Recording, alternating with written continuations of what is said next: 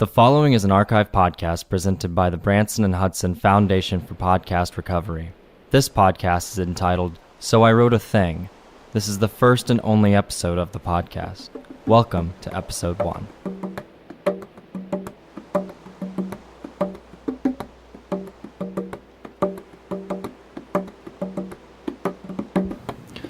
The gods of old sat in golden rooms and discussed the churning of the universe. I handed you a Miller High Life, and our hands touched briefly. I apologized, as I am wont to do. In my father's Camaro, you told me that you wanted to see other people, and that I am a broken bird who treats women like wheelchairs. And I stopped to think about fucking a wheelchair, and you left the car. Late at night in the company of poets, amidst anguish and beauty, I find myself caressing a chrysanthemum. The garage here smells like gasoline, so I like to hang out there and think of you. Hello, my name is Joseph Rogan, no relation, and that poem was called Mission Statement, and I wrote it in honor of our first episode of So I Wrote a Thing. And here, at Boost House Midwest, I sit here with my co-host, Jerome Deripois. Hello, how are you today, Joseph? I am doing good. I am sitting here with a steaming cup of a special strain of kombucha. I've found myself disgusted with how kombucha has gone so mainstream, and this is a particular strain synthesized out of an actual viral strain of it that is made in my Uncle Rick's rusty old shed. Sort of I found it homebrew. as authentic. Do you have a special flavor you add to that? Well, I personally don't make it. My uncle makes it, and he just learned what kombucha was, and I believe he doesn't know it's drinkable. Well, I get to smell it from here. So I think he just kind of adds anything. It's very strong, and it's quite pungent, and it kind of cleans your body by almost destroying it a little bit, like chemotherapy. Well, it sounds wonderful, but I'm sitting here enjoying my own cup of chai tea that I made with flaxseed and tiger balm. So, it's also delicious. I can smell that as well. And to be honest, this room has taken on quite a steamy odor. It's very strong. It's very pungent. I'm doing a bit of a detox, so this is very good for us, I think. Right. I feel my pores sweating a little bit, and this is kind of the perfect environment you want to have for the first episode of our show. So I Wrote a Thing. Right here at Boost House Midwest in Terre Haute, Indiana, home of some of the most cerebral and honest poets this side of the Mississippi, but not past about Reno, right in the middle of the country in Terre Haute, Indiana. We are here to provide a service, and that is to brighten the world with beauty of words. I am a poet, Joseph Rogan, no relation. I'm also a poet. And Jerome Deripois here. We have dedicated our short lives, our young lives, to the study of beauty. And we are here to discuss our poems, the work of others, the work of our friends here at Boost House Midwest, and to discuss what brings us all together in the form of poems. And really, my it's just personal work, poetry, the thing that people don't understand is that poems are just words. It's true. But there's so much more than that. I consider my poetry to be cerebral and challenging. I like to think of myself as having a CIA file. While I do not reference any politicians or political movements directly, I think everyone could tell that when I talked about golden rooms, I was talking about the villain Donald Trump himself. And that when I was talking about a woman telling me that she wants to see other people, I was talking about my ex-girlfriend, Andrea. But also, I'm talking about Dylan and Eric, the two brave boys who tagged Columbine. Timothy McVeigh. The thing about the warp of the world, the churning of the universe, is that we are all victims in it. And our poetry likes to celebrate the small moments of triumph in a overall gray existence. I agree. I think that personally, for myself, I believe poetry is like this limitless torrent of feeling gushing from the ever-flowing stream of the soul, or perhaps the absence of one, and is in desperate pursuit of that. It's a contradictory message of collective emotion to all of the hate and dismissive indulgences. The benefactors of oppression attempt to suppress the infinite current of pure being, and that's what we're here to change. And I don't like the word fight, but we are here to, defend that.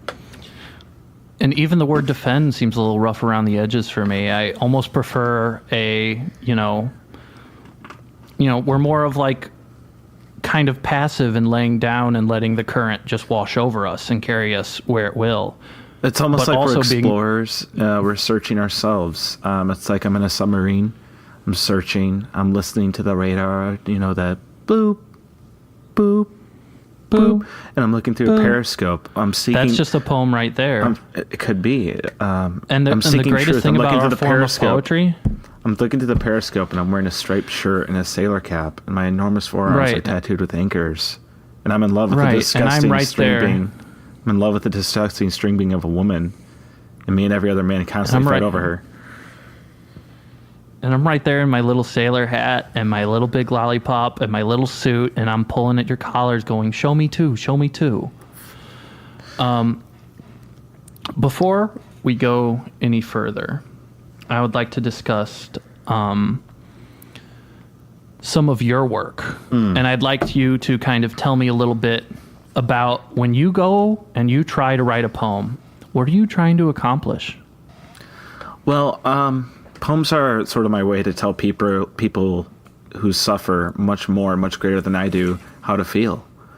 They have much worse lives than mine. They actually know plight. They know of want, of needs. Money is one of the biggest factors. And these people, I think, need to know that they just need to know how to feel. And then once they begin to do that, then they can begin to heal. So even though I've been... I have a trust fund thanks to my parents and my family. I don't think about money, so it's not my problem. But these people, it is a problem for them, and I need to tell them that they need to stop thinking about that. I think the thing is that poor people in general, and, I will admit I'm also very wealthy, and I do not have to worry about many of the issues, but that allows you to kind of have a platform to discuss things other people aren't able to. You can focus on that, yeah. And if you wouldn't focus on the emotionality and the rawness of existence, then you're doing them a disservice, because they have to, they have to understand what they're dealing with, because they're too busy working 2 jobs. I work no jobs. I have plenty of time to parse through the dense emotional fabric of reality for you. I know that you don't have time to think about this type of stuff. I almost blame my parents of robbing me of that, realness, that grittiness of life. But at the same time, from my elevated little perch with my thin silken clothes, I will look down on the peasants. I will look down on the plowmen, the yowmen, and I will take my big quilted pen with the big quill at the end, and I will paint in broad strokes their lives for them. And the great thing about our form of poetry, AKA your MacBook, is your quill. My MacBook. You type it all up on. I like to call my MacBook the creation machine. Because I just flow into it, and it flows back through me, and it's, even though it's a machine, it's this totally organic existence. And the keys glow. It's like those words are literally glowing at your fingertips. It's like a gaming keyboard, except I would never waste time with video games. Well, I'm too busy posting on the internet and changing lives and telling people things. These people, they're wage slaves, and they think it's good to be working and stay working. Do you want to be working your whole life for money and be a slave to that, or do you want to lay in your bed on Monday afternoon bored taking selfies of you crying? taking crying selfies, sending them to and girls, emailing girls about how sad. Of course, I mean that's huge. Emailing girls about how sad you are, asking ex-girlfriends, is your current boyfriend, is he good to you? You tell them, if you want me dead, just say it. Is he gooder to you than I was? If you want me dead, just say it. And if they don't reply, right, then I guess that's your answer. If I was drowning, would you come save me? And then if they don't reply, you just let them know what a bad person you are. Because at the end of the day, we are just these wounded little baby birds that need to be taken care of and have all of our sexual needs gratified instantly. And that's what it means to be a poet in 2017. You go on Tumblr and you find an image macro that has Marilyn Monroe on it. And you think, wow, I can change one thing about that. And now it's a poem that I wrote. And you know what? Lena Dunham's going to pay for it to be in Vice. That's the dream. Yeah, right. It's about taking photos and washing them out of color, just completely saturating them, and writing one of your own quotes in some font, some hip font that you see everywhere, like Helvetica, or something like that. It's what poetry has become in our age. Fellow men, a woman is not a shower that you can sit down in until your butt gets a yeast infection. A woman is something like a candle, but stronger. Andrea, if you are listening, I still love you. And that poem is written by me, Joseph Rogan, no relation, and it's called The Helper of Men's. Do you mind if I read one of mine? Please go ahead. It would be my pleasure. And I know that we see each other every day and we're roommates. And even though there's like 4 bedrooms in this house and we share the same room and a couple are empty, I don't tell you this enough how big of an inspiration you are to me. Well, thank you very much. I feel the same. Well, this one I call Truicide. I'm soft. I got a soft body. I feel so much. I feel feelings. I wear melancholy. I wear joy. I wear a hoodie all the time. I make all of my pictures black and white. I don't wash my hair. I sometimes wear a sheet over my head, a sheer sheet that blacks out the outside world just enough to protect me from its atrocities. I always wear a beanie. I light incense. It smells terrible and I get sick from it and want to Ralph. I never flush the toilet. I never shit. I hate shitting. I love to shit. I don't know how to change a tire. My stomach hurts. I'm a fuck. I'm gross and I feel great. You bitch. I can't swim. Swimming sucks. I want to swim. I eat McDonald's every day. My diet is garbage. I only eat chicken nuggets. I hate foods. I only drink Diet Coke. I'm vegan. I can't drive. I don't work. I can't do labor. I got wimp bones. I got a wimp body and I'm a huge bitch. I hate bitches. I hate women. I have to trick them to fuck me. They're morons. I'm safe. I'm never safe. You're never safe. I'm a sicko. I'm cool. I love it. You love it. I'm racist. I'm psycho. I'm normal. Thank you. That was beautiful. Jerome.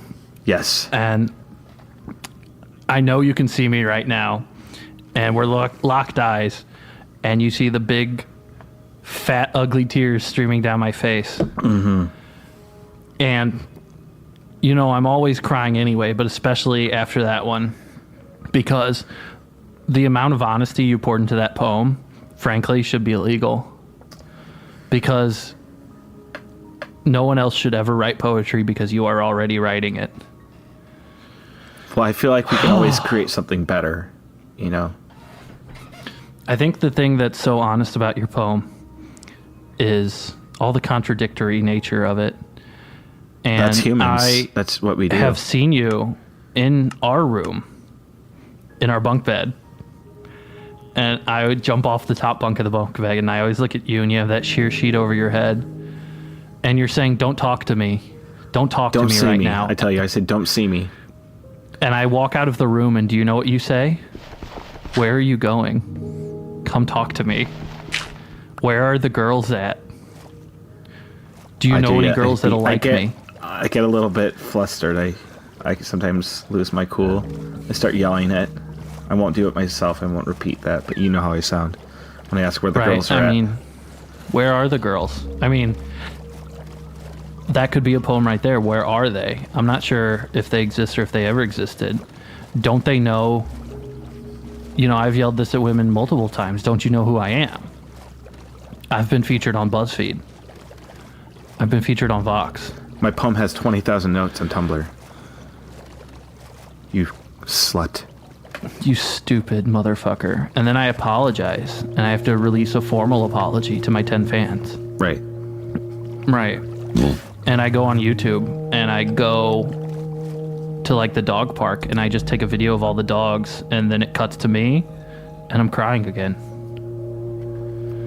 I think some nice cool shots of sunbeams, you know, like at the thing dusk. about us is that we're different types of men. We're not these macho jocks. We're these sensitive poets. We're not like the other guys. We're not like the other guys. You can come to Boost House Midwest, and I guarantee you'll be safe. You'll be safe. Just come. Just please come. You'll be safe. If you feel threatened anywhere, just please come. At any time, any poets want to come here, you can just live here. It's fine. Just live here and write a poem. It doesn't matter how long it is. We currently have 2 other poets in residence here at Boost House Midwest. Another prospect, possibly as well. So it's very exciting. Well, I wish you wouldn't discuss that, but okay. Well, we don't have to right now. You know, I don't want to get caught in a very long sigh, because if I catch a melancholy, I will have to go lie down, and then this podcast will never happen again. So I think just have a little more of your tea, and then we'll move on. We're discussing the other posts. So the thing about this is my kombucha. It's just so thick as syrup, and it's actually moving. You can feel it moving down. It's just kind of like when the sink backs up, the texture of that stuff. It's almost like a slurry.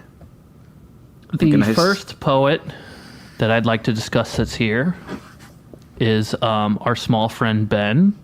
That's just Ben, no last name, just Ben.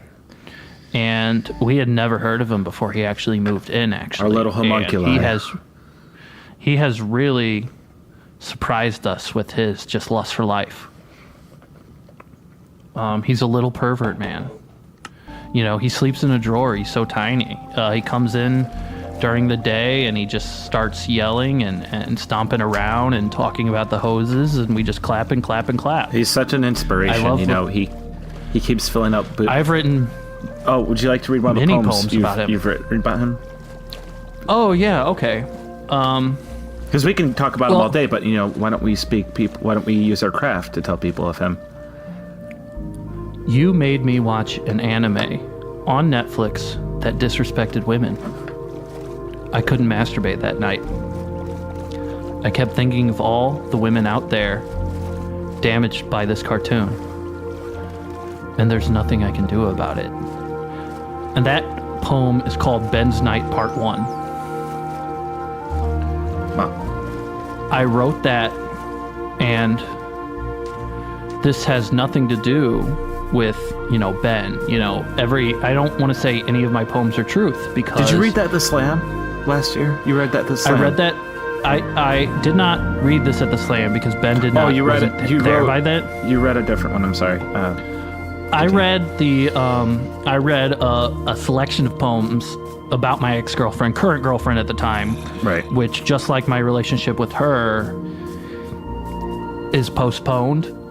So those poems will not be coming out, which is rough because, you know, my whole first book of poetry was about her.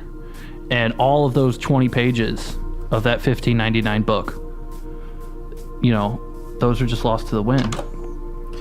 Right. That PDF haunts me. She was a large inspiration for you, and she told me a lot about it when you guys were on hiatus, and her and I were in the hammock that night together. Sorry, I'm just a little sick all of the time. Me too. I'm a little bit under the weather. I think there is something about depression that just kind of makes your immune system shut down a little bit. Yeah. And that's why we go through so much Kleenex here.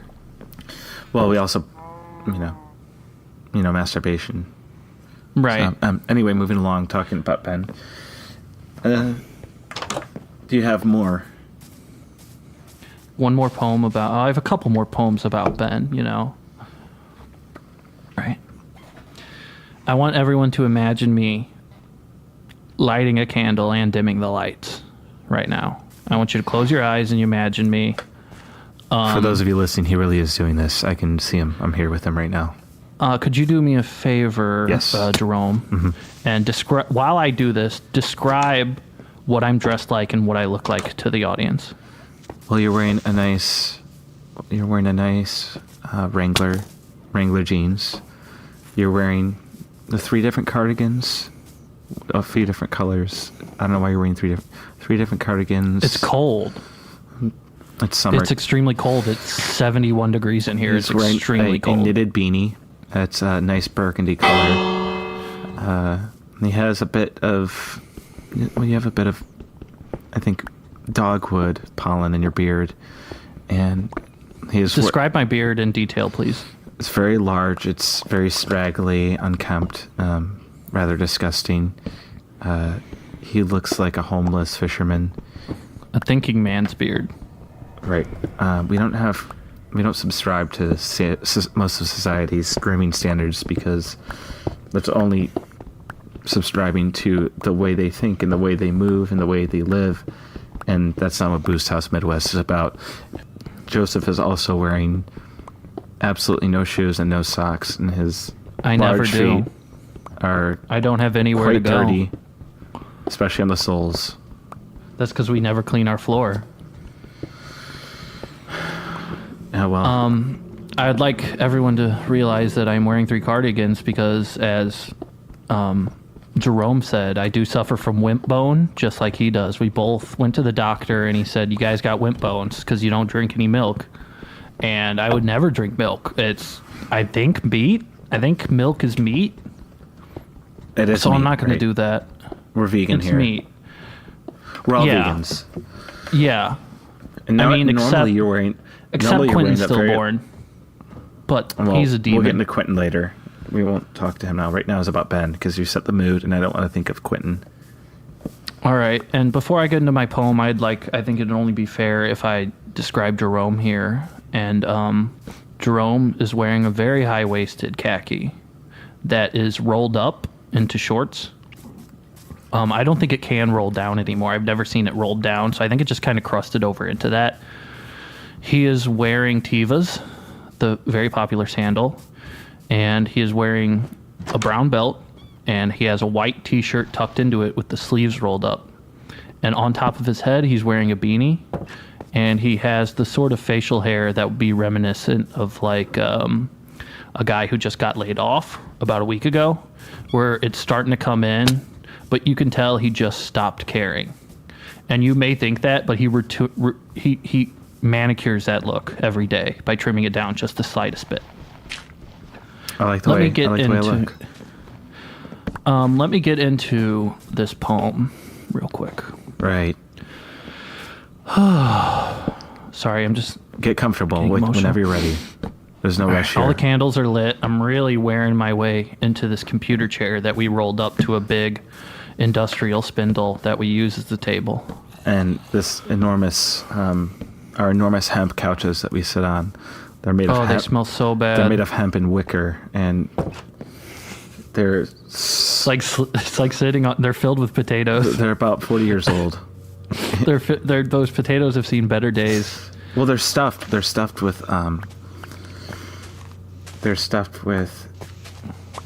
I think I'm more not hemp. Sure. It could be more hemp. I think it's hemp on wicker. There's a lot of burlap bags in there that's stuffed in there too. A lot of burlap bags. If you fall asleep on it, you wake up scratchy and bugs, and it's not good. But it looks like, who are these guys with their crazy house and their artistic ideas? I want them to save me, and in turn, I will save them. Well, we have about 11 cats, so the couches smell a bit like cat urine, but we're used to it.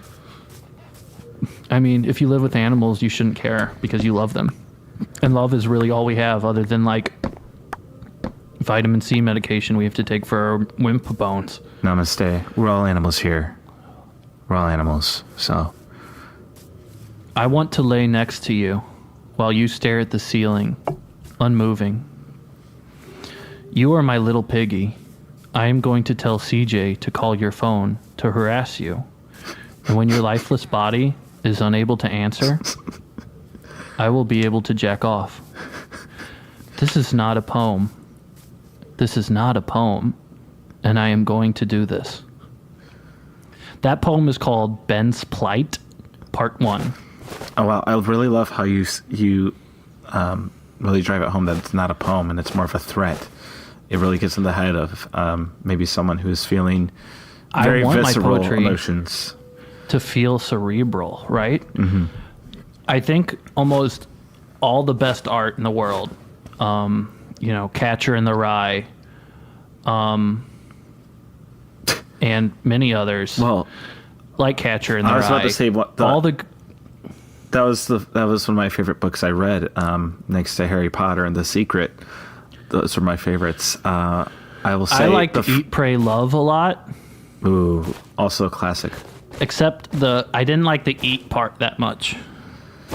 But Pray, Love was pretty good. Love is number one. For me, the first poetry I really read was in the I Spy books.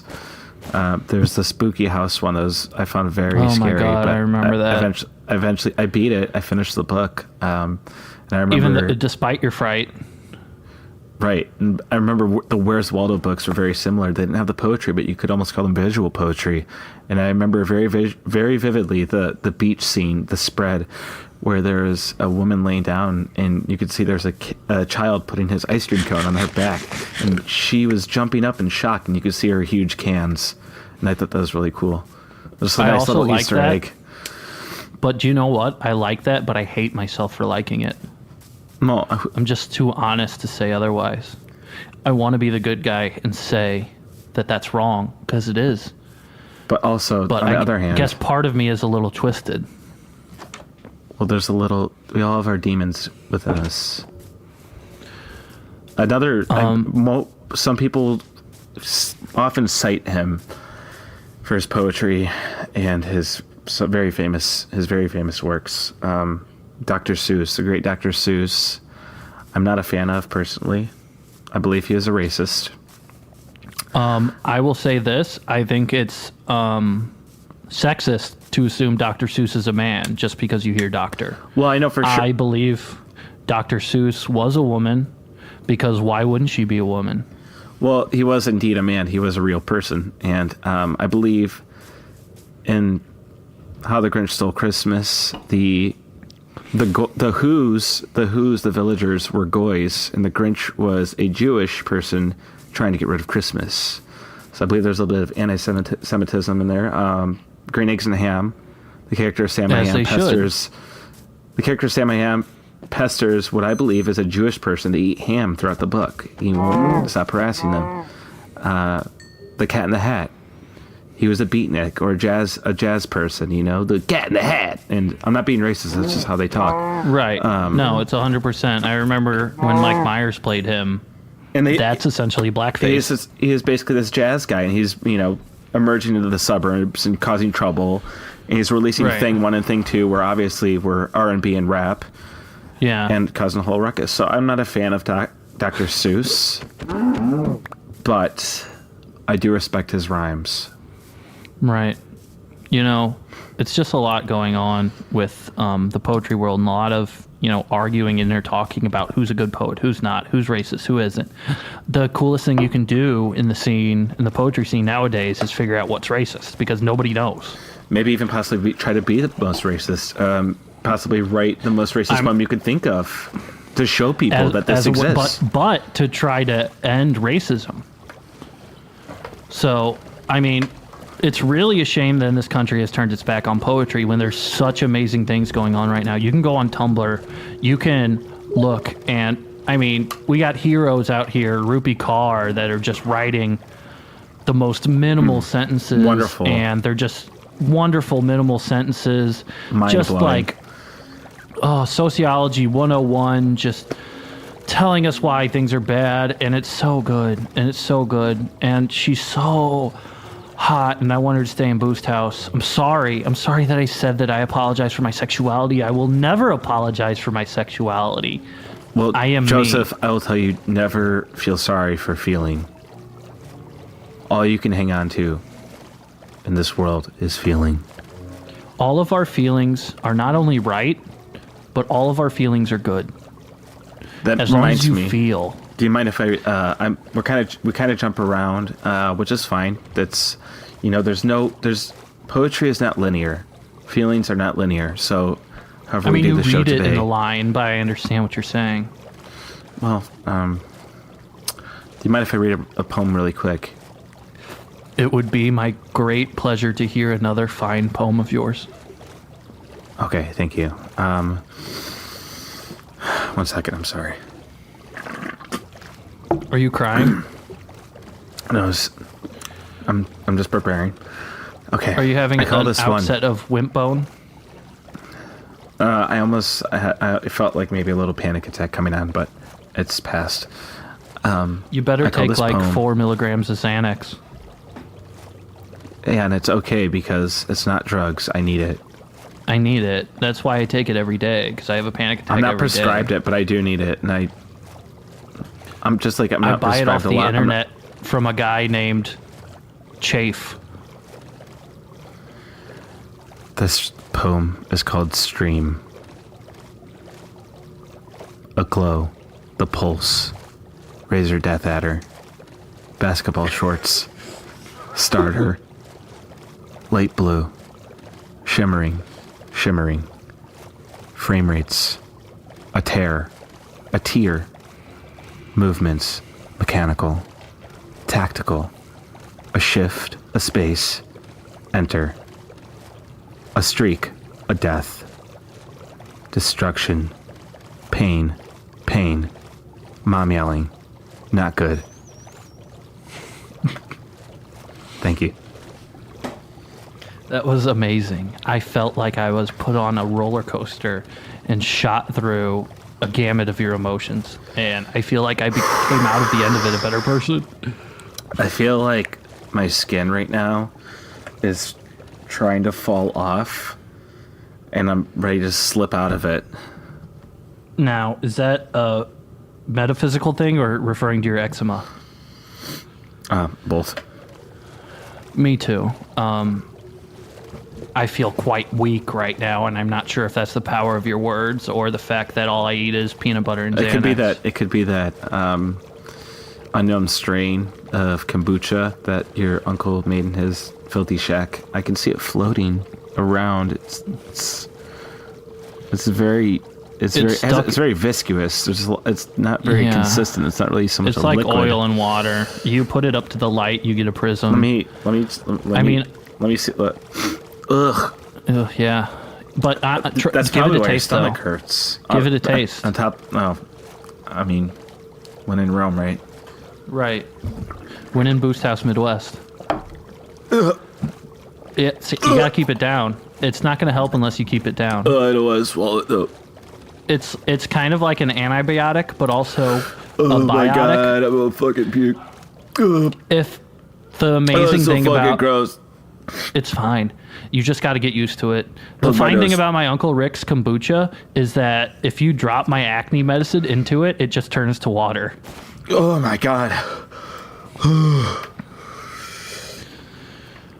Feels like my entire throat is closing. I'd like to read a poem, please. Okay, I'm gonna recover over here. You said that adulting was like a second puberty, and that instead of a period, you got misogyny. I know what that means. And I nodded. At your father's lake house? I'm sorry, I defended Bill Cosby.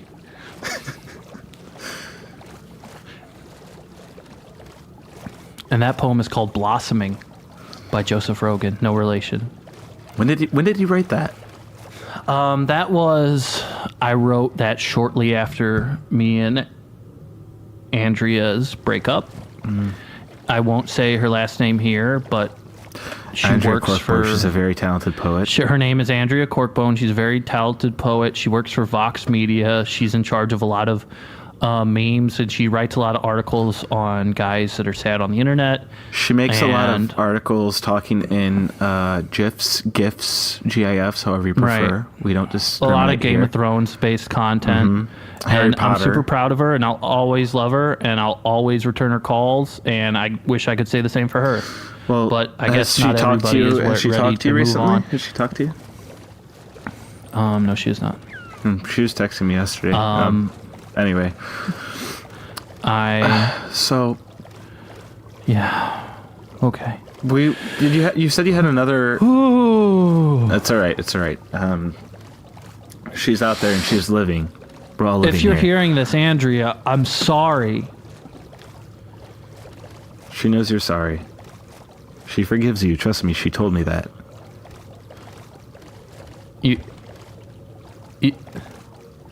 Anyway, okay, you said you had another poem about Ben, or did you want to read something else?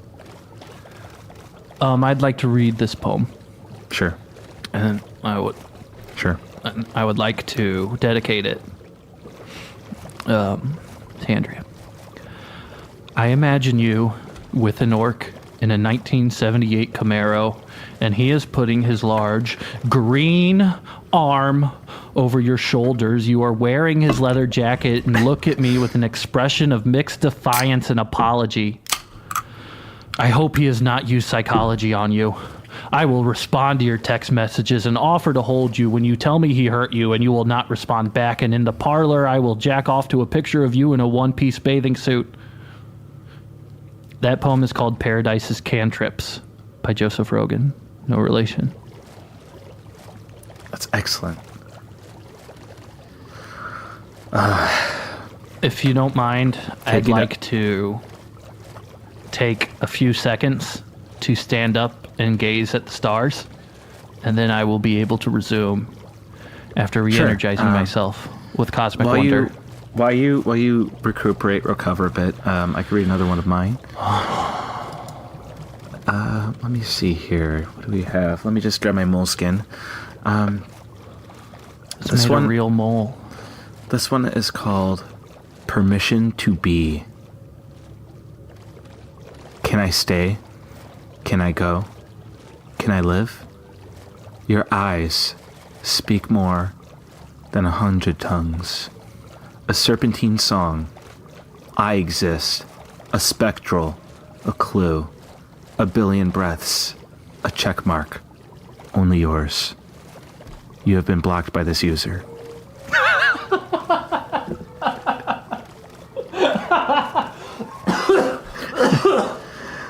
That's permission to be.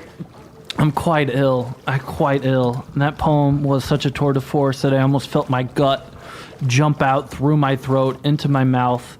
And all I want my mouth to do is say I love you, and I don't want it to jump out fluid that's made from Uncle Rick's fertilizer-based kombucha. That was true.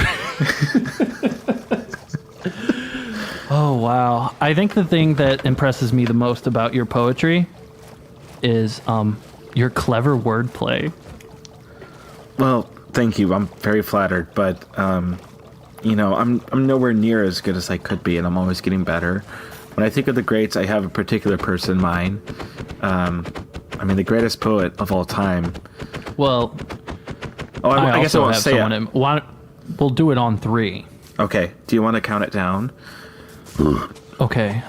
Let me catch my breath because I have actually cried so much that I'm feeling so dehydrated, and my mouth is dry because all the spare liquid in my body. There's a lot of pollen. You got allergies. Stream of tears. Hereditary. You're just crying. I feel more than most people. I feel more. I do more. I do less, but I feel more.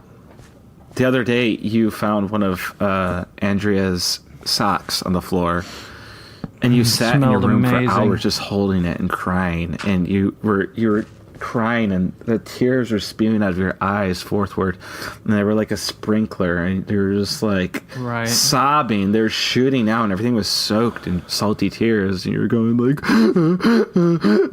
and you couldn't even breathe. And I tell you, it was something to behold. I would rather be holding her instead of just a material item. But, Anyway, we don't have to dwell on Andrea. We can dwell on the good things, our inspiration. So the greatest poet of all time. All right, let's count it down.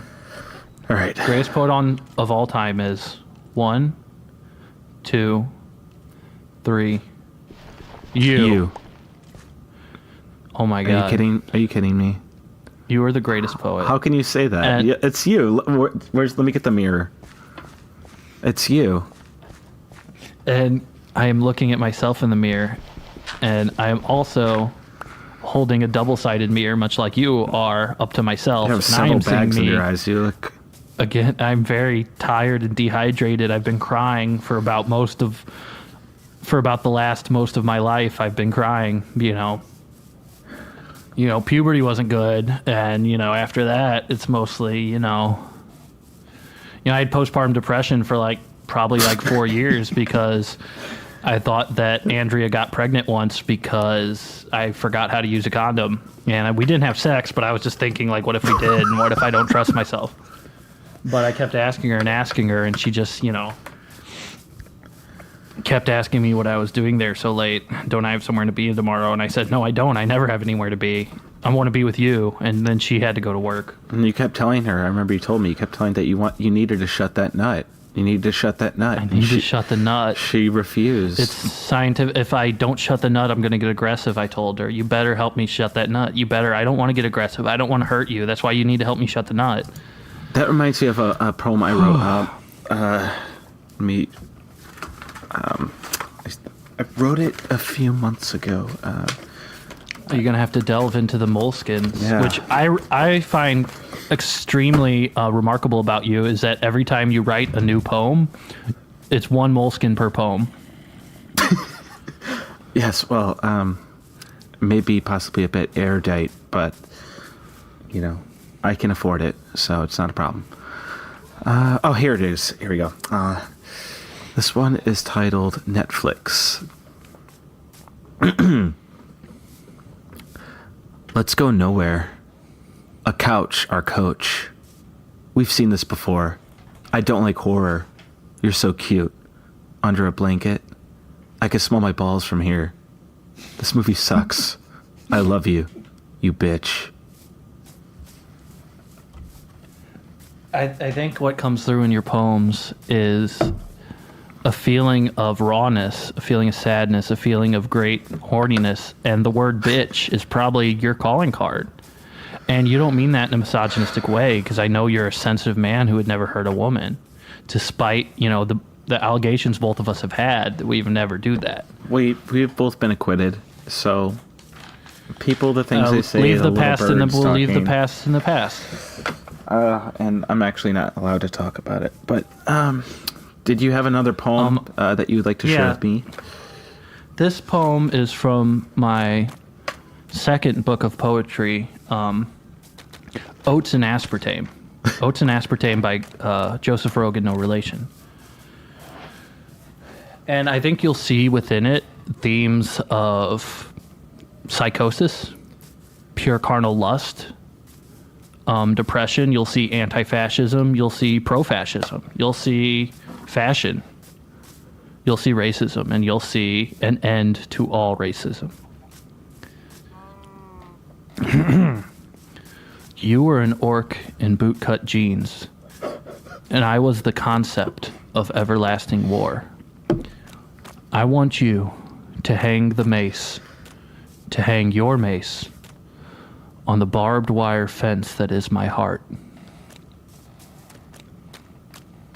Wow. And I wrote that after all of my brothers killed themselves. But all of your brothers all they all went to Ivy League colleges or universities. They're all very successful and married. And it's all the exact same thing. They gave up. Whoa! Wow. See, this is why I said you're the greatest. I'm You're done. the greatest. I'm done. No, You blow my mind every anymore. day, man. Every day with this stuff. I mean, we come in and, you know, we go and we buy our cheap beer and we drink it and we message women online. Even though we're and straight edge and vegan. We're rarely ever writing poems, and mostly we're just trying to talk to girls on GChat. And, you know, usually that's when Quentin comes in. And for those of you who don't know, Quentin Stillborn is a poet in residence at Boost House Midwest, just like Ben. I will say he is a genius. He is a genius. He is a genius. And yet, but he is a dark man. Very dark. He is. If you could imagine Quentin Stillborn, he is about 6'6". He is about 120 pounds. He only wears black. He has bangs that go over in front of his eyes. He's a natural blonde. He dyes his hair black. He wears mascara. He has to constantly shake his hair out of his face, even though the hair in the back and the sides is very short. He just enjoys. He blasts Evanescence constantly. Listens to a lot of Evanescence, a lot of dark, gothic music like Evanescence, and Metallica. A lot of Counting Crows.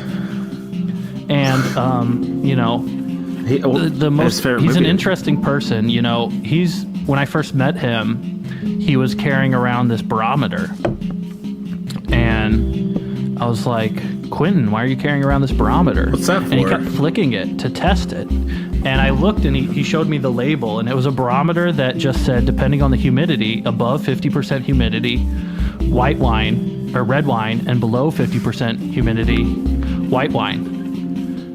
Red wine and white wine, that's all he's about. And he will get really stressed out if the humidity's just on the edge, because he wants to know what type of wine he's drinking. And he will drink wine all night, and we would never see him in the morning. It's almost like he disappears. And you'll be laying in bed, and then all of a sudden your bedroom light will be flicked on. He's standing there, and he'll down an entire glass of a red wine or white wine, whatever he's drinking on that particular day, and he'll gulp it down, and then he'll flick the light off. And it's like, did I just dream that? Did I dream that last night, or did that really happen? He wants to invoke an experience in you. That's why he's more than a poet. He removes the doorknobs from our bedroom doors, so we can't get out. He traps us in our bedroom. He removes the doorknobs, and he will slide under, you know, just like pieces of paper with threats on it and little tabs of LSD or Xanax. You find him slithering across the floor like the Grinch, and you never know what he's up to. He presses himself. He's like a T-1000 because he can enter the room whenever he wants. This poem here, this is a poem I wrote for my upcoming chapbook, Once Upon a Kofifi, which is aimed exclusively at the Commander-in-Chief. I'm a part of the Resistance. Yeah, the Commander in Cheeto. And I'm part of the Resistance. I retweet Joyanne Reed. I love, my favorite comedian is Jen Kirkman.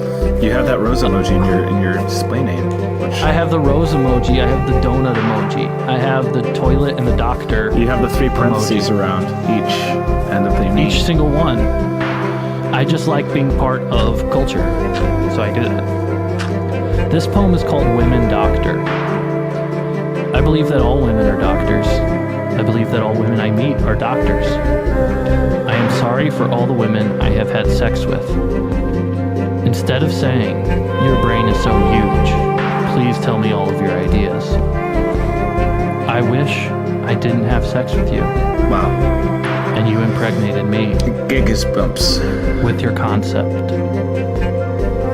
And that poem's called Women Doctor by Joseph Rogan, no relation. You can follow me at Joseph Rogan, poetman, on Twitter, Instagram, LO, Facebook, MySpace, LinkedIn. You can email me at muadib69. You know, that email's old, but it's, I got a lot of stuff signed up for it, so I gotta stay with it. I made it in high school, don't judge me. Right, and Dune is a very imperialistic and gross novel, so I don't wish to discuss it, even though I've never read it. I've read an article that Andrea Corkboard04. So you can follow at Andrea Corkboard04 at Twitter, and you can also follow her Instagram. She's got a lot of nice pictures of her and her new boyfriend on there. She still texts me every night, and she's doing very well, despite her missing Boost House very much. And sorry, it's the kombucha. I just think I'm really sick because I'm such a wimp. Well, we discussed. I'd like to say my, we've gotten on, we've talked about Quentin, we've talked about... talked about Ben and how... We've talked about Andrea, and I'd like to, this is my last in my series of poems about Ben. Okay. As I say this, Ben has come galloping out of the dresser drawer he was in, and he jumped and he landed on the ground and did a 360 spin, and then he ran to the doors under the sink, and the cats have pushed up against it, and now he is stuck under the sink. He'll be fine. He'll fall asleep in there. He'll be fine. The thing about Ben is that we haven't actually seen any of his poetry or any of his work yet.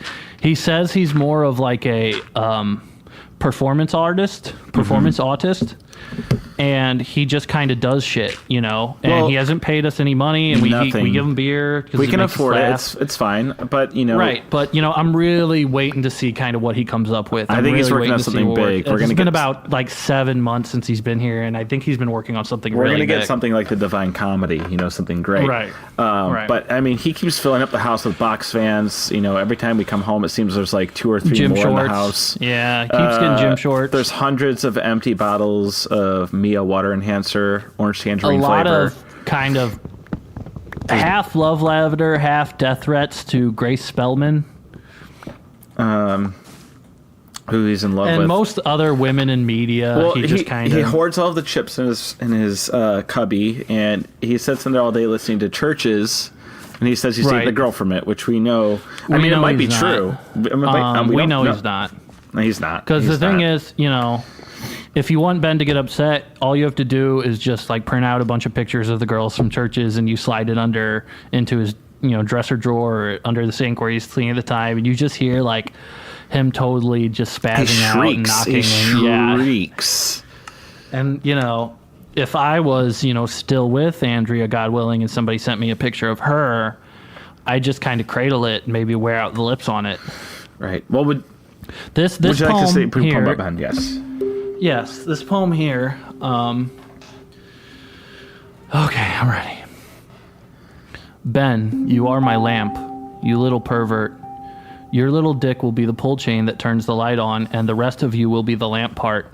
You are such a little pig that I want to slather you in barbecue sauce. It would be easy to destroy you because you are as big as a frog and you're so stupid. You little shit. Look at me when I'm talking to you.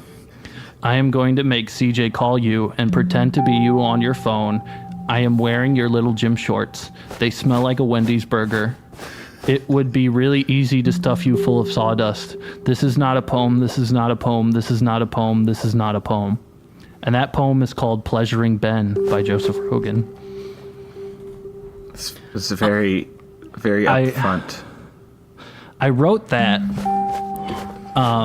when I watched Ben pull home in his GMC Sonoma, his 1999 GMC Sonoma one day, and I looked in the truck, and Ben eats almost only Wendy's, and he's allergic to gluten, so the back bed. Cab, the bed of the truck was filled with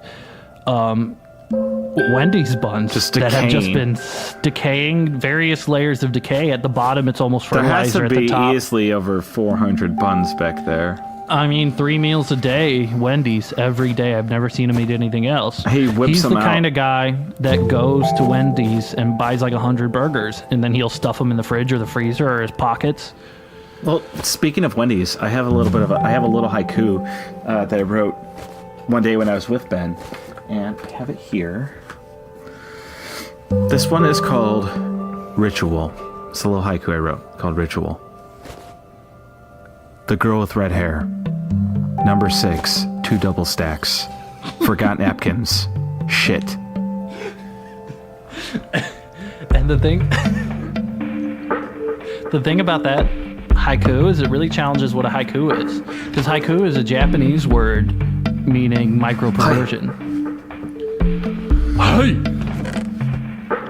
And, haiku means micro-perversion, and you just created something that was both, pain and pleasure. Now, we talked about your work and the things you've been working on. You asked me a little bit. I've told you my poems. I don't like to really, toot my own horn here, but I'd like to maybe do a little bit of plug. I do film work. Please do. So would you like to hear about it? Yes, I'd love to. Honestly, it would be my pleasure. You're my favorite poet, my favorite person. So my new film, my new project is titled Stalks of Fennel. It's about a writer named Vance who moves to a seaside town, and he meets a girl with fringe bangs named Johnny, and they spend time, and they find that they enjoy each other's company, and they begin to create a play together. As winter approaches, they are working on it, and it becomes, their whole life, and they become sucked into this world where it starts to maybe blend into this play and into reality. They don't know what's real, what's not. And they're in just this whirlwind of emotions, and they wear a lot of mittens and knitted clothes that don't match, and near the end of the film, it turns out that Johnny, she is actually married and was just working there at the hotel for the season. And by the end, they part ways. But they'll always have that memory of that amazing autumn they spent together. And there's a lot of cool shots, a lot of symmetry, a lot of black and white, a lot of steady cam, a lot of different cuts, a lot of dream sequences. And I was really inspired by my favorite film of all time, Eternal Sunshine for the Spotless Mind. And the soundtrack for my project, all the music was done by Elvis Presley, who did the score. And it's some really cool, shitty, lo-fi, dumbass music, and it sucks fucking ass.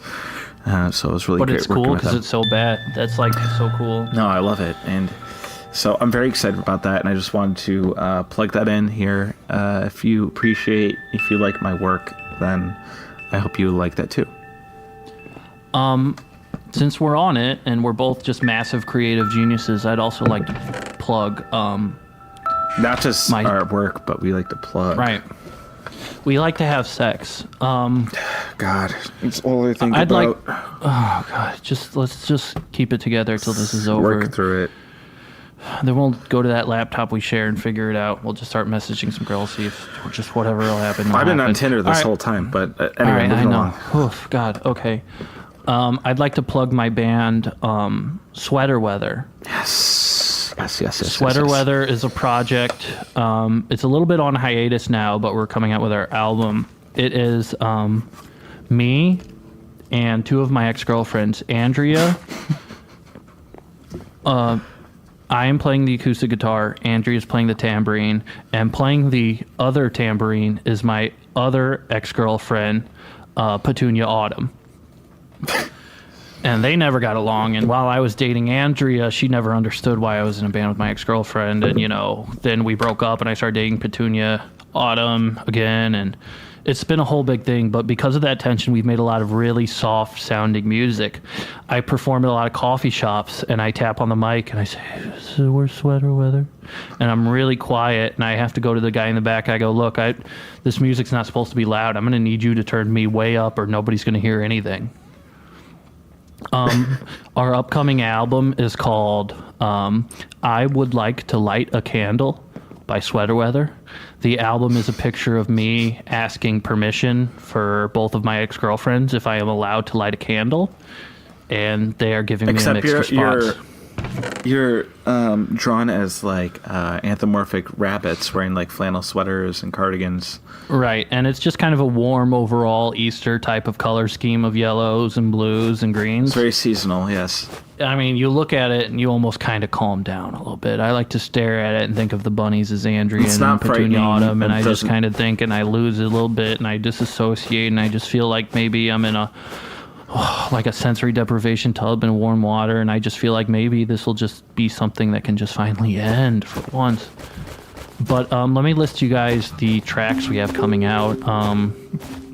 The first song on I Would Like to Light a Candle is called Lighthouse Eulogy. The second song is titled Backseat Picnic. The third song is titled The Professor's Plum. The fourth song is titled Requiem for a Her. The fifth song is titled Parsnips and Parsley. The sixth... Sorry, I'm very sick. The sixth song is called Do You Have This Cardigan in Extra Small? The seventh song... I fucked up, I shouldn't have. The seventh song is called Bill Cosby is Innocent. The eighth song is called The Pugilist and the Playwright. The ninth song is called Lazarus's Libations. The 10th song is called Iridescent Incubation. The 11th song is titled The Prize Pig's Plight. And the 12th song, and the final song of the album, which is 23 minutes long, is titled Lost Love in D minor. Parentheses, he's not good enough for you, Andrea. And we are going on tour. Absolutely an amazing album. I just want to tell you first and foremost, I've been crying the past 2 weeks since you gave me the demo CD. I mean, all I really want to do is like take the pain inside of me and funnel it down to a little sharp tack and infect the whole world with my pain.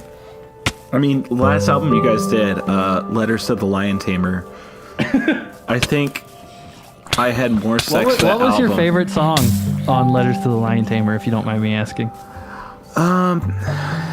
You know, I had so many that were... They hit me in a certain way. I'll say they... My favorite song was Happy Birthday to You, which I was taken to court for and taken off of the album. Well, you could rename it. You don't have to change the lyrics per se. I feel like I'm a true artist and I just won't compromise. It's just like Bill Cosby's Innocent. Lots of people called for my head, especially since my sexual assault allegations that are just that, allegations. And I feel like as an artist, I shouldn't back down. I feel like I should stand up for what I believe in. And I do not believe Bill Cosby is innocent anymore, but when I wrote it, I did. And why would I ever dare change that? I was pure at the time. I'll say I think my favorite song was probably The Fox and the Lighthouse, which I remember my girlfriend at the time, she and I, it was, we've known each other for a very long time now, and we were laying in bed together, and we listened to with each other, and I remember sobbing, and she was so fucking freaked out that she broke up with me on the spot. But I still think of her all the time, Jenny Kaminsky. She lives in Savannah, Georgia now with her husband. She owns an airline. She's a great person inside. She's been corrupted by the outside factors. Yeah. She fell under the spell of wealth.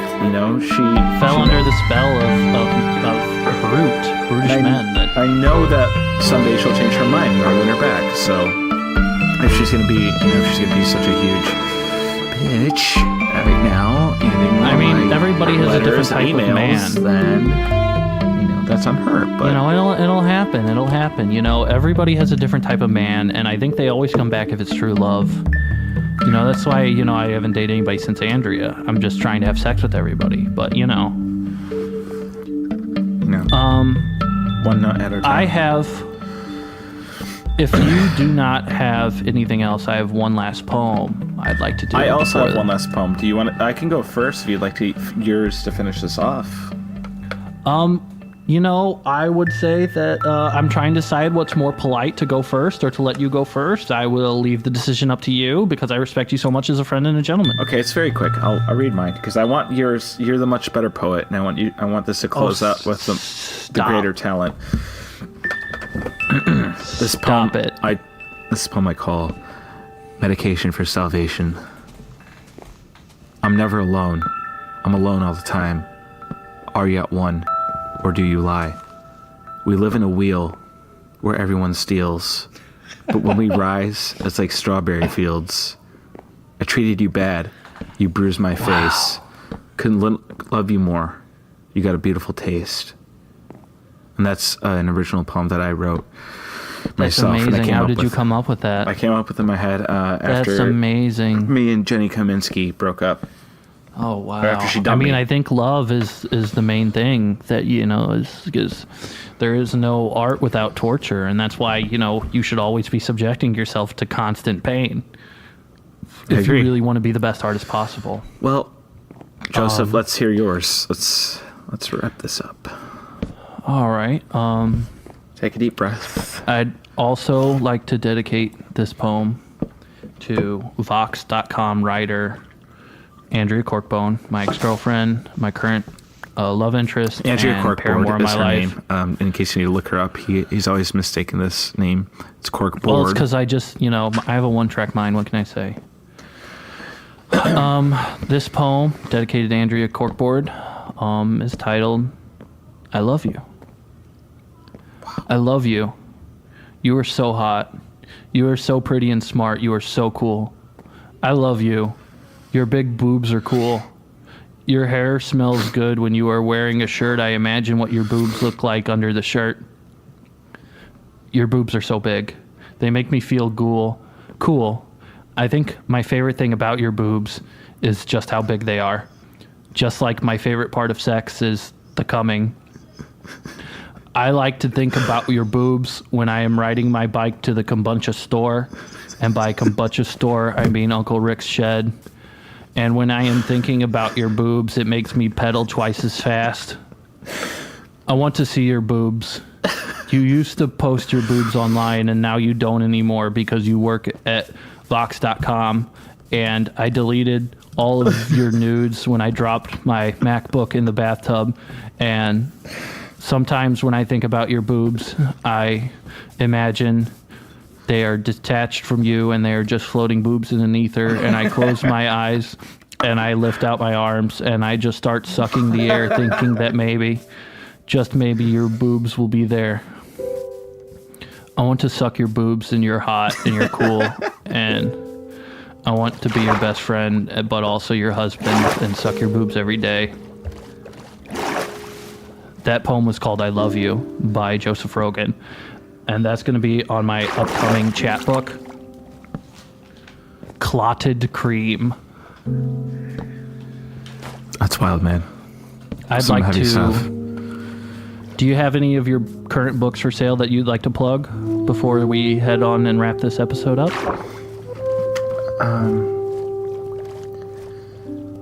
I have the one book up at the moment. The other ones are they're in production, so they're not sold. Well, they're sold out, but they need to be made. So right now I just have Takewood and the Talisman up for sale.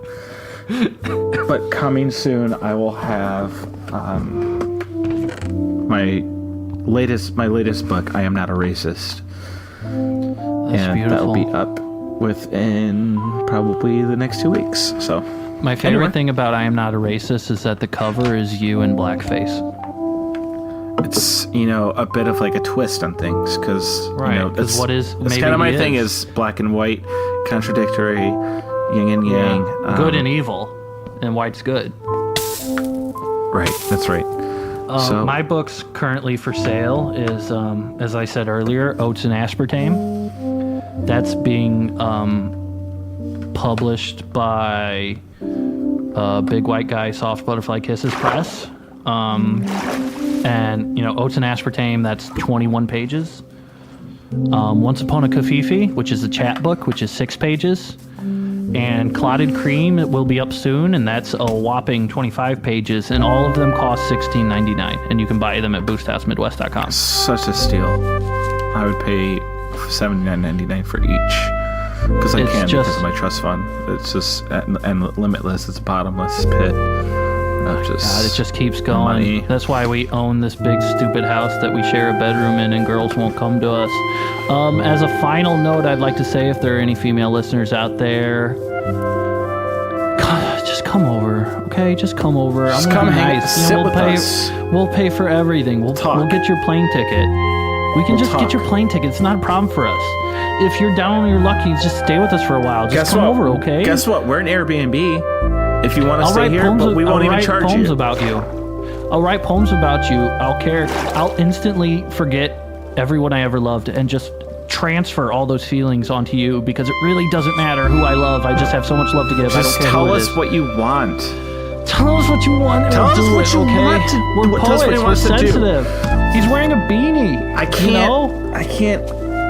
I wear overalls, like they're just a normal clothes. I've never worn. My hands are soft.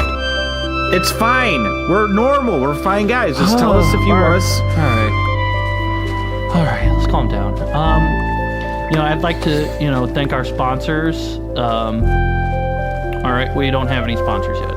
We forgot that. Okay, I would like to thank nobody. This has been our first episode of Okay, So I Wrote a Thing, with Joseph Rogan, no relation, and Jerome Darapois. And please tune in next week, where our guest will be just any girl, just anybody. Just email me. You can call me, you can hit my line, you can DM me, or you can hit my line. My every DM is open, so. All right. Do you want to say anything before we close? Say goodbye, Jerome. I'd just like to thank you, Joseph, for having me on. You're my best friend, and I love being here. You're my best friend. You're the best writer I've ever met. I'm looking forward to working more. I'm looking forward to meeting everyone and talk to everyone. I'm looking forward to the women we meet, especially. And it's not because, I want to have sex. It's just I'm very interested in meeting them as people. So and seeing what their heart's like. I want to explore their minds and their hearts. So that's all I got. All right. Well, that'll be it. This is Joseph Rogan and Jerome Darapois bidding you adieu. We will see you next week. Before we go, let me just I know this was like a big long podcast, but if you ever hurt Andrea, I will kill you.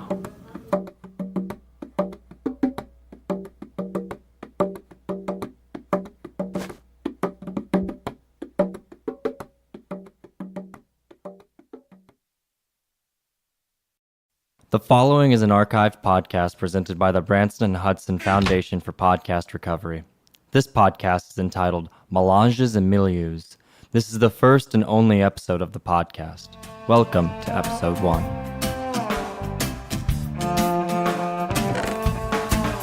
Bonsoir, and welcome to the Melanges and the Milieus, your guide to luxury and affluence in the modern age. My name is Mr. Swips. Sitting across from myself is my less handsome co-conspirator, Mr. Dundas. We have come together to provide a de rigueur service, and while we may not cover the entire plumage, we hope to pluck a few feathers of this bird. Helping us accomplish this task today is the ever iridescent Mr. Overthur.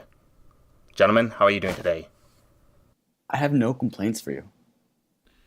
I am doing well, as always. I resent your remarks about my appearance, but as a gentleman, I will it's in good keep fun. moving forward. Come on, old sport. Anyway, All right, fellas, now that we're gathered around here, this meeting of the minds of affluent, wealthy young bachelors, I would like to say first and foremost, what are we drinking tonight, fellas? Mr. Overthur. I'm drinking a light and playful Azerbaijani bourbon. I simply couldn't tell you the name, nor would I tell you the name, for going so far as to give it a name would simply be treason in its home country. It comes in a ceramic jug marked XXX, but it is truly... Mr. Overthur, you demon, you, withholding your sources on us. No, I hide my shame from God when I drink it. Ha ha. And what is this interesting crystalline snifter you're sipping it from? It's gorgeous. This little old thing, this belonged to my father, a wealthy industrialist. Yes. Why Hi. myself? Oh, go ahead. Pardon me. Excuse me. Well, you asked me, and I thought you were inviting me to tell you gentlemen what I was sipping on, but if you'd like because to go ahead. Because of my excitement, I simply could not contain myself.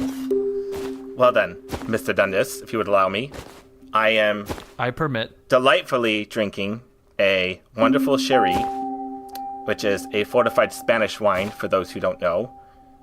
And it is made by the one and only Larry Bird himself, my favorite winemaker. He has made this for many years in his family, and for many years to come, and may his soul rest in peace. A class act on and off the court.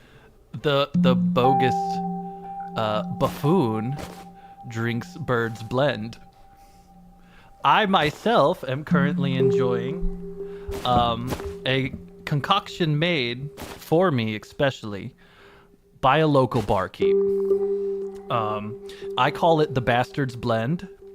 I simply take half water, half of a Miller High Life. The other half of the Miller High Life has to be poured into the garbage. It cannot be poured into the sink, or it is not a Bastard's Blend. And you just finish it off with a tiny little bit of Benadryl, and mwah, there you have it, the Bastard's Blend, ladies and gentlemen. That sounds horrible. We cannot all be such sophisticates like you can, Mr. Swips. Yes, well, that's very true. Anyway, we're sitting here enjoying ourselves on this fine terrace this afternoon. Please describe this terrace and the amazing vineyard we're overlooking right now. Yes. I would like to make a comment here. I consider it to be a terrace, actually, but you may go ahead now. Yes, well, you're a much more worldly man than I am, Mr. Overture, and we appreciate it. And he does not let us forget this, mind you. As you know, Mr. Dundas and yourself, Miss Overture, are visiting me here at my manor at Manderley, and it is a pleasure to have you. I will say Mr. Dundas has been with me about a week now, and it has been absolutely wonderful, save for a few incidents. Just last night, I awoke in my canopy bed to a loud noise down the stairs. So, while wearing nothing but my nightgown and sleeping cap, I picked up a single candlestick from the nightstand and I tipped down the hallway past the grandfather clock as the hand struck midnight, ringing loudly through the manor. And upon reaching my large library, I removed the book, Curious Studies of the Orient, which caused the shelf to move and reveal a hidden passage leading below. It was there that I found the source of the noise as I went down the stairs. Mr. Dundas had gotten into my secret confectionery stash. He was gorging himself upon chocolate truffles like a gluttonous sow. I struck him over the head with the nearby candelabra and put him into a deep sleep. He didn't wake until the afternoon. And here we are. May I have one complaint about staying at your house? Even though I am a guest and I am not in a position to make demands, I would prefer it if instead of entering literally every single room I am in through a secret passage, that you simply walk through the easily arranged doors in your wonderful manner. Because I am frankly growing weary with enjoying myself in a large tub, bathing myself, when all of a sudden the bricks shift almost magically and you reveal yourself in your monocled form, glaring at me as if I'm some kind of caveman. Mr. Dundas speaks of the other day when I embarrassed him by walking in on him sitting in the claw bathtub, covered in suds and scrubbing himself with a massive turkey leg, taking bites in between scrubbing, and loudly singing Santa Lucia. What a horrible sight. Anyway, Mr. Overture, not to bore you. In private. I will say your manor is lovely. It is a sight to behold. It is truly one of the finest houses of the 21st century. However, I find myself quite disturbed when I walk into the library and I see a flash of lightning and hear a clap of thunder as the dark room is illuminated by the bolt. And typically when that happens, and this has happened to me as well, Mr. Overthor, one is taken aback, as I was, sitting in the chair reading his, for such a large library, quite paltry selection of Dr. Seuss books. and I see Excuse the me. lightning bolt. Those are vintage. The lightning bolt come through, illuminating all of the taxidermied animals he has hanging on the wall from the Orient and Sub-Saharan Africa and other exotic places like Missouri. Perhaps the greatest nuisance is that all the candles are blown out also. I suppose Anyway, that is what you moving get along, for reading gentlemen. at such a haunting hour. Happened at 3 p.m. We didn't bring Mr. Overthrower on today to gab about my humble home, of course. It's not about me. We wanted to have you on and talk about a little bit about yourself and maybe give our listeners a little bit of advice on the ways of your life. Also would like to say before we begin with this that we are all affluent, excellent, and accomplished men. And I think that we should begin by explaining our resumes, if you will. And as our guest, Mr. Overthrower, I wish you would begin. Please tell us, who are you? How did you make your vast fortune? I am the iridescent, as you said, Mr. Overthrower. I hail from New York via Firenze, Italy.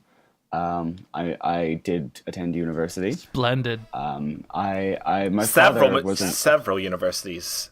Don't be so modest. With even more honorary degrees. Well, I did my time at Harvard Yard, let's just say. Incredible. My father was a wealthy industrialist, and I will admit I made my own money in 2001. And here I am, a tailor to the stars would be understating it, but I do provide them with silk scarves and other such May I products. ask you? Wonderful textiles. May I ask you, when in 2001 did you make your money? I believe it was the Summer of the Shark. Splendid. Or shortly thereafter. You speak in such cryptic ways. It's always incredible to me. It's almost like everything he says is a small, choice phrase of poetry. Now, Mr. Swips, please go on. Tell us about yourself. Well, Mr. Dundas, as you know, I am a businessman myself. I got my start very early as well in New York on Wall Street. I was just a young wage slave, if you will. I was constantly moving, constantly working, and while I worked at my stock exchange job, I would, ride my penny farthing to work every morning. At the morning bell ringing, I knew my time to work had come, and I'd be running around. There'd be paper all over the floor and numbers and graphs and all that, and I won't bore everyone with the little details. But I moved my way up, and I invested smartly, might I say, and now I owned, many logistics endeavors. I own many shops. I own many docks. And a majority of shipments around the world are under my thumb. And that's how I got to where I am today. I myself, admittedly, do not come from... The following is an archived podcast presented by the Branson and Hudson Foundation for Podcast Recovery. This podcast is entitled The American Stream. This is the first and only episode of the podcast. Welcome to episode 1.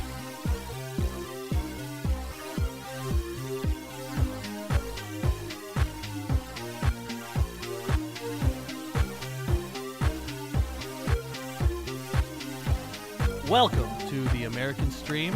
I am your host, Travis Optic Stealth Porter, and with me today I have two amazing fellow YouTube streamers, media personalities, jack of all trades, entertainers in today's, age of modern digital media. I am so honored to be joined with Tade Calypso and Zavin Melbourne. Say hello, guys. Yo, what's up, everybody? How's it going, guys? Yep.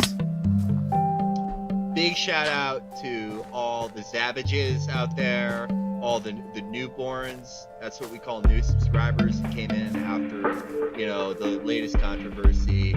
And everyone, you're looking beautiful. Keep doing what you're doing. That's always what I say at the start. And I can always see whenever you say that at the start of the stream, that just classic, sparkle in your eyes as you welcome viewers to your channel. He's just glowing. He's just beautiful. Let's go. I'd like to say hello to my Trav Dogs. I'd like to say hi to anybody who signed up for my subscription service for my stream, Any Port in a Storm. I'd like to say hi to all my sponsors, Lowry's Gaming Salt, all that. We'll get more into that later. I'd like to throw it over to Tade Calypso, my man. What you got for us today? Hey guys, it's Tade Calypso. I'm also known as Black Phase. I'm often found on Twitch, YouTube. I'm a DJ. I want to say what's up to all my tater tots out there hanging out. Thanks for listening in. And, yeah, ready to go. Let's do this, man. All right, guys. We're here today to talk about the YouTube streamer lifestyle, the Twitch streamer lifestyle, all of our beautiful fans. Every hour we put into the day, sweating over these games for you guys. Please, guys, tell me, what are you guys playing lately? I'm playing a lot of, as you guys know, I am dating another streamer. Shut up, Kayla. Just like really, like, yeah, man. Stacked both in body and brain. And yeah, it's like people always, of course you're going to get the haters who are like saying that she's 17. But honestly, when you rate games, okay, you got E for everyone, T for teen, and M for mature. But if you actually look that up, mature means 17 and up. So if we're going by the same rules as that, I don't know why you're criticizing. If you're a gamer, you can't be criticizing me. But it's whatever. It's whatever. But anyway, Kayla has me into it's called Wii Fitness. Like, as you guys know, fitness is a big part of my life. I used to be 480 pounds. But shout out to my sponsors. You wouldn't know, but just looking at you, man, you're fucking cut. Yeah, dude. I'm blessed. I'm blessed. I have great sponsors. Gamer Meltdown Thermogenic pills. We're hopefully with this new administration, we're going to get over the FDA ruling. It has the same rate of temporary insanity that any other thermogenic gives people. But yeah, I'm just really into like movement-based games. It's like there's the stereotype of the lazy streamer, just hands on his crotch, just a biomold of fungus and dried sitting semen, down next to a towel that they wipe their mouth with, that they also jerk off onto, and when it comes down to it, they spit in it, and they just have that sitting by their feet at all times.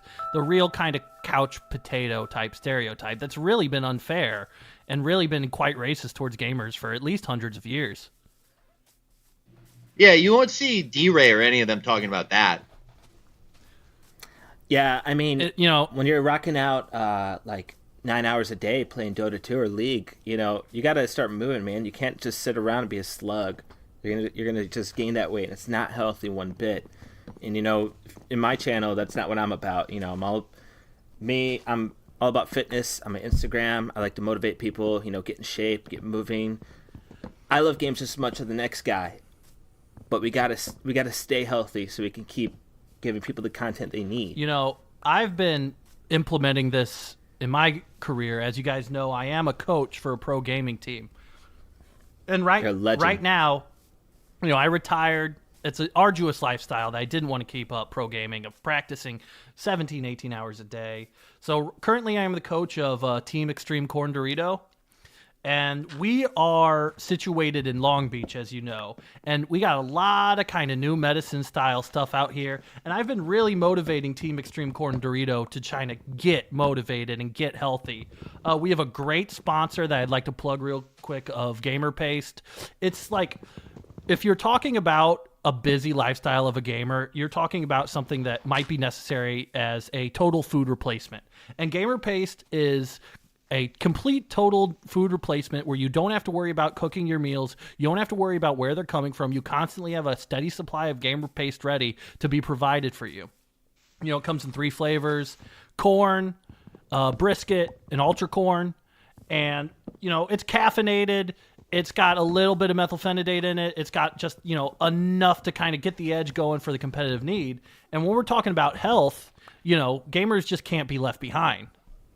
It's like a smidgen. It's fine. Just enough to take the edge off. It's like when you're a baby and you have to go to sleep, so your dad rubs a little bit of whiskey in your gums. It's just like that. No one ever got hurt from that. Honestly, like, the way that people are acting about, like, fat shaming and society and stuff, it's honestly like they're actually doing what's called fitness shaming, and what you're doing is called fat motivating. Like, you're taking all these like round ass kids and who already feel shame. They feel shame because society tells them it's wrong to be white, it's wrong to be a gamer, it's wrong to be a pro gamer, it's wrong to play League. And instead of like taking that and turning it into negativity, you're like, all right, why don't you take that anger and do some kipping pull-ups? Why don't you like eat clean? Why don't you instead of picking up that 12 pack of like gamer fuel, how about you get your own 12 pack permanently on your stomach forever?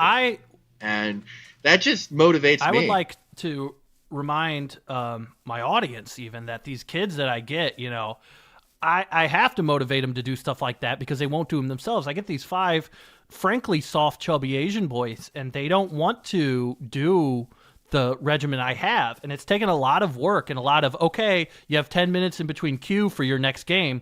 Go to the pace trough and eat your lunch for the day. And if they give me any lip, I just start going crazy and yelling and stomping around the house because that's my job. I'm like the Bobby Knight of pro gaming.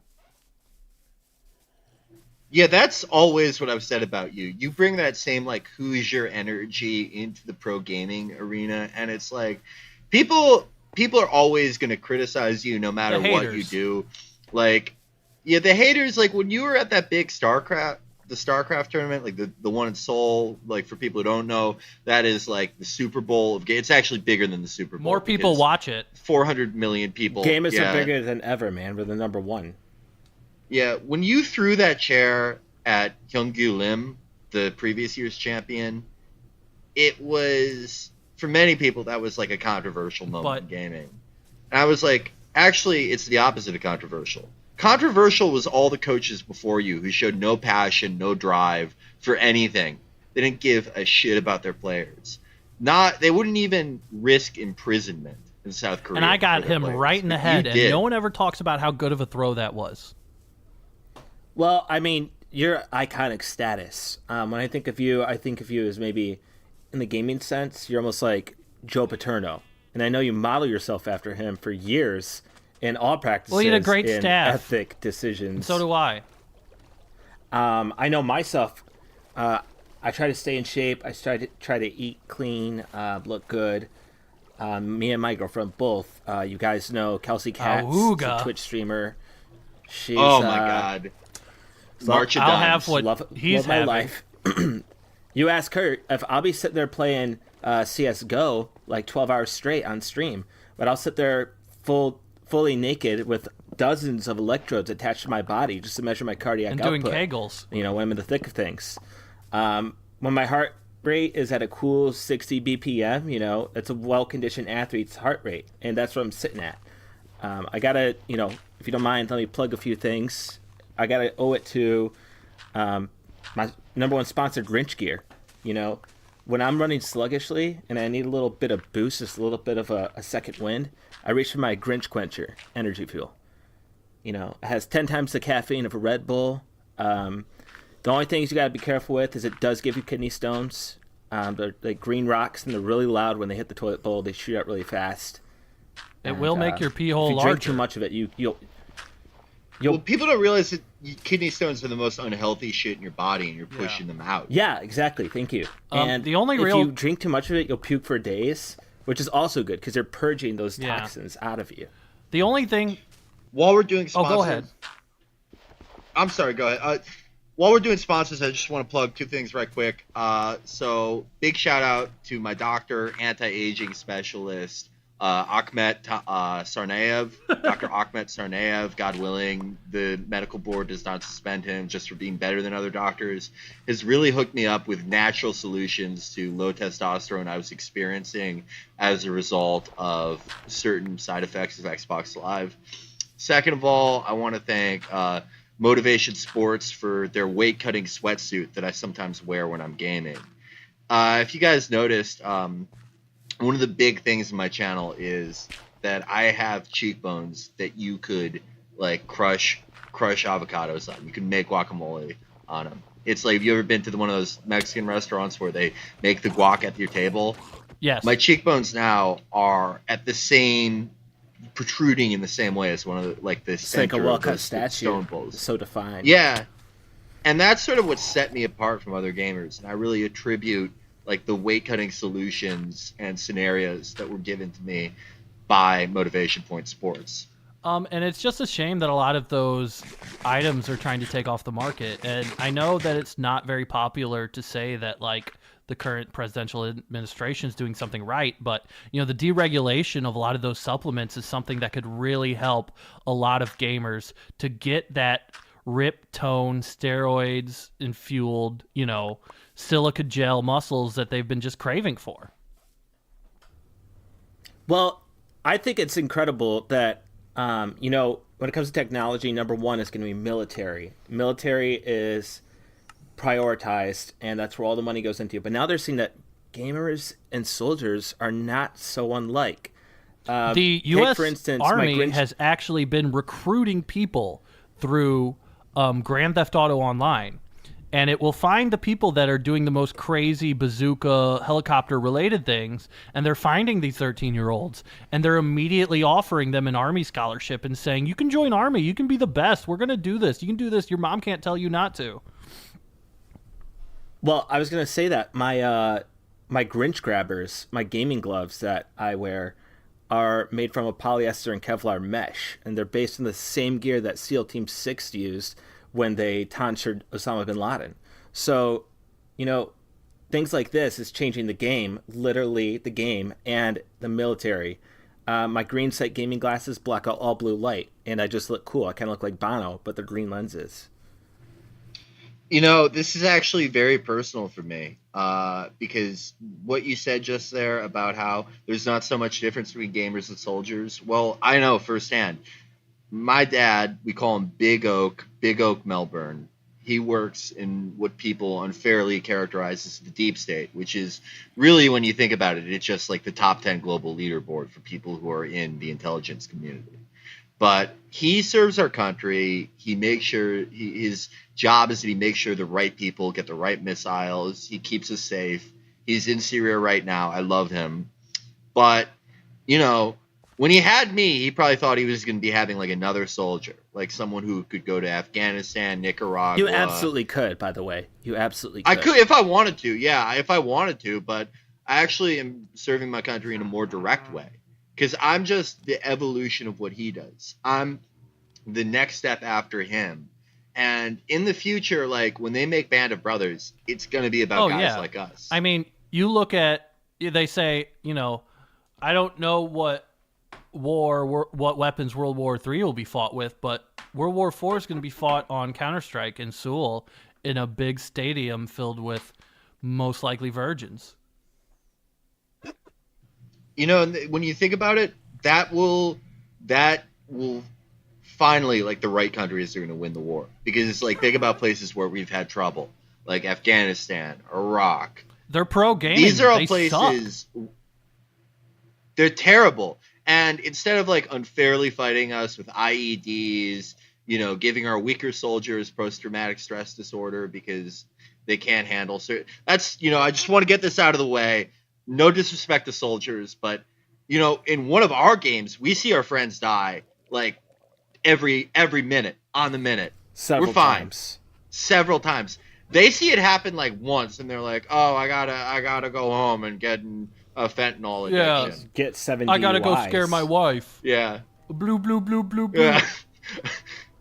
Well, I gotta react like a dog does. I gotta kick dogs. Oh, a muffler backfired. I have to make a big deal about it. But like, for real though, like, all I those played countries Arma. with, It's like, no big deal. I played Arma. Yeah, if you're good at Arma, you would be better than anyone in the military besides people like my dad. But, you know, I digress. Finally, like, the morally correct winners of wars, countries with faster internet connections, you know, God willing, we catch up with Korea. But they will finally be the victors in these battlefields. And it's, you know, kind of like what Lovecraft said about Hibernians versus non-Hibernians that I always really agreed with. Which is? Oh, you know, just that, you know, certain people, there's different levels of purity. Oh, so we're, yeah. Oh, absolutely. You know, it's not, yeah. And the gamers kind of reach as the most pure DNA perfect. You can kind of see a lot of that, and like I think like the modern day phrenology wouldn't be based on skull shape, but be based on KDA. It would be, but it's also like the next step of human evolution. We are going to have an indented, like, sort of an indented rail in our heads where a gamer headset can fit on. Right, or like a gamer palm that can fit, you know, a nice, you know, Razer Death Adder 100%. You won't be able to join the army if your palm's too flat because they don't care about flat-footed now. Well, yeah, these soldiers don't have the endurance of certain gamers. They're not doing week-long streams. No breaks. 24 has a soldier ever done a 24-hour stream? No, and that's why we have stuff like the Grinch bag is a catheter that's specifically made for gamers. It has a condom-like sleeve that goes over your member, so you don't miss a match. So you could just keep going and going. And you can have it be decorated to look like a beautiful anime woman, you know, far superior to the real woman type of thing. Or like some cool colors like black and green, maybe LEDs in it. Oh yeah, and like that would be tight. Cooled kind of. Oh, it is tight because they're real. You could, you know, I've showed you guys my gear. You just got to go out to grinch.com/Grinch gear, and it's all right there. The Grinch gear is like so badass. About $950. Grinch gear is so badass, It makes Alienware look classy. Yeah, it's like Grinch gear. I hope that they annex the Republic of Gamers, if you know what I mean. Asus, that shitty gamer company. Constantly fucking pieces of shit. Patronizing gamers. The Democratic People's Republic of Gamers, more like it. Communist pieces of shit. Disgusting. Yeah, the Islamic Republic of Gamers. It's cheap. The Korean United Gamer garbage. Emirate. Is Asus Korean? I don't know. Probably. I mean, they're technically both Asian if you think about it. I think it's half Asian, half US from the name. Oh yeah, I mean that could be cool sometimes. Like I think everybody wants to date what's her face? A girl that's half Asian, right? Oh yeah. Yeah, I mean, you know, Kayla has been looking into surgery to become Korean because it's honestly they have like an affirmative action type thing for beauty vlogging, and it's not fair. Well, I don't get that because one time Kelsey and I, as you know, we're cosplayers. It's one of the things we love to do. We love to model and pose. We're both in great shape. One time we were at a convention, and we were dressed up as Goku and a female Vegeta. And I had been drinking my Grinch Quencher. Oh yeah, you should see. You've seen the pictures. Her cleavage, and her big yellow, her Super Saiyan hair, that Vegeta hair. Oh my god. Ugh. Yeah, it was a fun night. If, however, I didn't get kicked out. Well, that was the time I was drinking Grinch Quencher all day so I could stay dehydrated so my abs would pop. You want to look vascular. I passed out, and I had to eventually be hospitalized for that. But that reminded me of a time where I dressed up as Shang Tsung from Mortal Kombat, and I taped my eyes to the side so I'd look Asian. And for some reason, that's when Monsters dropped my my contract. Well, so I think we all kind of have a few things like that that we wanted to kind of bring up. So I figure rather instead of beating around the bush, let's just go ahead and, you know, all three of let's make some formal apologies.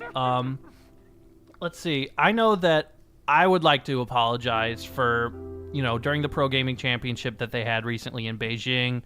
I'd like to apologize for just assuming that all Chinese people, that their jokes were mainly about urinating in Coca-Colas. I'm really sorry for that. I know now that it was a very immature joke, and I know that when people got mad at me, I shouldn't have doubled down and started pretending to do it and then doing an Asian accent.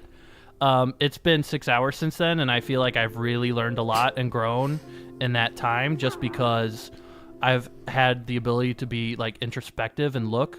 And, you know, in gaming, I'm constantly surrounded by Asian people, and I should have really kind of paid attention to them and respected them more and respected their experiences and tried to tell who's Chinese and who's Korean, because they just all kind of look the same. I'm sorry. Their names are all the same too, so it's not our It's just fault. a lot of vowels. It's a lot of not like. Can I get a Jeff, please? Yeah, thank you. Well, I guess I just want to say I'm sorry to all girls in gaming. You know, I just want to say you guys rock. Women rock.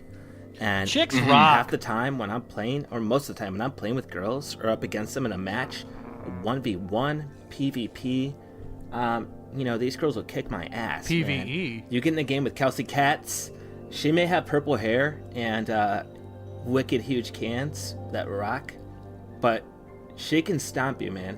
She'll go 50-2, all right? So I just want to say, don't let these guys put you down. They're just jealous, and they're afraid that you can beat you at their own thing. I'm glad you said that, because you know, I've had my fair share of controversies for people that don't understand what the purpose of social experiment is. But I do legitimately regret, you know, you guys, obviously you've seen the latest one. Oh yeah, social experiment, hanging out in dressing room at Forever 21 and calling women fat. And, you know, I think that I had a point that I was proving. I think people missed that. think you proved it. But that's not, you know. Well, the savages do what you're doing, because they know what you're all about, man. If people actually watch your channel, I mean, you have like 47 million subscribers. These people haven't heard of you. Come on. Yeah, but like at the end of the day, I have to take responsibility, and it's like, you know, I do want to say, for people calling me misogynist, my mom is a woman, my sister is a woman, and especially my girlfriend is a woman. And I regret, you know, the people that I've offended with this, the people that chose not to see the crux of what I was getting at. But I also regret that I caused people to maybe enter in a situation where perhaps they thought that my position was anti-woman. And I've never believed that, okay? You know what? I believe we enter this world through a pussy and we leave through a pussy. So true. And no one's going to argue with that. No one. Yeah, It's because you biology. can't.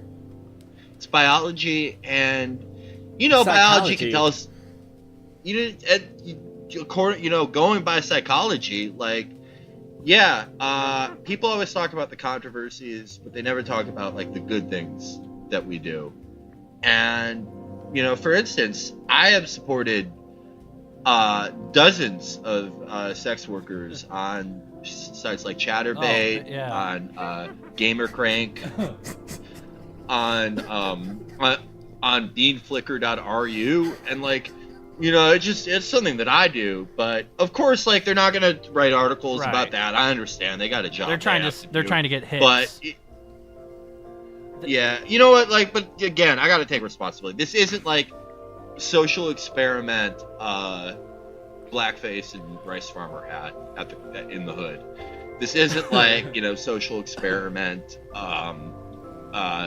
you know, tricking, you know, bringing child to Turkish Syrian border. Those all like raised awareness of a lot of issues. A lot of people didn't even know that stuff was going on. People can hate. I mean, yeah, but and like, people criticize guys like you, guys like me, guys like Travis, when we're actually doing some good. We're not like those guys. We're not like other guys over at Team Smash. Those guys at Team Smash who are sponsored by Pornhub. Oh my god! And everyone thinks they're the greatest. These bad boys on Team Smash, all they do is they take their dirty porno money, and yeah, they get laid a lot maybe, and they make more money than most other people. It's disgusting. But doesn't mean they're good gamers. Just their team captain, Clitbusta, only had about a 4.1 KDA throughout his summer split on the CSGO team. And when you're talking about like MVP potential, that's not even top 5.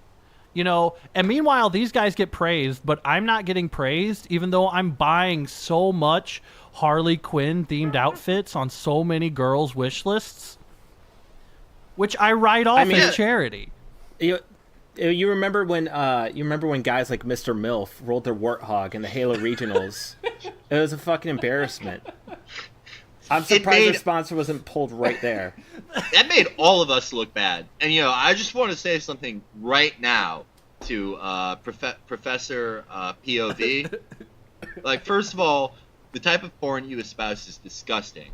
It demeans women. POV porn takes several men out of the game for many reasons. It reduces men to just legs and dicks. But all the things he says.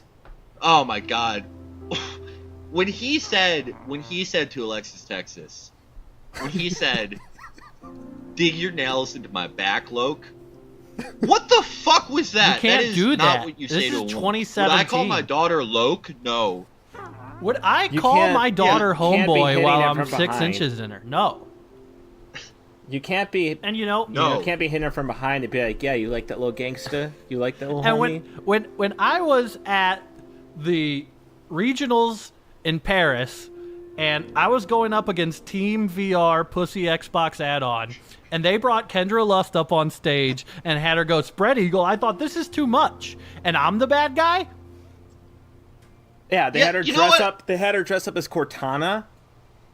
Cortana doesn't even have a fucking gender. I'm sorry to swear, but an AI does not have a pussy. That entire team. Yeah, no. Good luck trying to fuck that thing, buddy. She's an AI. Yeah, she's sexy, and we've all pounded off to her. Yeah. You know, we all want to be Master Chief, and he did it the most for sure. But it doesn't mean you have to. You can't appropriate her and bring her to life like that, because one, she's not a MILF. Cortana's not a MILF, so don't have a MILF. Exactly. Player. First of all, you're taking away good roles from, you know, young nubiles and giving them to seasoned MILFs, veteran MILFs, like 4 purple star level Kendra Lust MILFs that have been in the game for 12 years. Would you depict Muhammad as a MILF or at all? Of course not. Okay, if your answer is no, it's then offensive. What are you doing with Cortana? Yeah, and just, you know, I gotta say this to them, to Kendra Lust, to, you know, to Professor Cream Pie, to Dr. Splooge, all those guys. You guys may have a lot of zeros in your bank account, but there's another place you have zeros. In your souls. Exactly.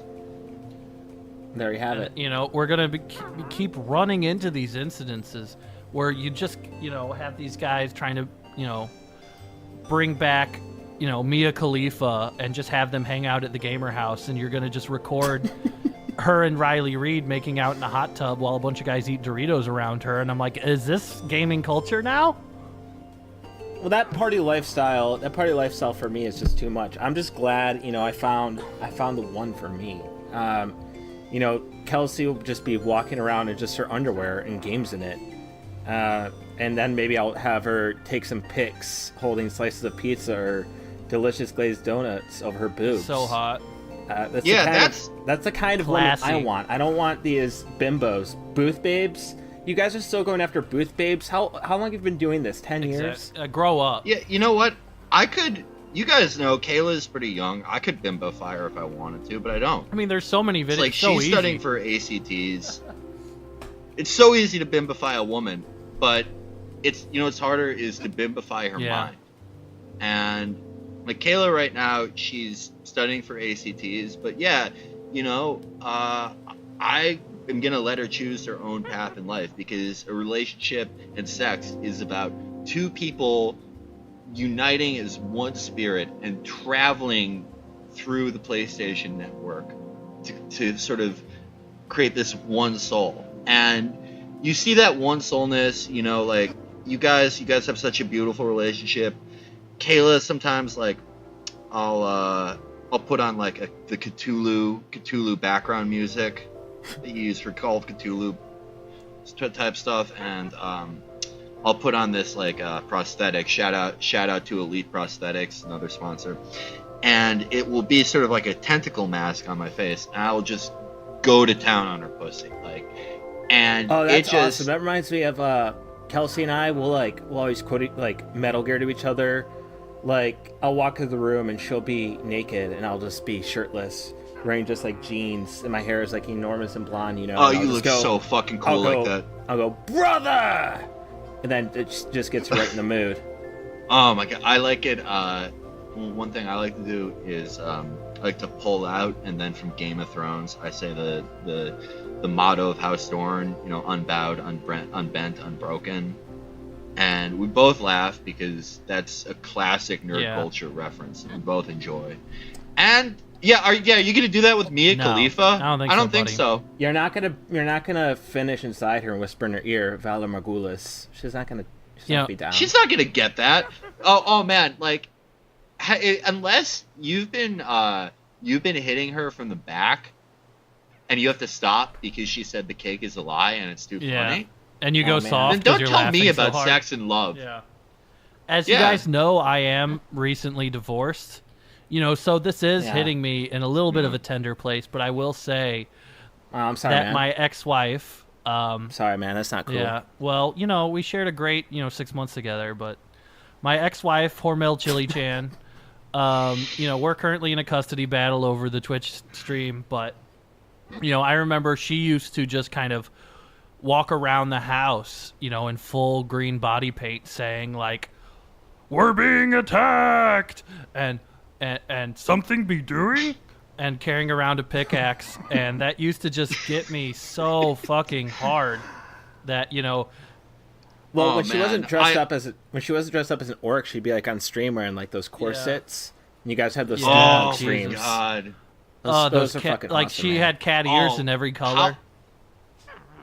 Everyone on the stream would be watching and chat and drinking absinthe in solidarity and like raising our little glass. And just like that was heading so over to her awesome. wish list that she shares with her Chatterbait page to get the foxtail butt plug that she would wear later on. Or the Carl Sagan Funko Pop doll. Yeah, shit totally. Like Do you guys, and I'm sorry if this is, hard for you, but like, do you remember when she did that Kathy cosplay? I do remember. I do remember. So hot. I remember we were all She on bought stream. so much chocolate. We were all on stream. We were all on stream. She's eating that chocolate. She's like, Aku, because she's doing like she only had the Korean anime. She only had Kathy, like Korean Kathy comics where they're Aku, and just Ugu, you want husband, Ugu. Well, that's Japanese, bro. That's Japanese. Japanese. Well, she only had those. I know so because that was her, not me. My girlfriend Kelsey, she's done a lot of voiceover work for English dubs for anime, and on top of her, she does vocals for the chill step tracks that I make and several other DJs make. And you can find her on, you'll hear her voice on, songs on Mr. Suicide Sheep, that channel, which is awesome, by the way. Check them out. I don't want to embarrass you, awesome bro, videos. but Summertime Reprise, what a killer track. Especially just like that moment at minute 7. It just cleared 200 million views. That moment at minute 7 when it fake drops and then drops about 5 seconds later. I was about to cream my little jeans, man. That was so good. And then like in the build up, there's like the Alan Watts quote that's just so on point, man. It just gives me chills every time. Oh my god. And then just closes on "These aren't the droids you're looking for." So sick. I like the one. I think it's called Dark Summertime, right? It's the one where Oh, is that off of Solstice? That was off of Solstice. Yeah. Yes, yeah. And before the that thing drop, is rad. It's a rad track. What I love about that is like I just love how you guys like she incorporates her sense of humor in it. Like how right before the drop in that one, it's Sam Jackson going, "I'm tired of these motherfucking snakes on this motherfucking plane." So classic. That's like killer. Well, it's just one of those party jams, I just want to have everyone have a good time. So they were kicking that at GamesCon Anaheim, and everybody was eat out of their mind. And it was all of us in the green room, all the people that have over 200K subscribers. And I remember everybody just going absolutely nuts during that when we heard it the first time, playing like the that's one of the sneak peek of that's No one of the Man's Sky, ideas. which is the best game of all time. Oh, it was game of the year last year. God. Easily. Do you guys remember when the skeptical paraplegic fell into the balls energy trough? Oh my god. Yeah, dude, I do like the atheism gamer profiles, but the skeptical paraplegic was so shit-faced on Captain Morgan's Gamer Paste hybrid combo shots that were given around for $7 if you were a member of Twitch Premium, that he ended up renouncing atheism for a bit. Yeah, he was into Wahhabism after that. We do want to if people don't know him, you should check out his videos. Awesome videos. Not actually paraplegic. Just a funny joke. It comes from a famous message board. Yeah, just a really good joke. It comes from a famous message board argument he got into on GameFAQs back in 03 classic days when he said, "I am paralyzed by your idiocy." and then It's OG stuff right there. if you don't remember that Wreck post, that Fundy. then you're not a gamer, because that was on the Elder Scrolls Morrowind for PC GameFAQs page where somebody was trying. He was trying to ask if Khajiit have a sideways pussy, and he was just check please, and killed it. Yeah. Well, Travis, you're a mod on that, right? You're a mod, if I'm not mistaken. Yes, I currently am a mod. I have been a mod on. I'm the longest running mod on Game FAQs. It's a curse. Karma must be. It's a curse and a blessing. Heavy is the head that wears the crown. Well, I mean, I bet it's some Dark Knight type shit where you're definitely why do I keep fighting evil if the evil that lurks in men's heart returns? You walk the line every day. I bet you're getting some honeys though. Oh man. Well, GameFAQs had its dark days. I mean, after it was discovered that the longtime moderator, Mr. Huggles, had kidnapped and killed several girls. He was BTK. Well, he was compared to BTK, but he was, I think a cousin. Oh no, BTK was on Planet Quake. My bad. I'm sorry. Yeah. Yeah. Same pathology, I'm sure, though. It's messed up, man. Yeah, but that gives mods a bad rap, and that's just something we have to struggle with every single day. And, now that we have such a vocal audience and that, we're all millionaires from doing Let's Plays, it really kind of makes everything worth it. Yeah, we definitely put in our time. I just want to put a quick footnote on that BTK stuff. Kayla is actually she's really smart, obviously hilarious if you've seen her channel, but she's really into psychology.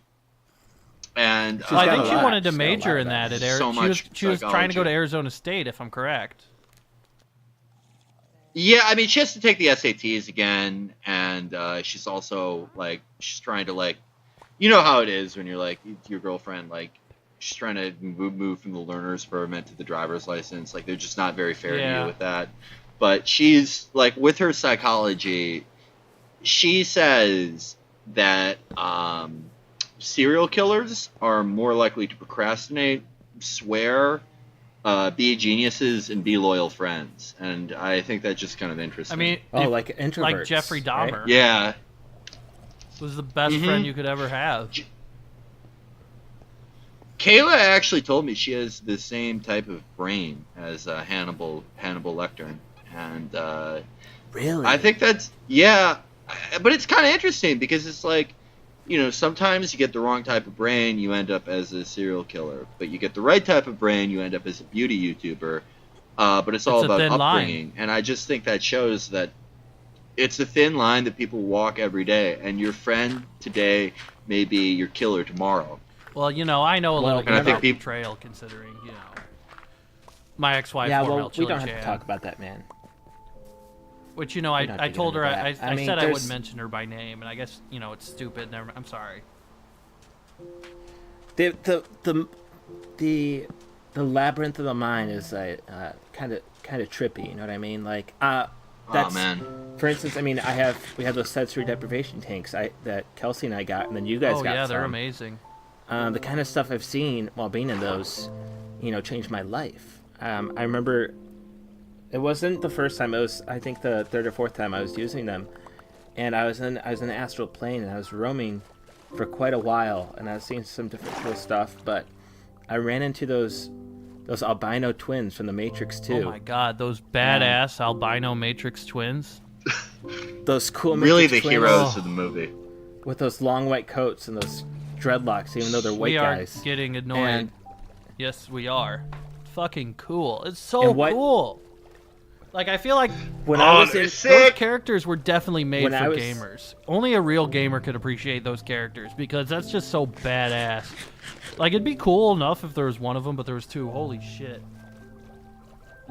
when I met them on the plane, that's what inspired. I won't tell you what exactly they said to me. It's very personal, but it gave me the idea to start that charity for kids to get gaming systems, consoles, gaming computers, handhelds, whatever. And unfortunately, as you know, the people that were handling the charity ended up funneling the funds to al-Nusra and ISIS militants. But and I'm not allowed to talk about that, but I mean, it still happens. stands that came to me from using those tanks. And I know you guys have them now too, and they've been very good for you as well. Oh man, you guys remember when I had that controversy from the prank where I was skywriting the N-word in a biplane? It was a good prank. Yeah, I don't get what the big. I mean, it's like people say more offensive. People things get all the upset. time, That but, kind of is look at the proving your president. point. Look who our Yeah. president is right now, man. Yeah, exactly. But there was a lot of hate. There was a lot of hate. I remember, Anderson Cooper was going after me, all this stuff. So I came out, I just came home one day and I had to get in the tank. I didn't even say hi to Kayla. I didn't even check my dating sims, how You that's pinched your going. nose and you jumped in. I didn't even- And you Yeah. got right in. It just got right in, and I'm there, and it's just, finally, like, the silence comes. I stop thinking about my day. And then, who appears in front of me but Louis Armstrong? Oh, beautiful. And he's not like wearing a suit. He's not all stuff like he would on stage. He's wearing like what we would wear. Like he's wearing like Gym shorts. an Assassin's Creed Yeah. hoodie, gym shorts that are over, athletic leggings, Socks with holes in basically them. looking cool, cooler than he ever actually looked in his life. But he says to me that he knows that I'm not racist, and actually that the prank video proves that I'm less racist than like 99% of people, but that people are always going to persecute me for thinking on a higher level than I do, and I can't do prank videos like that anymore. But to not worry about it, and that was like, I had asked so many people for advice, and they were like, change your name, convert to Islam, do this, say that you have cancer, like all stuff that we've all done before. And Well, people are digging up your post on Stormfront from 4 years ago. This is It's like, 4 that was years ago. Let it go. yeah, I was an entirely different person. Like I was 28 when physically entirely different. I was 28 when I made those posts, and more importantly, I was very fat. It happens. So yeah, but I never thought like don't think about it. So like the next day I finally slept. I wasn't sleeping. Next day I go on. I play Halo Combat Evolved, like the original. Wow. Go back to it. Oh man.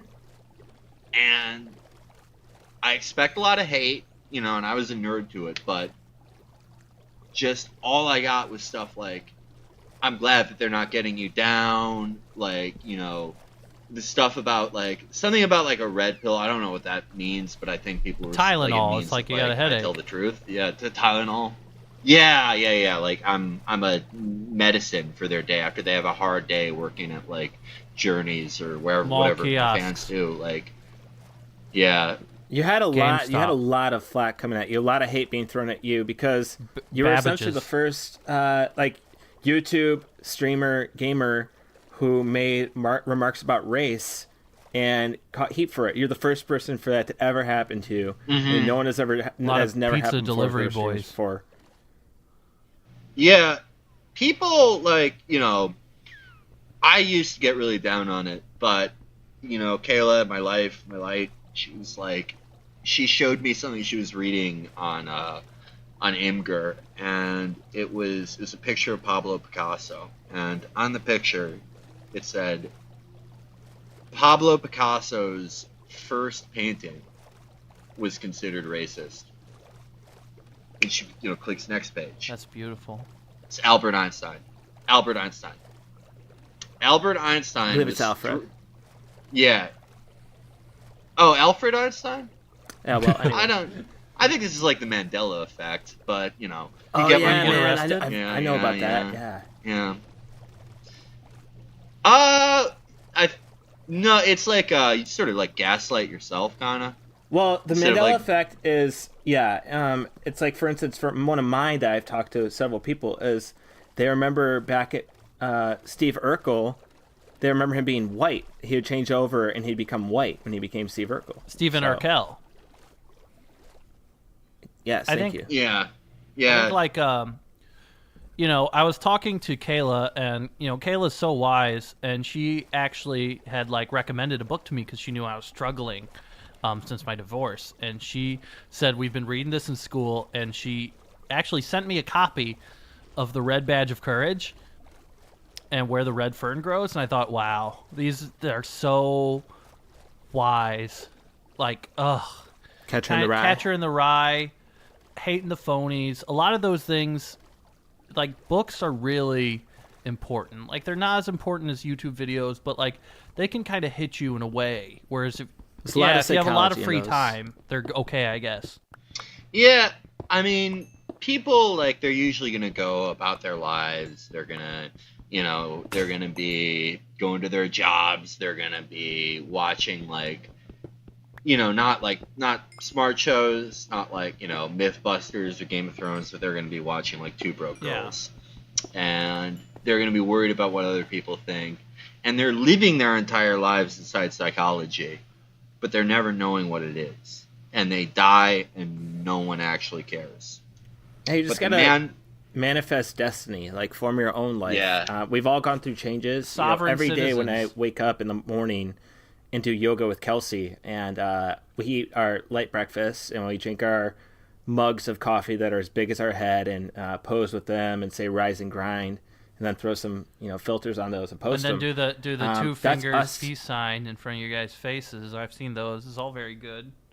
You guys spend a lot on acai berries. Acai? I think you mean? Yeah, that's what I mean. Acai berries? Whatever. Yeah. Well, that's and you control what you do with your life. That's why you do what you want, man. That's why I have a big on my back. I have a big tattoo, as you know. I have the cover for Hold Your Color by Pendulum, which is probably the reason why I'm a pro gamer now. Their music motivated me to just murk and destroy. And we can't change who we are. We have haters, and we've all been swatted multiple times because people want to bring us down and tear us down constantly. It's because they're jealous. I am on first name basis with the local police department, and I think it's racist against gamers that they're not taking it seriously, because every time they swat me, I tell them, I'm popular target. They do this a lot, and every single time they try to shoot me. They try to shoot me still. After 4 or 5 times, they still try to shoot me. And they keep saying it was an accident or your dog ran at me. But I've had 3 dogs, and they're all dead. And I don't have any more dogs. They can't blame it on the dogs anymore. Well, they shot your ex-wife. There's been a lot of things between me and Chili Chan that... It wasn't her getting shot? I mean, we had a lot of bad experiences together. Really? We had... Of course, I'd like to apologize, for the Twitch stream on July 21st, 2016, where I left my stream open and I visibly masturbated to hentai porn while she was, at a Gamescom fest in Milwaukee. And, she was a big, didn't trust me to talk to girls. So, she said she didn't want me to bust a nut until then. And I did, and I wanted to say I'm sorry. And then, on the July 22nd stream of 2016, where I masturbated to hentai porn again when she was in Anaheim, and then again in 24th when she was in the convention center at Long Beach. And, it's just been kind of a constant growing experience that, these things happen 4 or 5 times to a point where, I'm even... If talking to the camera and saying, I know what I'm doing right now. I know what I'm doing. This isn't an accident. I hope you're watching. I hope you're watching. It's just been a big problem for me, and I just want to kind of move past it. Well, yeah. Go ahead. Oh, yeah. Oh, no, go ahead. I was just going to say, granted, it did happen like 10 times, but when she's away, what are you going to do? It may be a little personal, though, but when she was there, what was the bedroom like? Was that any good? I don't want to kiss and tell, but she's got a weird pussy. Oh, come on. I could have kind of guessed that. She's just, a lot of people don't... She's kind of gross, dude. I don't want to say that. Filthy woman. Kind of the love of my life. And Hog. Chili Chan, she's a big girl and thick. Disgusting and, pig. wears the cat ears and looks great. She's now Kelsey or Kayla. I mean, they're like, stacked. Great abs, multicolored hair. I don't want to get into 5'6", 130 pounds. I don't want to get. Most importantly, they have T and A, thinking and ass. I just don't want to get into kind of comparing women and talking about this. We've only been divorced for 2 days. We just got, as you guys know, everything kind of went wrong at Gamescom Dubai. And for those that weren't there, we got sent this ton of money to come to Gamescom Dubai, and it totally wasn't a convention. And we just got on the Sheik's yacht, and I had to play him in Super Smash Brothers 10 times and lose every time, or he was going to behead her. And so he's got his guys there holding the big curved sword against Chili Chan's neck, and I have to lose 10 times in a row in Super Smash Brothers, and it was just a really demeaning experience, and I don't want to relive it. She was mad? She was mad at you for that? She's mad because I lost, and she just said a real man would have beat him. Oh, well, that's understandable. Well, I do know the Shake, and that's just kind of his sense of humor. I do have a superstition about talking about these things, until it's in production, but your story with Chili Chan it's inspired me to sort of flex my creative muscles. And I've actually been working on a screenplay about guys like us and love. Hashtag guys like us. Yeah, our story, our struggle. And it's about a gamer, right? And he's sort of like, he's a lower middle class, like blue collar type gamer. He's trying to work his way parents up only to make like $100K a year. 100K. He's like, Oof. he has to get off the rack. It's not a desktops. Yeah. No razor. But he's really talented, right? No razor. Yeah. We're talking like the Nvidia stuff that they sell to the public, like crap, straight up shit. But he's really good. He's really good. It's like gaming on an abacus. Now, yeah, he's basically running with the parachute behind him. But he meets a streamer, meets a Twitch stream girl who's from a higher social station than him, right? And they start talking, and despite his frankly appalling rig, she sees into his fast twitch muscle fibers and quick scope ability, and they instantly begin a torrid affair. But her younger sister sees them streaming, and because she's young, she doesn't know what she sees, and she says that he's downloading CP. Oh my god. And because her dad is like a big wheel like down at Booz Hamilton, he can call the CIA, and he gets him thrown in hock for like this pedophile, or so he thinks, talking to his daughter. And he's in there, but after 6 months, President Trump declares that we are going to take on South Korea in pro gaming in the Olympics. And they're like, you have a choice. You can either stay in prison or you can join the gaming team. He goes over there, but he's killing it. He's doing great. He thinks this is his story of redemption. Boom, fan death. Then at home, open a window. His girl, his paramour, killed by the knockout game. Oh my god! And it's called the story. Yeah, it's called Atonement. Wow. Wait, that really happened? Did. Wow, when did that happen? It happened to this is our buddy, Atheist Musashi. Yeah. Our good friend, Atheist Musashi, and the girl. R.I.P. Rest in peace. Her name is, Big Titty Naruto-chan, 69. Yeah, it just shows like. And you don't life think can come the and go knockout game's gonna get you because you're a teenage girl that lives in, upstate New York. But guess what? They're taking buses. They're not. They're taking buses there, and they want to get you specifically because you're not where the knockout game want is. the They surprise. want everyone to be afraid. It's these rapper types, man. You don't know when they're gonna strike. Hip hop thugs will kill whenever they think it's like gonna, cheer up their homies. Or These guys going on about pimps and hoes and bling bling. They know that if they knock somebody out and kill them for a game, that they're gonna get more SoundCloud hits on their rap tracks about whatever drug is cool now. It's like they don't have the game all figured out like we do. Yeah. They could never do a rap battle about history. It would not be epic. No way. It would not. If you had like Ronald Reagan versus Cthulhu, they couldn't write that. Oh wait, check this out. How about like it was you guys fuck with Ron Swanson? I would like some epic man. breakfast food, please. Yeah.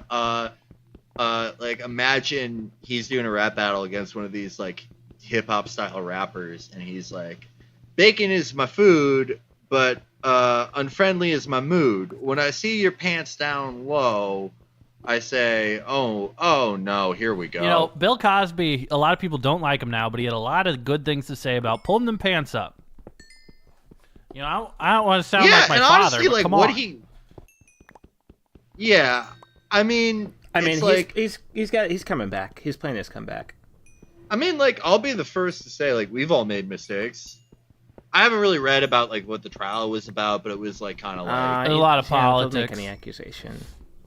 Yeah, it is. Everything's politics, man. It's the way of the world. I think we're getting pretty close to wrapping it up. You guys got any more sponsors ready to throw out there? I'd like to give a shout out real quick to Skull Energy Dip. It is a new caffeinated dip that also hydrates your body because it's full of salt. So just imagine just regular dipping tobacco, which traditionally has not been for gamers, but it's really salty to hydrate you, and it also has a lot of caffeine in it, and also taurine, which is I think is a strong form of caffeine, if I'm being correct. Yeah, it's like it's science caffeine. Yeah. That's like what the astronauts drink instead of coffee. Pure taurine. And I'd like to throw back to Lowry's Gaming Salt. It's just normal seasoning salt, but it's got Master Chief on there, and he's pointing a gun, and it looks really cool. It's like a holographic. And like if you collect all 10 different holographics from Lowry's Gaming Salt, you will get a copy of the original Halo demo. I do want to do a quick plug to one of my newer sponsors. It's called Mr. Experience's Pleasure Wear. And what did it like you guys have done week-long or more sessions, right? Oh yeah. Well, like sometimes you're doing nofap, sometimes you're not. But when you're not, it's sometimes like you gotta it's essential, yeah. Yeah, you gotta bust. Sometimes you're going, Sting nut. style tantric jack off for 2-3 weeks. Yeah. Problem is, while you're streaming, you gotta use both hands, whether you're on PC or console. But, obviously, you know your girlfriend, she's doing a shoot in Syria. You can't finish yourself off. What these are, they're sort of specially designed, and they mold onto your genitalia. And if you rub it against a hard surface, it will use that friction to replicate the tug and pull of your hand.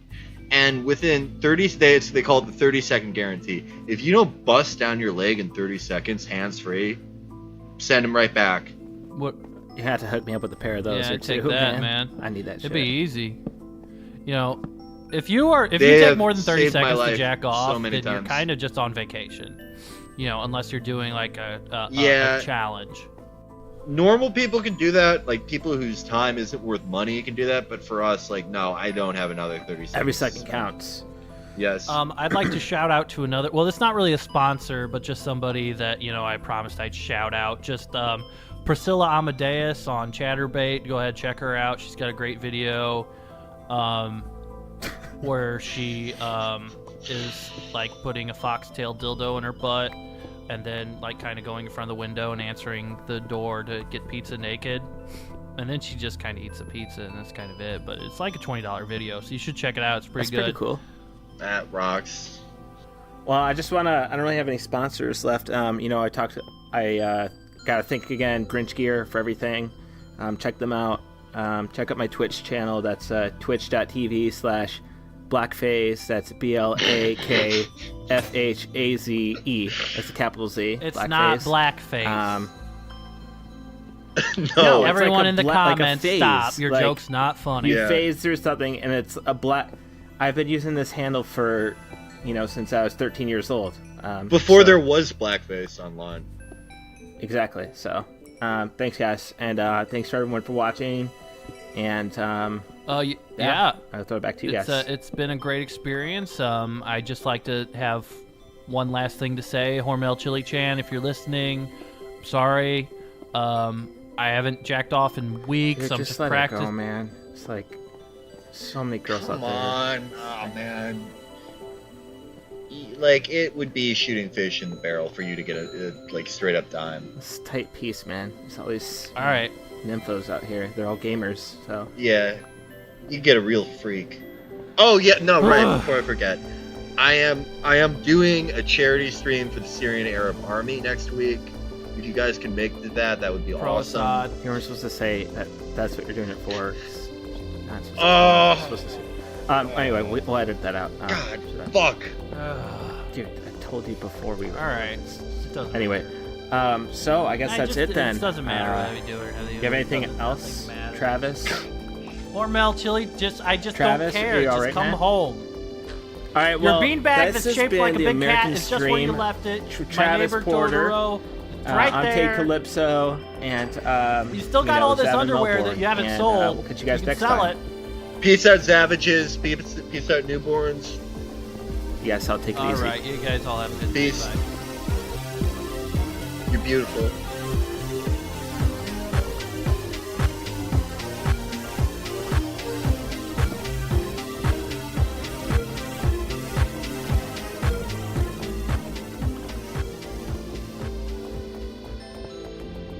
The following is an archive podcast presented by the Branson and Hudson Foundation for Podcast Recovery. This podcast is entitled, So I Wrote a Thing. The following is an archive podcast presented by the Branson and Hudson Foundation for Podcast Recovery. This podcast is entitled, The Throne Zone. This is the first and only episode of the podcast. Welcome to episode 1.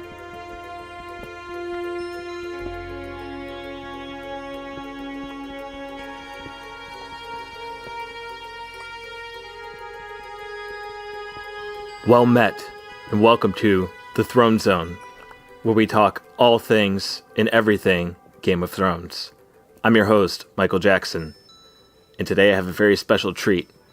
I'm very pleased to say that talking to me is the one and only creator of Game of Thrones, Branson.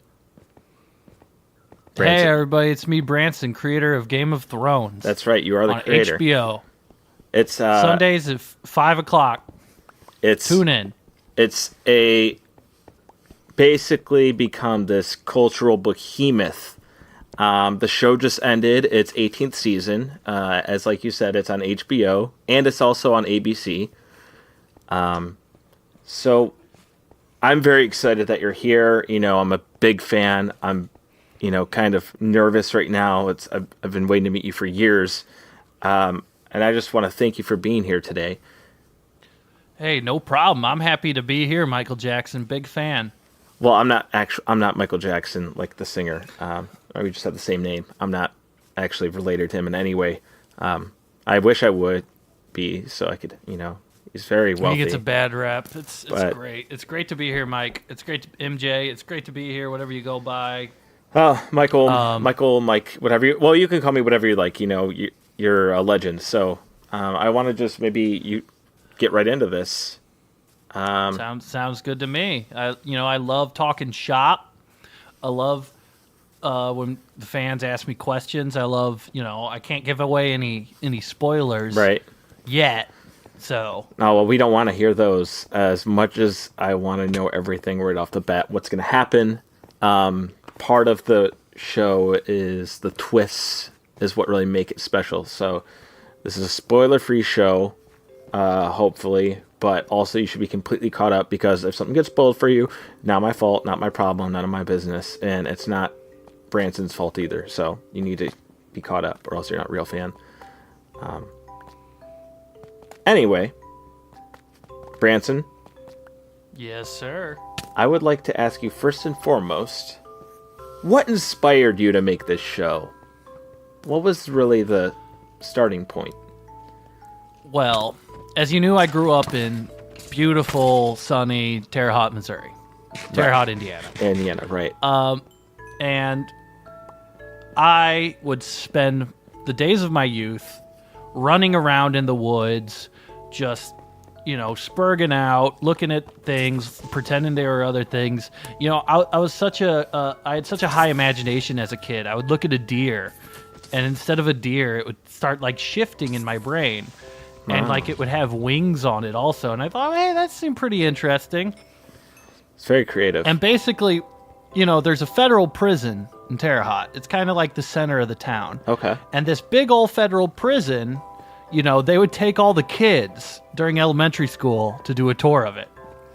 And we'd get in there, and they'd have us sit in the cell for a couple hours, and we'd talk to the prisoners, 8 or 6 years old. And, it was a big thing in the town. I remember looking at a lot of the prisoners thinking, these are pretty scary guys.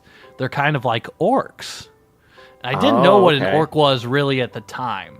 But I knew that orcs were going to be a big part of my life. And when I saw these big scary guys, I kind of thought more about a fantasy type world where they didn't exist or were stronger, weird barbarians, because they were very unpleasant to look at.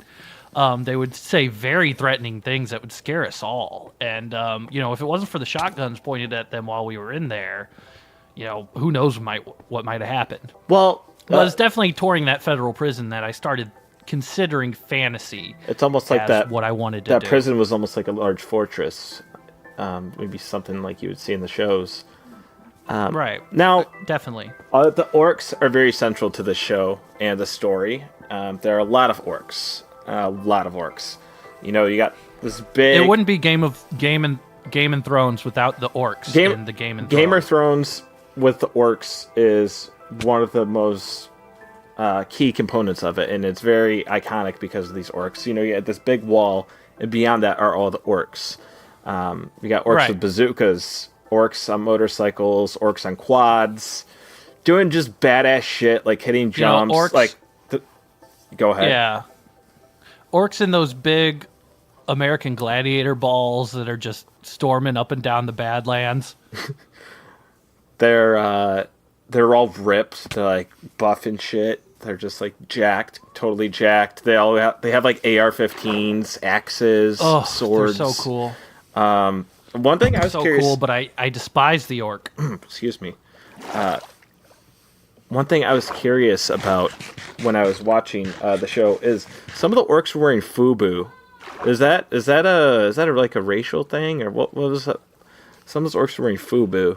Now, I've heard this theory before, and people will say that my orcs are primarily racist. However, I would agree with that, but everyone has the race wrong. Okay. I first started writing Game Man Throne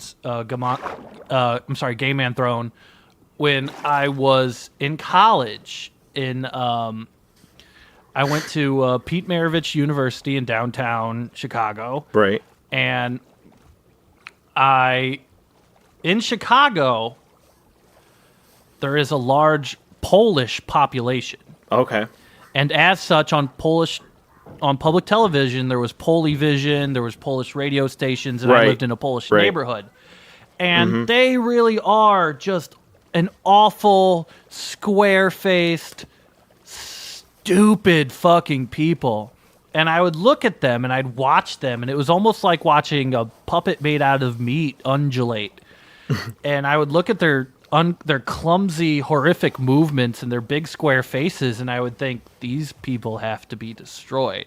Right. And, I considered kind of like the wall to be like a border between decent people and the Polish. And it's kind of, it kind of just rolled from there. So maybe those orcs got like some FUBU jackets or hoodies from like a Salvation Army or Goodwill.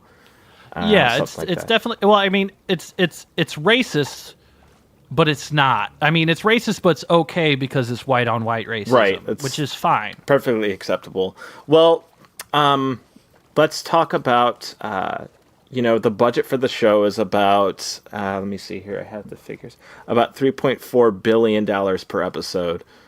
I'm curious to see, how did you manage to pull off the effects on the show with such a low budget?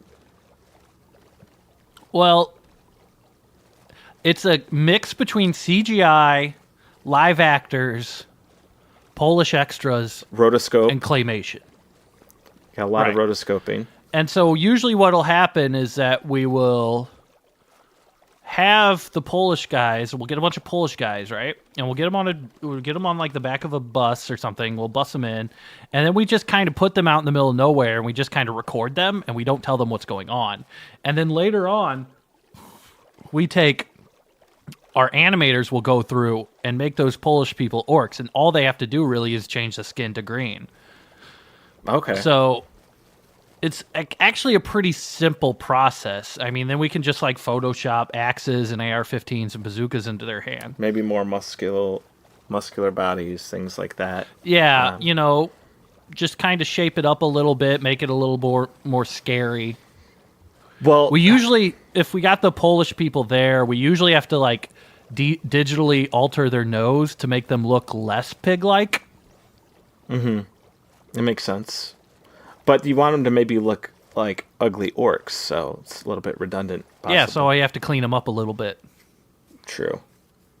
Well, I'm not going to argue with you, of course. Well, one of the biggest, most popular effects in the show are, of course, the dragons. And these dragons, there's all kinds of... There's purple ones, blue ones, green ones, red ones. They have a flying speed of 100%. Or 150%. Very fast. They go 150%, yeah. And it's a lot of gold to get one of those.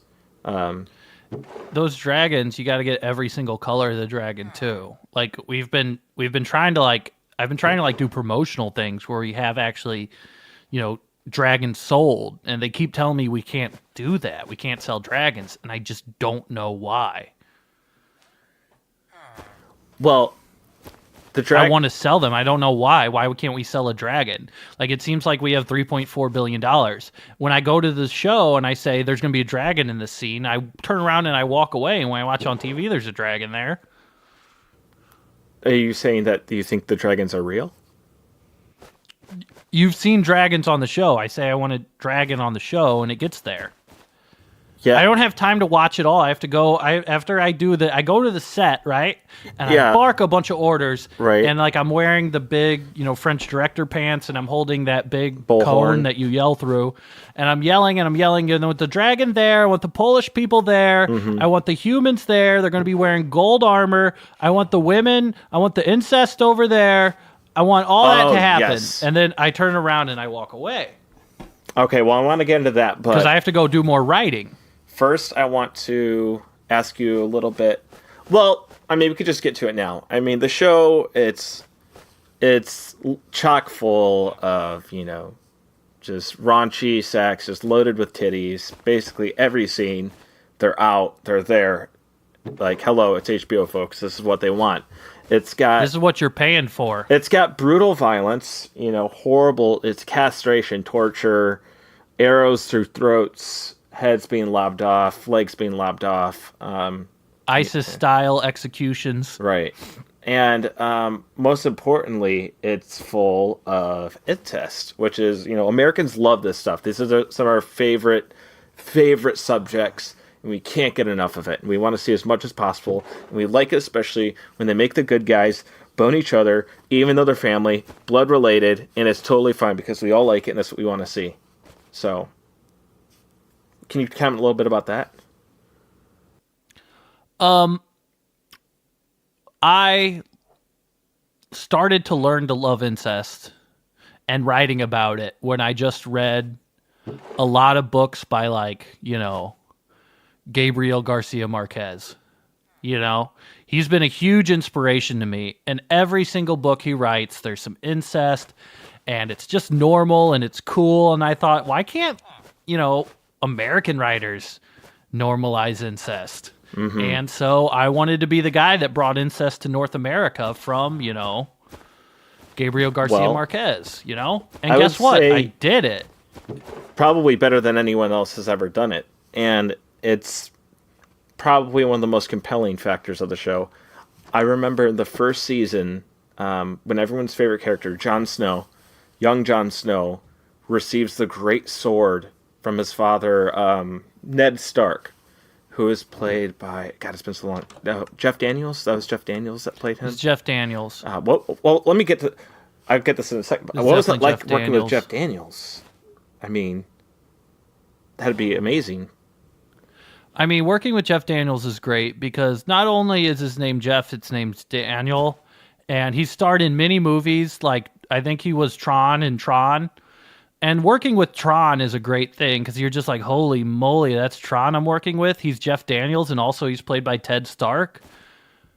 And so you kind of you fanboy a little bit, but then I realize I'm more important than everyone else on set. Probably the biggest celebrity that's, come out of this country.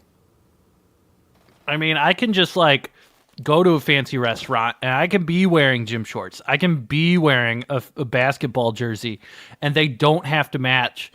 So it doesn't look like I'm going to a game and everyone knows it's like my day off. But guess what? It's not my day off. I'm going to a fancy restaurant and they're not going to say anything. I can show up wearing sandals.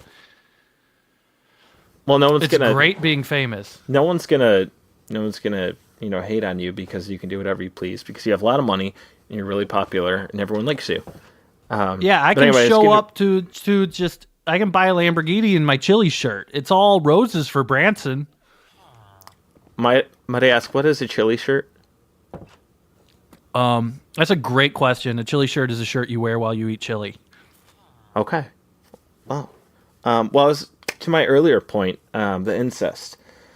So the scene where Jon Snow gets his great sword from his father, Jeff Daniels, and he receives the sword that's named Sneaky Uncle. I thought that was the moment when we knew that the show was going to be full of incest. And I was, so excited. Right, when Sneaky Uncle shows up, and it's a big, beautiful silver great sword with Sneaky Uncle written in Comic Sans font down the blade, I think that's when everybody knew that this show was going to be some crazy, wacky stuff. That ethereal blue glow along the letters in the runes. And whenever a relative is nearby, it glows blue. And the hollow ACOG site on the handle as well. Right, so, just for scouting. But the one thing I wanted to, uses. But can you tell us a little bit about Jon Snow? Obviously, we all know who he is, but how did you come up with him? Is he based on anyone? Jon Snow he's basically kind of like, when you think about the game and the throne, he's more like the game, the rapper, where he's kind of a more the rapper, solitary figure. He's an outcast. Yes, the game. Okay, I'm following you. He's kind of like a solitary figure. He was kicked out of G Unit, and he's just more of a cerebral type of loner. Like, Think about all the great comic book heroes from the early 90s.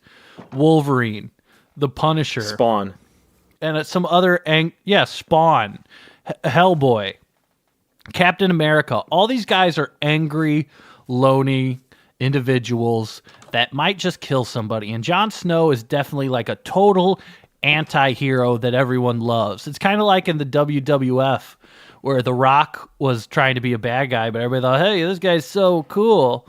And then everybody loved him. It's exactly like that. Jon Snow takes Stinky Uncle and he does front flips to chop people's heads off. And that's episode 1, baby. And you know what you're getting into. Right. And he's sent to the wall to join the Men in Black. And this is basically where all the virgins go.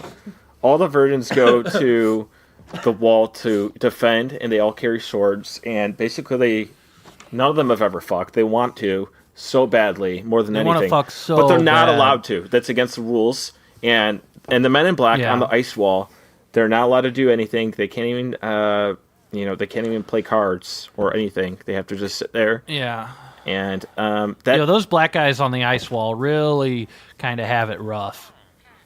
What were they based on anything from real life, or how did you come up with the wall? The Men in Black were based off of the Men in Black, starring that black man Will Smith and Rip Torn and Tommy Lee Jones, right?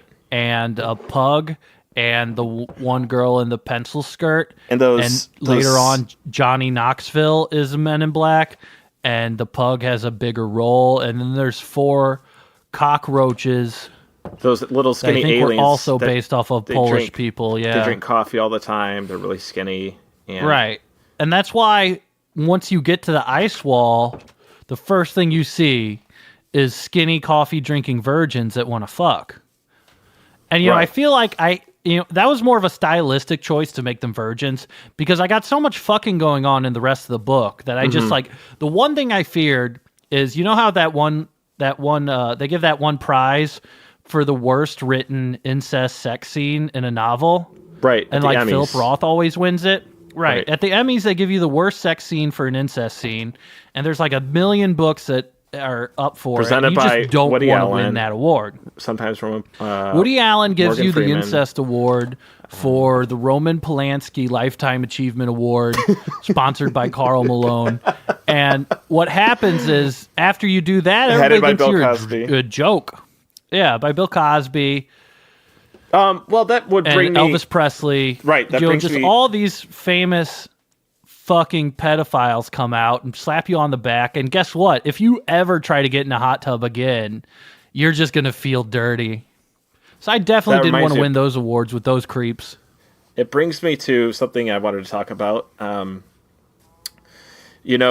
We have some.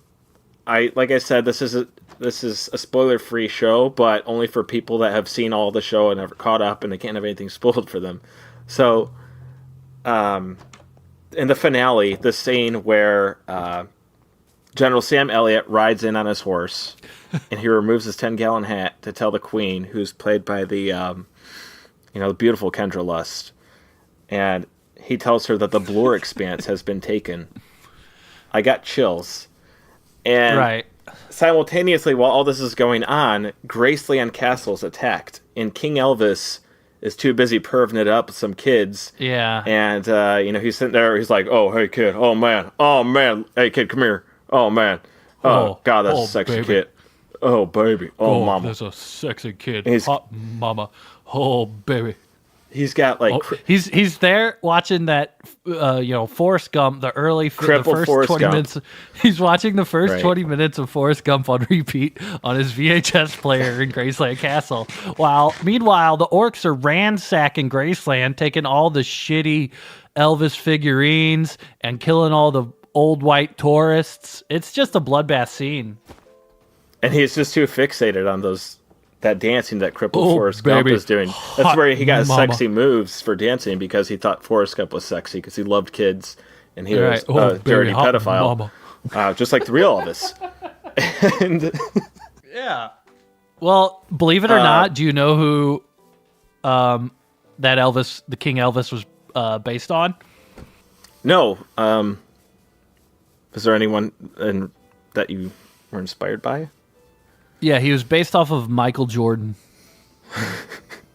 Well, Michael Jordan was a very famous MJ, but there's He was another known very for his famous thick MJ Southern that's very accent similar to and his- Elvis. I think you know who I'm talking about. Michael Jackson. Not me, Michael Jackson, but yes, the Michael Jackson. Oh, I thought I was talking about you for. Okay. No. Michael Jackson was very similar to Elvis. You know, they both had a haven ending with land. They used their blinding fame, like no one could touch them. Like they're basically gods to lure kids in with toys and gifts and wonderful things, just to hang out with kids. They both loved pills. Nothing weird and about had their that. own doctors. Yeah, there's nothing weird. If you there. talk about like famous people that had their own doctors, you're basically talking about Michael Jackson and Hitler. Well, one was he was just very nice, and he just hung out with kids and gave them toys and only hung around them without being around adults.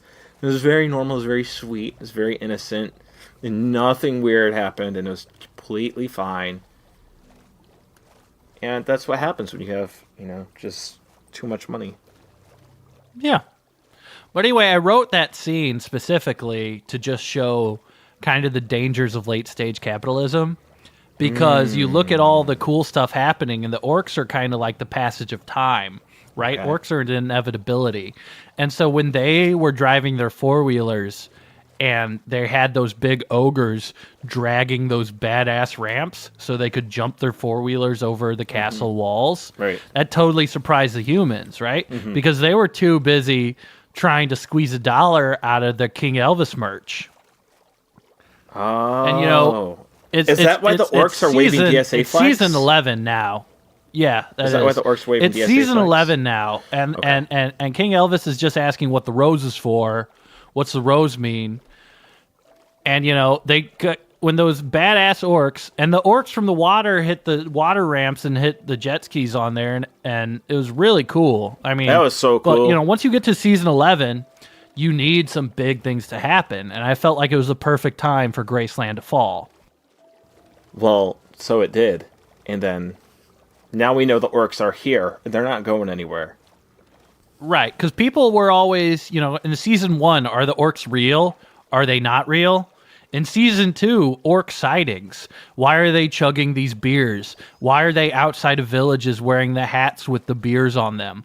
Why are they stealing the farmer's beer? And, season 3... And then, these orcs are showing up. They're drunk driving into town. Season 4, the orcs are amassing little war bands and they're getting DUIs everywhere. Season 5, the orcs are making their hot chili and they're spilling it everywhere and it's too spicy for people to eat. Season 7, they got a bunch of bazookas now. They raided like a federal armory or something and they're shooting at the ice wall and they're shooting at the men in black. Season 8, they get taken down a peg by the men in black. Everybody thinks the worst is over. But the big strong orc survives. I think his name is Boromir. And Boromir starts going about. And, him and Gimli start fighting the rest of the humans. And then season 10, they start taking over. Season 11, they're able to take Graceland. Well, in the season premiere of season 11, the orcs clearly received those giant Acme crates full of anvils and TNT, pianos. I think that was a big point in when you knew they were going to be on the offensive and really take things down. And they've gotten smarter because when they stopped the first orc offensive in season 10, what they did was that they mailed them a big barrel full of porno magazines, and the orcs were too busy reading the porno magazines for a whole season to attack Graceland. They were too busy to attack the Men in Black. They were too busy to attack the Morton Salt Castle, which is the first, paid sponsorship that we had on HBO.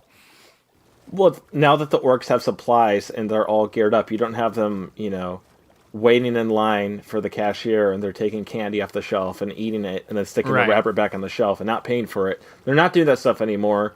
They're not... they're emboldened. And, maybe, just maybe, there is some kind of secret force pushing these orcs quicker.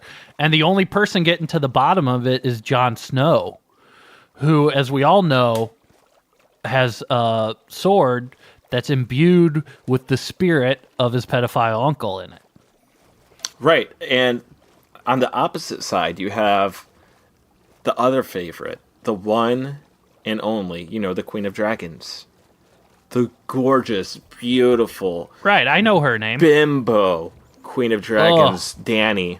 She has, big double D's, big blonde hair, platinum blonde. I mean, you made her. 6-inch heels in every scene. Ugh. Right. What's her name? I'm sorry. Dani. What's her name or again? Daenerys, Queen of Dragons, or also known as Khaleesi. Oh, yeah, Dani. Oh, I know Dani. Yeah, you created her. Based off the famous... she was actually based off of... First of all, she's like a prototypical dream girl, and I just plugged her into the show for jack-off material. And second of all, she's named after Danny Ainge, my favorite basketball player of all time. Whoa. See, this is the kind of stuff us fans are waiting to hear. So... Oh, yeah, baby. Dani is clearly just... She saved all of the brown people on the islands and the continent across the river, ocean, and they all love her. Australia, yeah. And they all worship this, this bimbo that came out of nowhere. She controls dragons, and they're all different colors, and red and blue and green and yellow and gold. And there's a black one, and it's cool, and she rides it, and it flies, and it it's breathes really fire. Cool. It's really cool. It's fucking badass. If you had the dragon, she rides around on him. Right. She's like a White Snake music video, basically. That's what I designed her as. She's like a White Snake music video. She is the personification of a cool spray paint hood on a muscle car. And I try to do this for the fans specifically. Every scene, you worry that maybe, just maybe, I kind of have the strings of her clothes shredded a little bit. Like maybe this is the scene where if her shirt fell down, she would be showing me the twins, if you know what I mean. And I want to keep the audience in suspense because maybe one day those twins will be shown if they are revealed by the shirt falling due to poor fabric. So Dani is gearing up. She's crossed over to the throne land, if you will, and she's joined by a handful of curious characters. Joining the cast this season characters was the great Dennis Rodman, which had to be the wild Worm. for you. Oh, I love working with the Worm. He reminds me so much of my favorite basketball player, Danny Ainge. Except for mentality and play style and race, they're basically the same guy. Well, Rodman is just such a weirdo. What a freak, man. I mean, was he crazy or what? Oh my God, he was so crazy. Me and him took this bender weekend in North Korea, and we started burning all these propaganda posters, and I totally got branded on the ass. But guess what? There was a Solid Snake style parachute thing that he pulled, and we got shot up into the air. And it turned into a basketball, just like in Double Team. It definitely turned into a basketball, and, I think Kim Jong-un, that's the loser in charge of North Korea at the time. We kept going around to his shitty farms and kicking the dust around and saying, nice farm, loser. Look at all these bag of bones you got over here. Besides Dennis Rodman joining the cast, we also had some new faces. Rob Schneider, Andrew Dice Clay, Rachel Dolezal, all joined the cast. And was it you that personally selected all of them, or how does that process work? I personally selected all of them. I'm going to be honest. We've been doing this show for 11 years. Right. It's getting kind of boring, I consider myself an artist, and I want things to keep evolving. And, I decided that maybe we should go with some actors that just... Maybe they don't act. Maybe they shouldn't be actors. Maybe, I'm going to see what Rachel Dolezal is just a fucking 10 out of 10 babe. So it's got to get her on. Rodman, I keep looking on eBay for a Rodman jersey, and they're like $110. I'm going to see if he has a couple extra lying around. Rob Schneider's just the funniest fucking man on the planet. Holy shit. Oh, no doubt. All that shit is so good. Dude, if you got a Netflix prescription, if you have a prescription to Netflix, go ahead and Google Rob Schneider, and that shit's really good, man. Oh, he's the best. The hot chick. No, I'm putting him on. I love Game of Thrones. I love running the game, The Throne. All of it's so good. But How about a little time for Branson? Everybody likes my show so much. What about Branson? A little me time. I mean, you need time to write. You gotta be left alone to write. Show's not gonna write itself. I'm going to be really honest with you. It is really easy to write these books. Have you ever written fantasy? I will. It's a bit Michael, embarrassing. have you ever written fantasy? A bit in college? I dabbled a bit in college. I will say you can write a fantasy novel in about 3 weeks. Nothing you do is ever wrong. You just all the women. Here's what you need to know about a fantasy novel. Okay. All right. Figure out what race are the bad guys. Make them act like a certain race you don't like in real life. Right. Fantasy novels basically invented racism. You just do that. You find out some swords and some shield shit. You make up your own type of metal that's the strongest.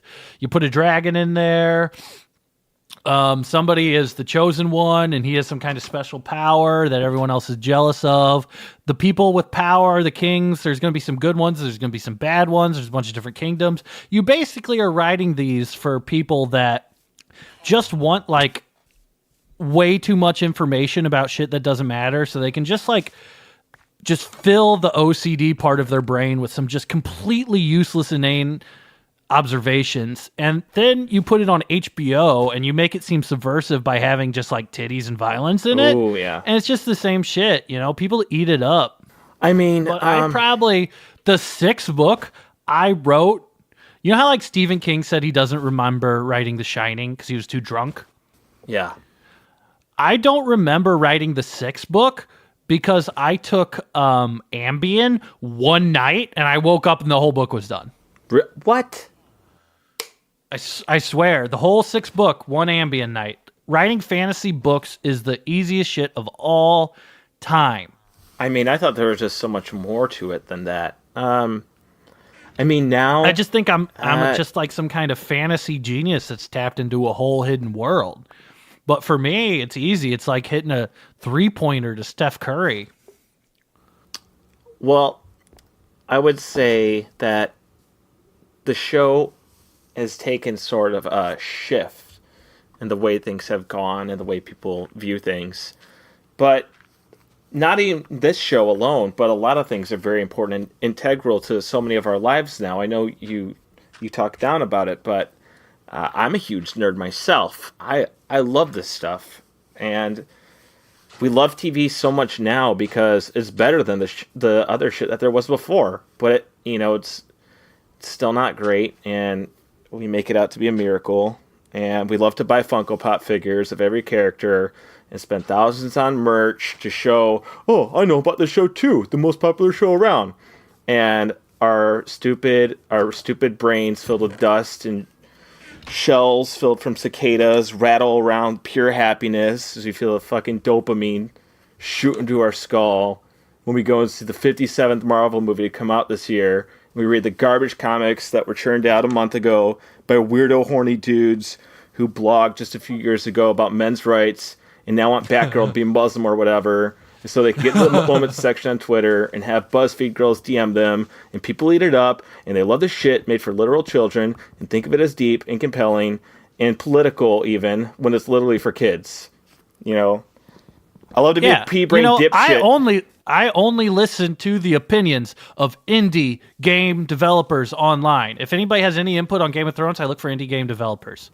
I love to be a pea-brain dipshit and find my purpose in pop culture, even though it's formed for the sole purpose of making a shit ton of money. And we take everything that we watch and have to make it into like some political token for our own biased views. Like, it's like how these coastal writers are making juggalos out to be like progressive socialists, despite them all being like wicked dumb and stupid as shit and disregard our responsibility and are exactly let's give the leadership racist reins to the guy in clown paint with 4 DUIs.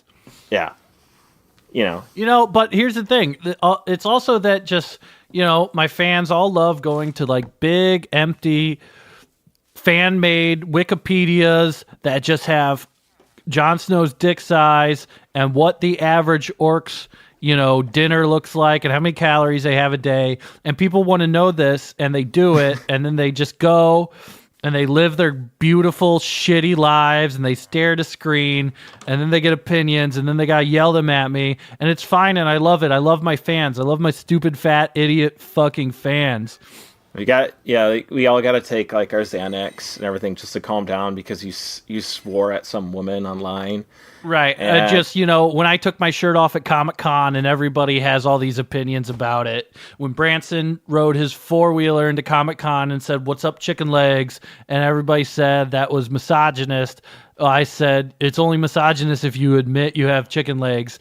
And then when I was at the diner outside of Comic-Con and I asked the waitress if she had frog legs and then if she could hop to the kitchen and get me some coffee, and everybody got mad at me then, and everybody gets mad at me, but at the same time, I'm super rich, and no matter how you get mad at me, it's not going to change anything, and I'm still going to be rich, I'm still going to be cool, and I'm still going to be drunk driving my four-wheeler around downtown LA, and no one can stop me, and I'm going to the Laker games, and I'm sitting next to Jack Nicholson, and I'm spilling my beer on his old, fat, leathery face, and I can do I can do all of this, and no one can stop me because I'm a billionaire, and I create Game of Thrones, the coolest show on TV, starring Jon Snow, who's based on John from The Office. Jim from The Office. We all just eat it up because we're such stupid dipshits that we find happiness in the most inane, stupid shit anymore. And that's stuff why like ICP and wrestling is good, and trash culture is good because some 5'2" dipshit weasel from New York City named Kate Grollis wrote a piece on it. If four people like it and you don't like it, you're fucking racist. And it's good, and if you don't like it, you're a dick. It's fucking good. Because we're all fucking idiots. We're all gonna fucking die. All right, back to Jon Snow being based on Jim from The Office, right? Which was his original name in the books. You can tell he's based on Jim from The Office because when he kisses his sister that one time, he looks to the camera and does one of those classic eyebrow raise. It hits him with the Jim face, which I've tried to change to the Jon Snow face because Jim from The Office, he died or something. That show's not on it. John is like Jim and Danny's like Pam, and it's like Jim, Pam, Office face, like will they, won't they kind of thing. You got Jim and Pam Office Space and the American Office and the British Office, and you have Officer Down, and all of them essentially are conglomerating into this large fantasy universe where the main plot of it is me making $1 billion. Now, we had some curious fans that emailed me, and I've seen this on many of the subreddits and the Twitter sphere.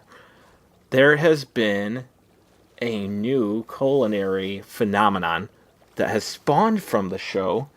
I've seen characters have been seen eating them in the show, and a lot of the fan viewing parties now have them as a staple. Tell me about the food bowl. What is the Branson food bowl? Branson food bowl is something that I've eaten most of my life. It is a custom culinary creation that is about insane efficiency. Right. Here's what you can do. Most people eat their food off of a plate. Okay. To me, that seems to leave a lot of room for error. It is wiser to eat out of a bowl because you're less likely to spill it all over you. That makes sense. Same way that the chili shirt was invented is the same way that food will be eaten out of a food bowl. So here's what you do. Instead of having all your meal in a separate section of the plate, you just throw it all in the bowl and you just start eating out of the bowl. It doesn't matter what it is. It's great because I don't want to eat bread anymore. So I just throw everything in the bowl. Here's what you do. You cook up some greens, you cook up some sausage, you cook up some mushrooms, you saute some mushrooms, you maybe get some corn, you get a can of corn, you boil the corn, you throw the corn in there, throw some beans in there, who cares? It's a food bowl. And so you basically kind of go into your pantry and you find all the stuff that you haven't eaten and you just throw it in there if it's good for you. It doesn't matter if food tastes good. There's no point in food tasting good if you think about it. Throw it all in like a styrofoam bowl. Eat in the bowl. It's a Branson food bowl. You got some hot dogs, right? Let's say you don't got any buns. Oh, I better throw them away. No, cook them all. Waste. Cut them up, throw them in a bowl with something else. What else you got? Spinach? Yeah, throw some spinach in with the hot dogs. What else you got? Mustard. You got some string cheese? Throw it in there. Mustard, throw it in there. Food is just a means to an ends. I don't care. I'm gonna do the food bowl. Do you still frequently eat the Branson food bowl, even though you're a billionaire? Almost every night, because I just see what I have in my pantry. And, the food bowl ingredients may be different. It's mostly caviar and, like, smoked salmon and, whatever rich people eat, skull, chewing tobacco, and I just throw it all in there and I eat a food bowl. Now, I have a question. Could you have Salisbury steak in a food bowl? Salisbury steak is a food that maybe missed its proper generation, because Salisbury steak is the perfect food for a food bowl. Probably the dumbest food. You think about the KFC famous bowl, which you have some corn and you got some cheese and you got some mashed potatoes and you got some fried chicken. Pretty good. But guess what? The fried chicken doesn't mix well with stuff. That Salisbury steak, you're going to cut through that like butter, baby. It's going to go right in that food bowl. So if you have Salisbury steak in a food bowl, could you do chicken cacciatore? What do you think of that? Could I do what in the food bowl? Could you do chicken cacciatore? Oh, chicken cacciatore. That's a famous extinct food like Clam's Casino. And the thing about chicken cacciatore is that no one knows what it looks like anymore. You know how like they do velociraptors in Jurassic Park and no one knows to give them feathers or not? Right. No one knows to give them feathers. Chicken cacciatore is the same way. No one remembers what it looks like. It's almost like people are remembering different versions, sort of like a Mandela effect or like the Berenstain Bears stuff that you saw online over the past few years. Right. So Salisbury steak, is it in danger of going extinct, do you think? I mean, I haven't seen it in years. Guaranteed. No one knows. I mean, Salisbury steak, if you ask like a 13-year-old, have you ever had Salisbury steak? They're going to say, get out of my house, old man. Yeah, well, I think that we can maybe save it. Maybe you could write it into the show. Salisbury steak. I think I might. I might start writing about chicken cacciatore, but the problem is it's just not a good food for the food bowl. You don't think so? I thought anything could go in. No, it's just not going to work. It's not going to go in the food bowl. So maybe it deserves to die, because I think in the future all food will be out of bowls. How do you mean?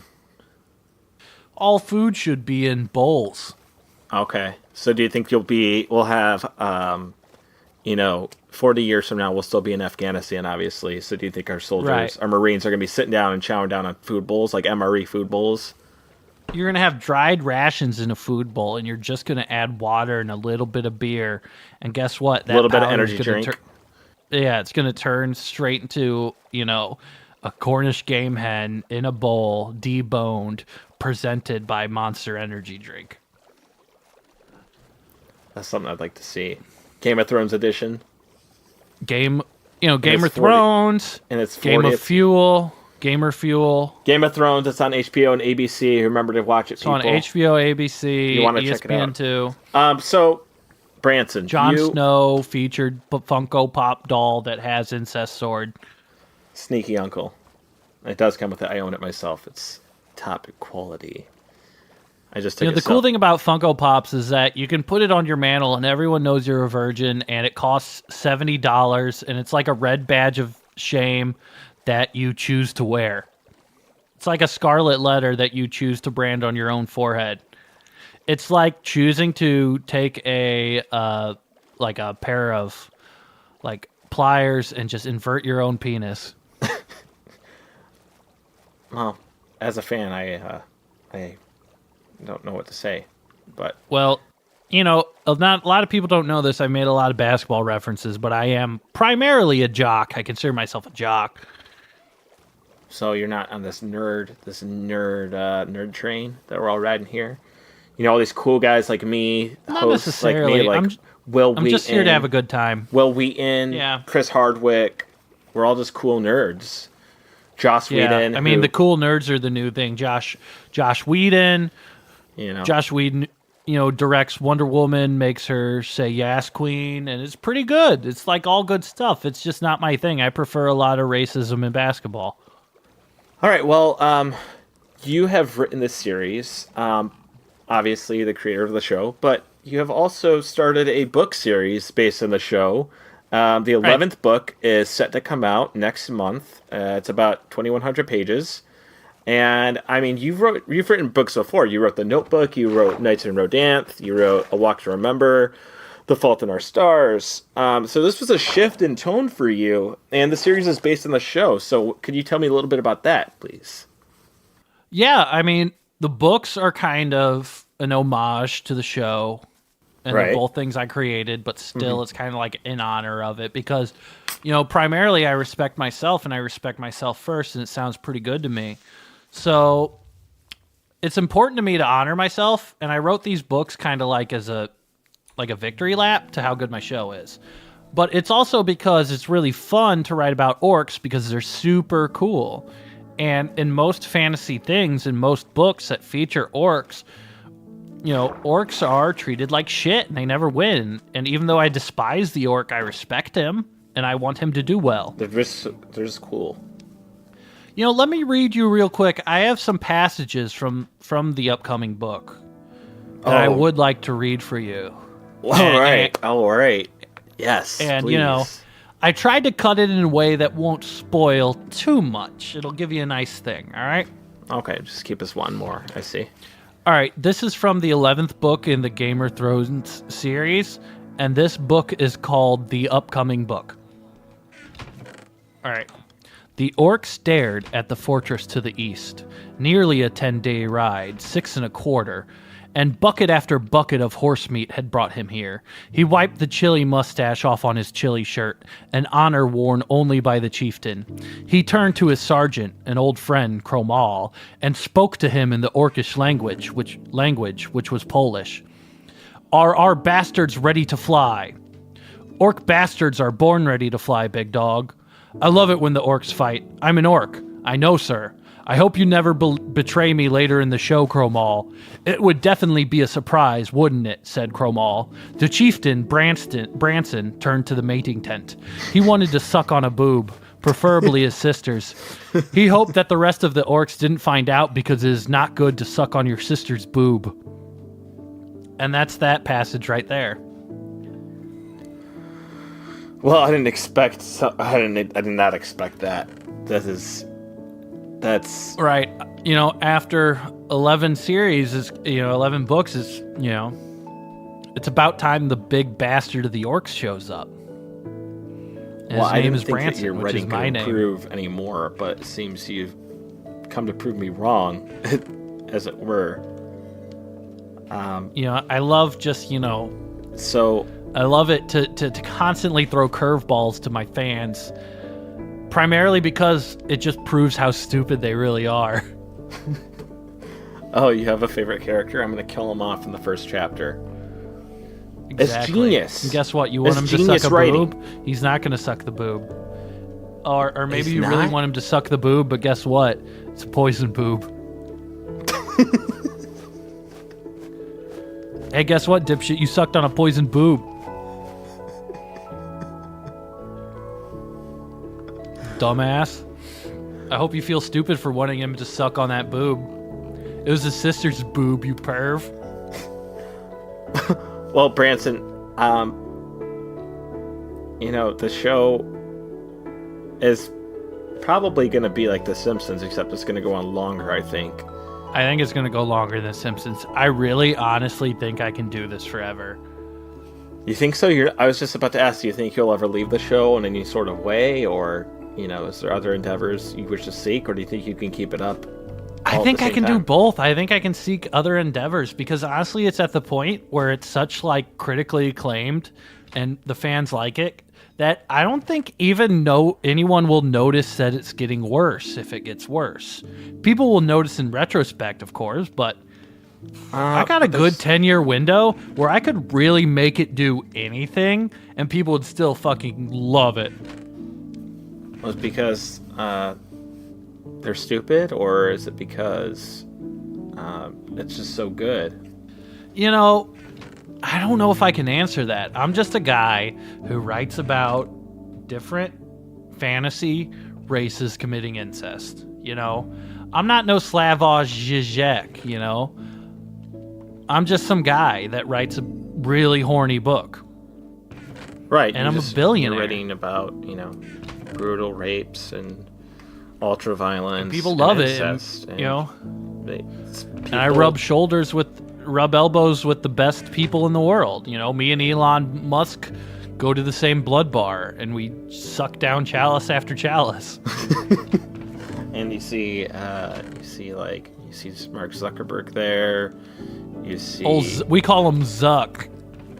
He loves to suck your blood. You know, just really cool. Me and Elon Musk will invite him over and call him Dick Zuckerberg. You know, he gets really mad at us. Is that where they have Steve Jobs' corpse? They have it floating in that tank. In the blood bar? Mm-hmm. Well, they keep trying to bring him back to life by shooting random people's blood through him and electrocuting him, and it makes the whole blood bar smell kind of bad.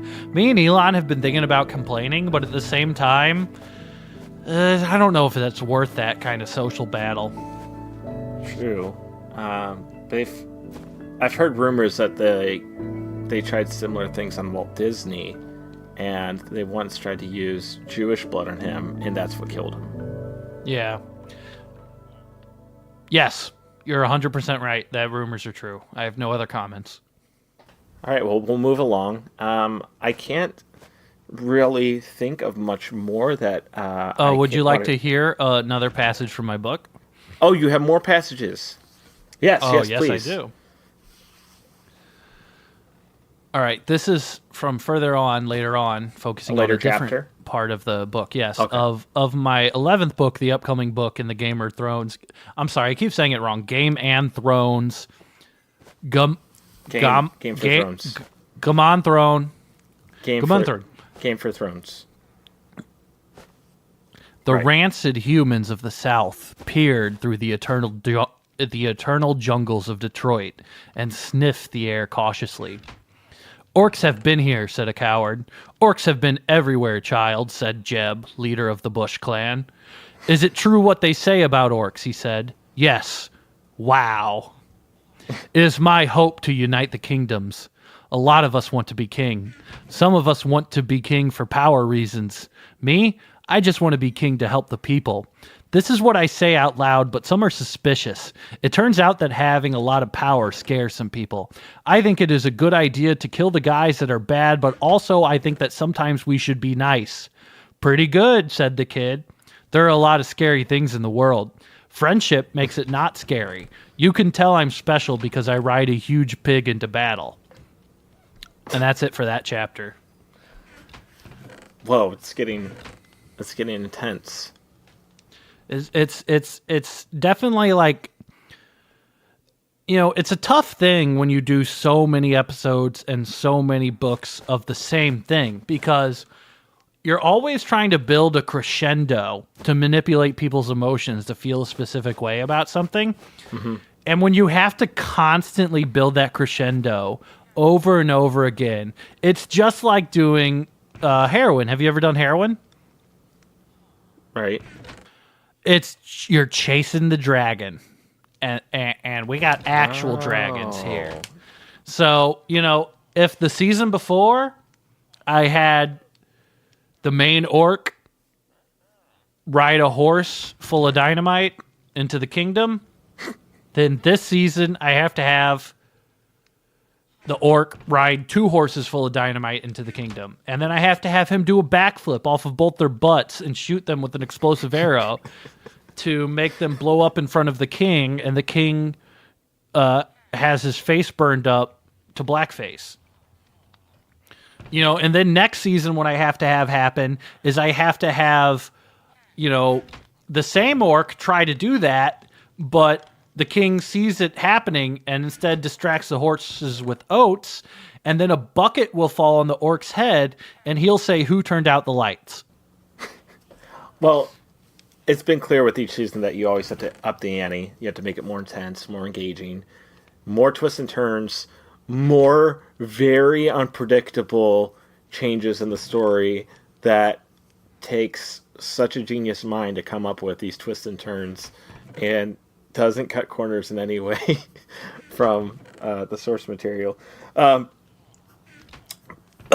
if this show goes on for 20 more years, I'm just going to copy off of Star Wars. That's the only way I can bring him to space, because then I have a whole bunch of other choices. You might not want to say that on the show. But do you have more? Did you have more from the book, or was that all? I have one more from the book, one last passage. Okay, please go ahead.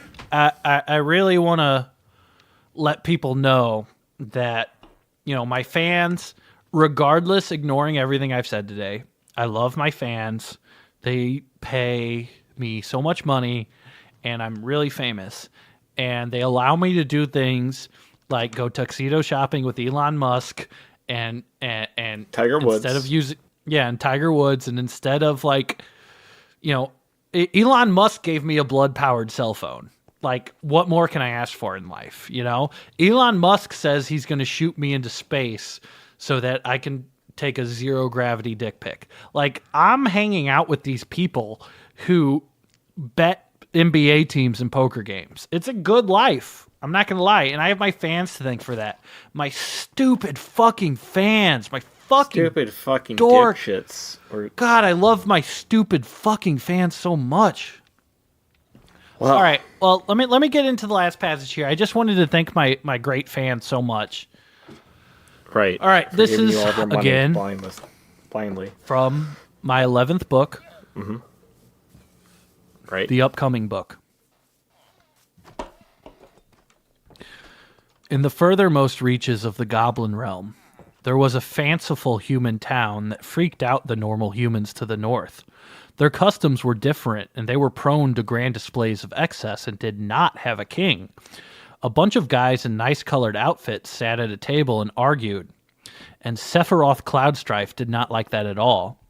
The ways of war were strange, but he had to be here, and not at home, kissing his sister, French style, of course, that's in parentheses, and having sex with her in low, flattering lighting. Also, he had a sword. The hilt of the sword had a cool animal on it, like a tiger or an elephant or something. The sword had a name, and it was a famous sword, and when people saw it, they made a comment on it about how famous it was. "Pretty good sword," said the merchant. "Thanks, it's famous." Sephiroth proceeded into the common hall to make a big speech about killing orcs. Everyone thought the speech was pretty good. When he approached the podium, there was a hush among the audience because they knew he was important and his sword was famous. He began. "Orcs are fucking weird. They are green and bigger than us. They are also mean and dumb. We treat our horses pretty good, and they put them in buckets and eat them. It's not good, man. Orcs are gay. I hate them. They are so shitty. Orcs smell like shit because they are messy and eat in bed. They piss on each other and laugh. It's so fucking weird. God, I hate them so much. They are so fucking stupid. They think it is funny to shit. What a bunch of morons. I wish bazookas were invented so I could blast them with them. Holy moly. They are really mean and would kill us all if we could, so we should kill them all first. I hate that they are stronger than us, but that is just how they are. They wear their jeans with a big hammer loop on them for a hammer, but they never use it. They just like how it looks. What a bunch of pieces of shit. Boneheads. They are green, and that's so weird. Also, they have noses like a pig, so we should kill them like a pig. But we shouldn't eat them because they eat us, and if we eat them, then we're the real orcs. They're bastards. I hate it. Fuck. I'm getting mad. I don't even want to talk about them anymore. I hate orc. I want to beat and kill them. Is that all? That's it.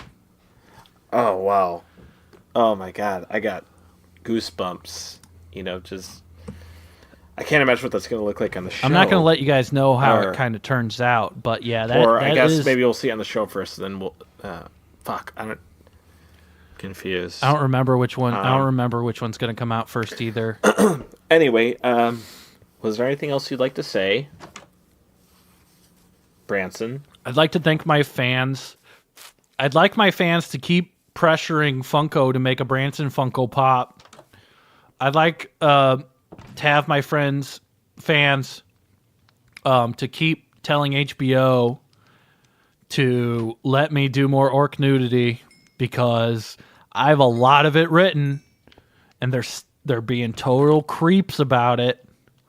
They really only want human nudity, and I'm just thinking that maybe we can get somebody jacking off to something different, and maybe we can open a whole new thing, because I'm really getting bored of, like, all this incest human nudity, and I just want some orc nudity, and I really think, my show Game of Thrones is the reason why the incest tab on Pornhub is so popular now. And I'm really mad about that. And I want to make the orc tab just as popular. Well, I think we can all I'd like to give a special shout out to Kendra Lust as well. And Kendra Lust, you know I love you, baby. Looking forward to working with you in season 12. There you have it. Game of Thrones on HBO and ABC. I wanted to close with, for the past 11 seasons, going to the 12 seasons, the score has been done on the show by Imagine Dragons, because the show has them and you don't have to imagine them anymore. So when the last finale aired, it closed with Radioactive being played. So I was wondering if Branson, if you'd do us all the honor in sing that famous song that had us all just chills sitting there. I see it in my soul, something to make the system roll. Welcome to the new age, to my webpage. Welcome to the new age. Oh, radioactive, I'm waking up. I feel it in my soul. bones. Got to make the system go. Bones. Welcome to the new age. To the new age. Something up the prison yard. The big bus is going fast. Something's out. There's catacombs. Whoa. That's the whole song. Imagine Dragons. All right. It's been a pleasure.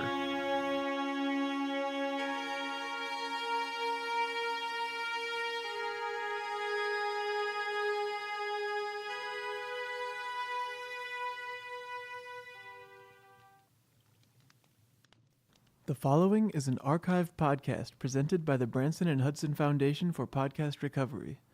This podcast is entitled The American Stream. This is the first and only episode of the podcast. Welcome to episode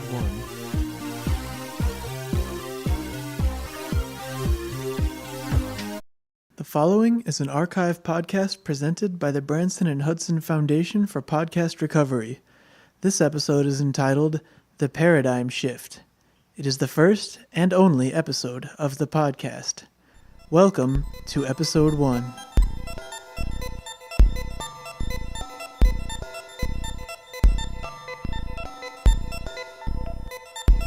We would like to invite you to participate in an exodus of innovation. There's a better world within everyone, yet with precise social optimization, only a select few of thought leaders and influencers will summarize upon it. Through networking of multi-channels, the pivot to new endeavors will allow us to ideate a future that is possible at this very moment. Welcome to the Paradigm Shift. My name is Ben Wexler, and joining me is my co-host, Kevin Drummond-Chang. Kevin, how are you? I am doing good. Innovative greetings to you. I would like you to thank you personally for inviting me to your beautiful, I guess it's like a tech stronghold, a tech cityscape almost.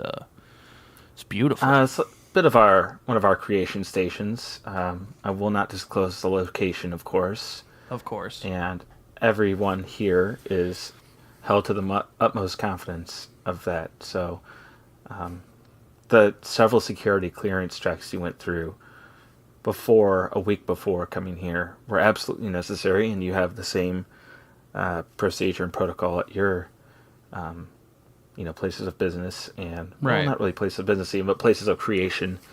So thank you very much for coming. Oh, no problem. Dantos is great. I definitely have just as rigorous a process, but I do envy how thorough your searches are. It really was, I was kind of shaking in awe.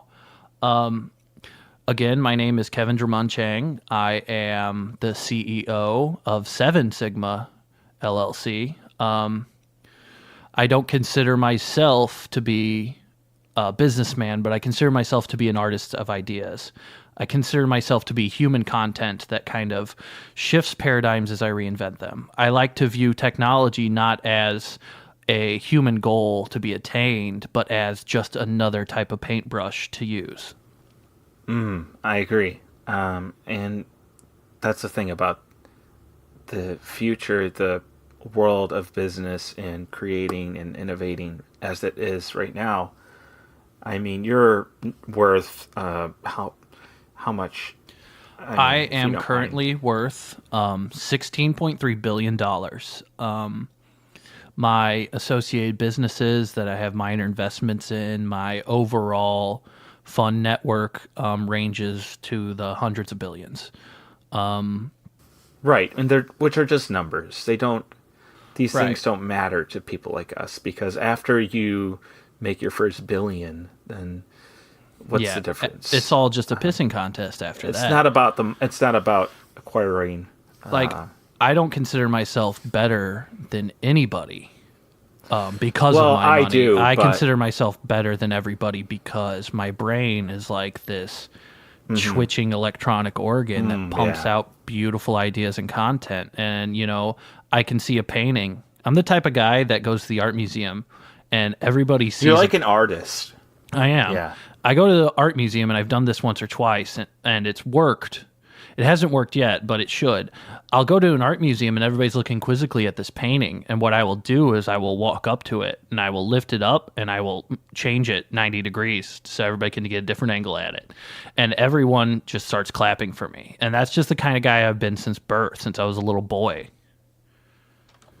Right. And we're not, some might call us, geniuses, innovators, tech moguls, startup guys, whatever, tech bros, which I'm not found I'm of kind of like a myself. millennial Dracula. That's how I envision myself. I kind of just consider us storytellers, We're not creating just products and making a better world with those products.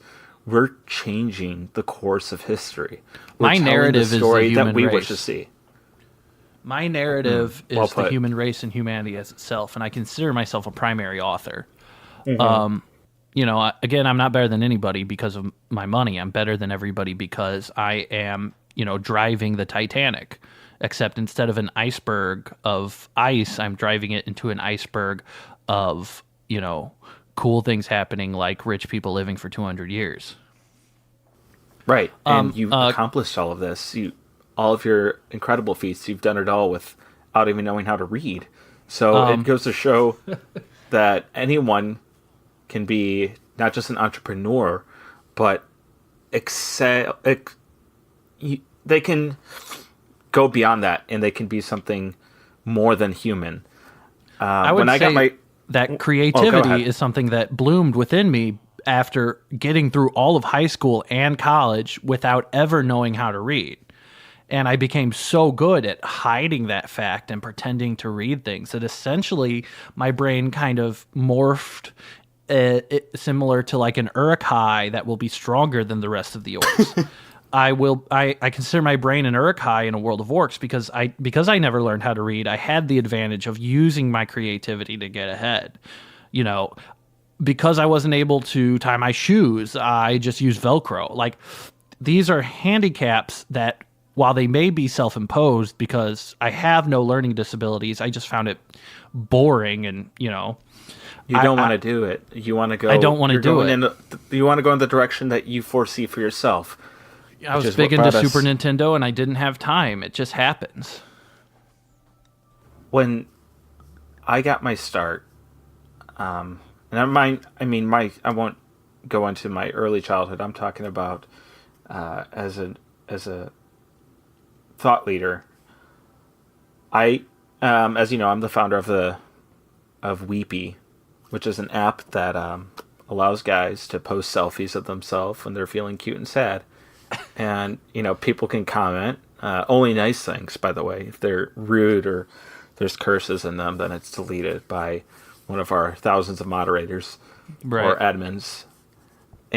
Or people can message you. Video is coming soon. But if you want to just post a shirtless or crying pic or both, it's perfect for that. And we have If you want to show everyone 40 how million soft your registered hands users. And that idea came to me. I've used when Weebly. I love it. I was still in college at Brown, as you know, and I was sitting in a Starbucks with my MacBook like I normally did.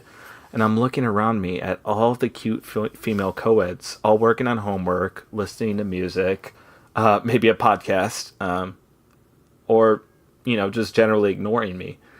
And I turned on my webcam on my MacBook, and I saw that I was looking very sad, but also very cute. And I wanted these women to know that, but they just weren't noticing me. So that's when it clicked. Why not? Why can't I make this? Right. Before that, you had to kind of hunt and peck throughout the internet to try to find maybe a thread where women were talking about, maybe, times of the kinds of depression they go through, and maybe they post a crying selfie and you want to get in on that. They can do it. Why can't you? You're a real feminist. You believe in that, I definitely enjoyed your website. I like posting pictures of myself. And I need women to know just how much inner turmoil I have. The hardest part about using your app is faking all the crying. I just haven't cried sincerely in 20 years. Mm-hmm. I would like to talk a little bit before we get into a lot of the personal stuff on some of the recent business happenings within my own sphere of influence. I would like to formally apologize for the Die For You app, which has received tons of backlash. I wonder why that is. It seems like a perfectly month. sensible. It seems like a perfectly sensible app that many people could use. Silicon Valley find gets a helpful. bad rap, but at the end of the day, Silicon Valley is the number one rebeller against social justice gone wild, because I created an app that is a useful tool. Attractive women who are poor and don't have health insurance and are getting their health insurance taken away can be matched with rich libertarian dudes who just want a wife. And they can arrange a business transaction where they will get married to the rich libertarian man who will in turn provide them with health insurance. Now, some people say that this is essentially rape, that they have to choose to die or marry a pasty Oculus Rift style goober. And to me, I say maybe, but guess what? It's what the market dictates. And last time I checked, this wasn't Soviet Russia or Soviet Europe. This was Soviet America. And here, we like to do things by the book, by business, because I'm a businessman first and foremost. And I need to know that this way of life is going to be protected. And I need to know that these rich libertarian dudes, who are the only men who should be having children because they're the only men that can afford it and send their kids to coding school, They're only the only logical. they need to reproduce. The only logical men running things anyway. So why wouldn't we want our children to come from those people, as opposed to maybe someone of a different I mean, you look ideology recently at Google, or even race, right? And just because one of their programmers was going around, taking phrenology pictures of other races' skull bumps and using his calipers to measure the size of women's hips to see how big of a brain could their coding baby have, that just seems like science to me. And that seems like something purely logical. And meanwhile, in PC Gone Wild, Middle America and the East Coast, you have all these women with such vile, ridiculous things as short shorts and nasal piercings. And they're the ones saying, oh, no, you can't do this. Oh, no, you can't do this. It is directly in the way of science and progress. Well, he simply wrote a letter, which made a lot of sense. And just because he said that the clitoris is a vestigial organ doesn't mean that he deserves to be fired from his job. I mean, you can't argue and fully prove that he's wrong. And there's... I mean, you cannot... His further statements where he said that the female orgasm is inherently unnecessary and a old wives' tale. Doesn't mean that he's a bigot. Just because he said there is no evolutionary reason for women to enjoy sex. Men enjoy sex so they can bust as many ropes as possible and get as many people knocked up. And if you have a big brain, you deserve that, because we're not primates anymore that just fuck the biggest gorilla next to them. Pardon my language. Well, you're going to run into controversy, and the purpose of the human race and biological ethics in general. For instance, I own and founded the company Thanatos, which is a research enterprise, and it created an instant coffee maker using atomic restructuring, and you only have to change the cartridge once every 2 years. You know, it was a huge deal. Everyone has one. It's a multi-billion-dollar endeavor, but also Thanatos, and just because it had radiation and leaked radiation constantly, the X-Men got their powers from radiation. So did the Hulk. Some people think that there are historical fiction readings of Tolkien in which the Uruk-hai are products of Hiroshima. And I think that you shouldn't be scared of a little radiation because it's normal and it's healthy and it makes you X-Man. Well, I was going to say that besides the coffee maker that Thanatos is mainly known for, there are other branching projects that occur there as well that we're very excited about. We use embryonic stem cells to grow new hearts for, one percenters, and it's been very successful with the cryogenics organization we formed. We were the first to freeze and revive a child. And I mean, it died after 30 minutes, but still, but big people don't step. talk about the fact that the kid had autism before you froze him, and there's no way of predicting if that would work or not on a healthy child, and they keep trying to stop you from doing that. And we've been protected under federal law against investigation, much like Monsanto. And I will not comment on the use of children in research. The free market is what will allow these ideas to bloom without restriction.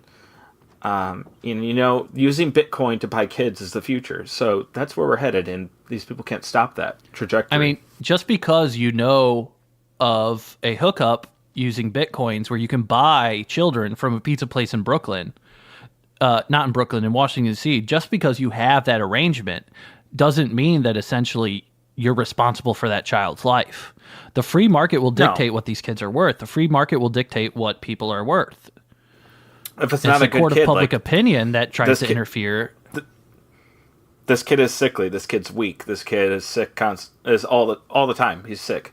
I don't want a kid like that. Get rid of him. Toss him. I can't use that. Which brings me to my other point: is Thanatos is developing a sort of genetic customization using the newer but relatively cheap CRISPR technique, and essentially it removes specific base pairs within the human DNA, essentially allowing you to remove any unwanted genetic traits. And you can remove certain phenotypes if you want to become black. If you want to do that, you can do it. If you want to, that's run by the Dolezal branch, is it right? Indeed, it is. And I can assure you that it works. I mean, I became a Polish person for a day, and it was horrible. But I'm not afraid to prove our work. Vile. And I will go before anyone else to test it and prove it. And we're working to make tall people all shorter in the future because tall people aren't fair. It's cheating. You're 5'5", I'm 5'4", but who's counting? Yeah, well, basically the way I look at it is with this project is life is like an MMORPG. And white people are probably the most balanced race, probably the best one to play. But we could use a few different racial skills from other people. And ethnic restructuring has really become our wheelhouse at Thanatos. So and I know you've already had multiple volunteers. Shanley, DVS. I mean, I don't want to name people directly, but I know that you've had multiple volunteers stepping up. We're denying so many applications because we just can't receive them. Yeah. We can't receive them all. And I mean, there's so many white kids that are, volunteering to become Japanese, and so many Japanese kids that, are volunteering to work for you. And these kids, I mean, if they can afford it, then, we'll do it. But you have to be in a certain, I guess, family or have certain connections. There's people that are applying to this project because they want to become, in quotation, a hoe. And it's like, you don't have to go through this process to become that. I don't know what these kids are talking about. I don't know what these kids want, but I know that there's been many applying to become thick and many applying to become slim thick. That we can do. We can help with that, right? You can make people thick. I hadn't read that yet. Well, it's still in the very early stages. It's in, the alpha stage. But we're working very quickly and very fast, and we hope to hopefully eventually go public with it. So I'm very excited. Anyway, Kevin, are there any... I've been blabbering about my accomplishments for the past several minutes. What have you been working on? Do you have anything that you wanted to discuss today? Or anything you're very excited that you're working on if you don't have any secrets? And we've been in similar modes of genetic manipulation. As you know, most of my money has been made in the entertainment and the app industry. Right. I just pulled in a $125 million investment in my newest company, which, is amazing because even before I even had a name for it, before I had it off the ground, I went to a pitch meeting, and it was me and Palmer Luckey. And Palmer Luckey's looking at me, and he's got one of those 5 metal balls on a string, and he's pinging them back and forth, and that's an old business trick to get people to think about their testicles. And so we're sitting there doing that, and I just tell him, he's like, well, what do you got for me? And I start listing off a bunch of things, firing him off. Right. A lot of, I really want, that one face app got in trouble for making you be able to become black. Well, why can't I be an orc? Why can't I have a safe for work blackface app that can detect genitalia and, delete it? Why can't I have an app that recommends other app? Why can't I have a no-fap app that will put a chain on your dick and you have to get a stranger to unlock it for you when they can confirm you're within 5 feet of a woman?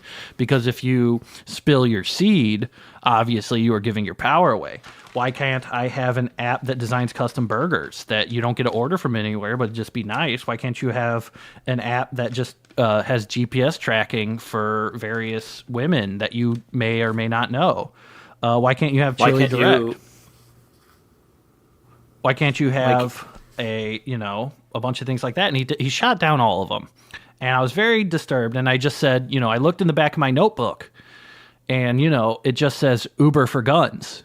And I say, Uber for guns? And he goes, Uber for guns. I'm like, Uber for guns. And he's like, what else you got? And I go with, hold on, I got more here. Wait, no, that's it. All I got, Uber for guns. And he cut me for a check for $125 million.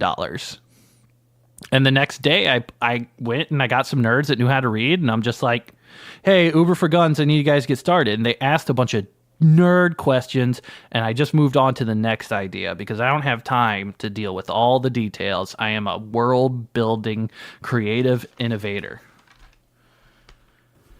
Well, the genetic thing came from all the app money that I've been getting recently. I have some other app businesses that I can mention later, and I just made a bunch of money pitching. I'm going to be making the E-Bombs World movie.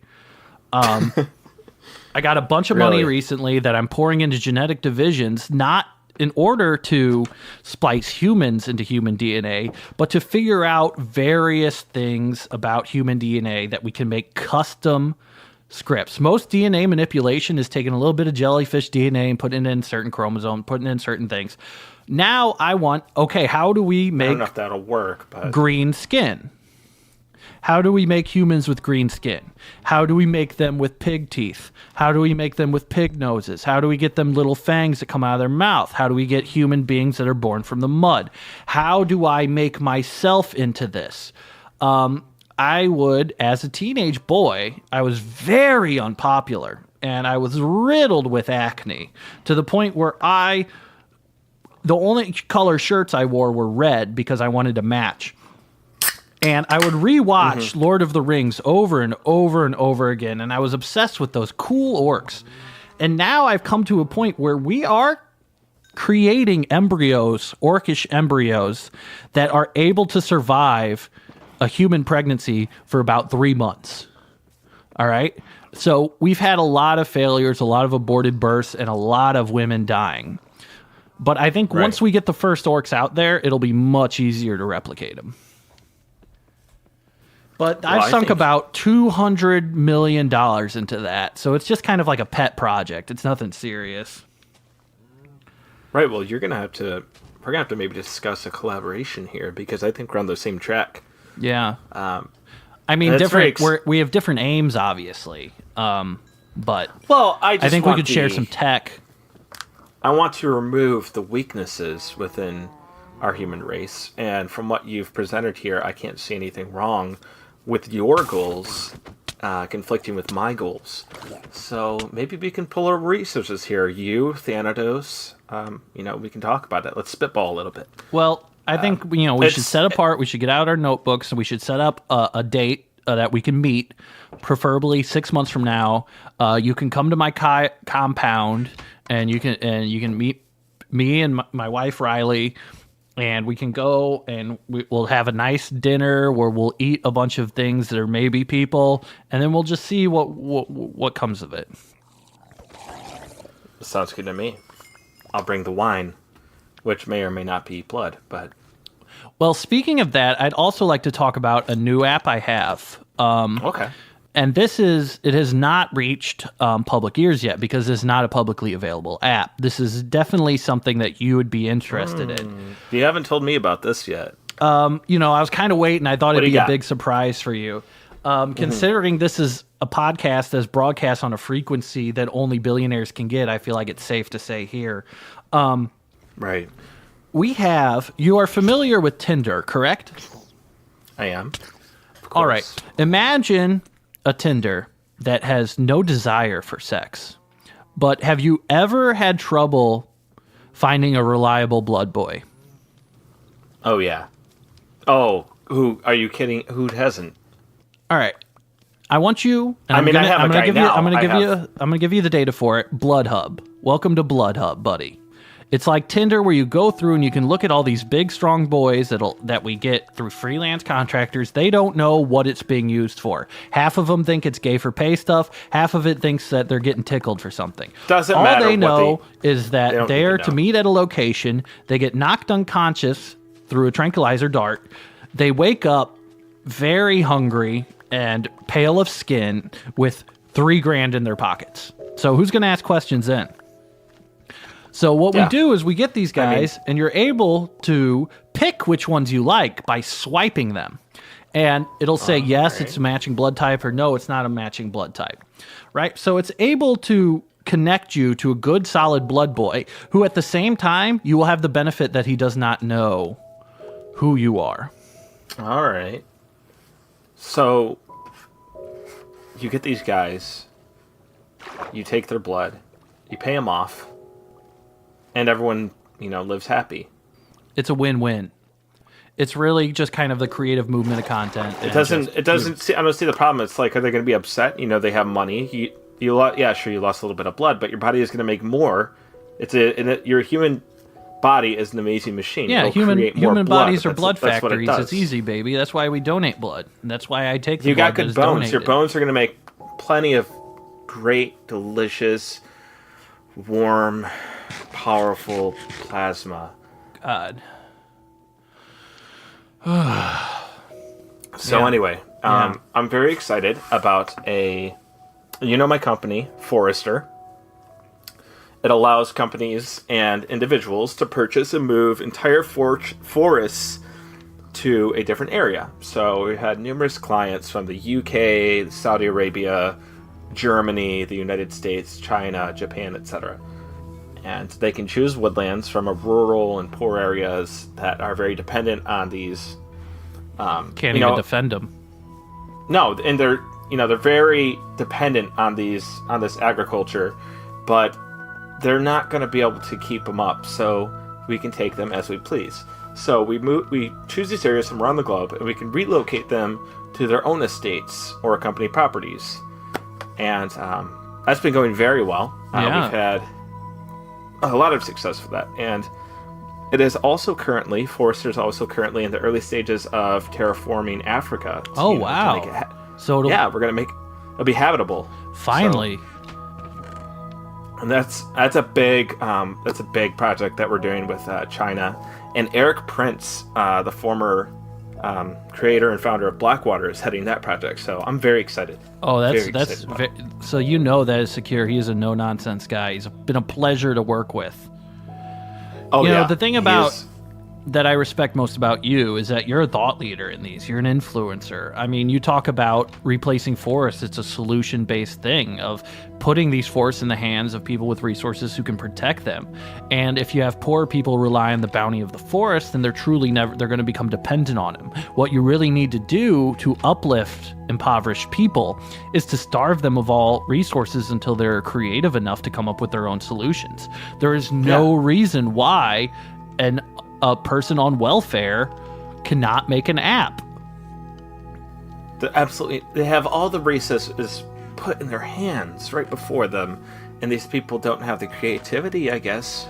Well, the problem is the inspiration. You can easily pivot your lifestyle in order to create a pipeline that aligns more with internet-based solutions. I mean, if you are a content creator who has these kind of resources in your wheelhouse and is concerned with monetization, all that you have to do is do some creative networking and ideate some more solutions based off of that. Anybody can code. You can go to, any website and they'll just have HTML on the website that you can just copy. You can just take it. Right. It's an unparalleled time evaluation, and the gravity of this situation is definitely going to lead to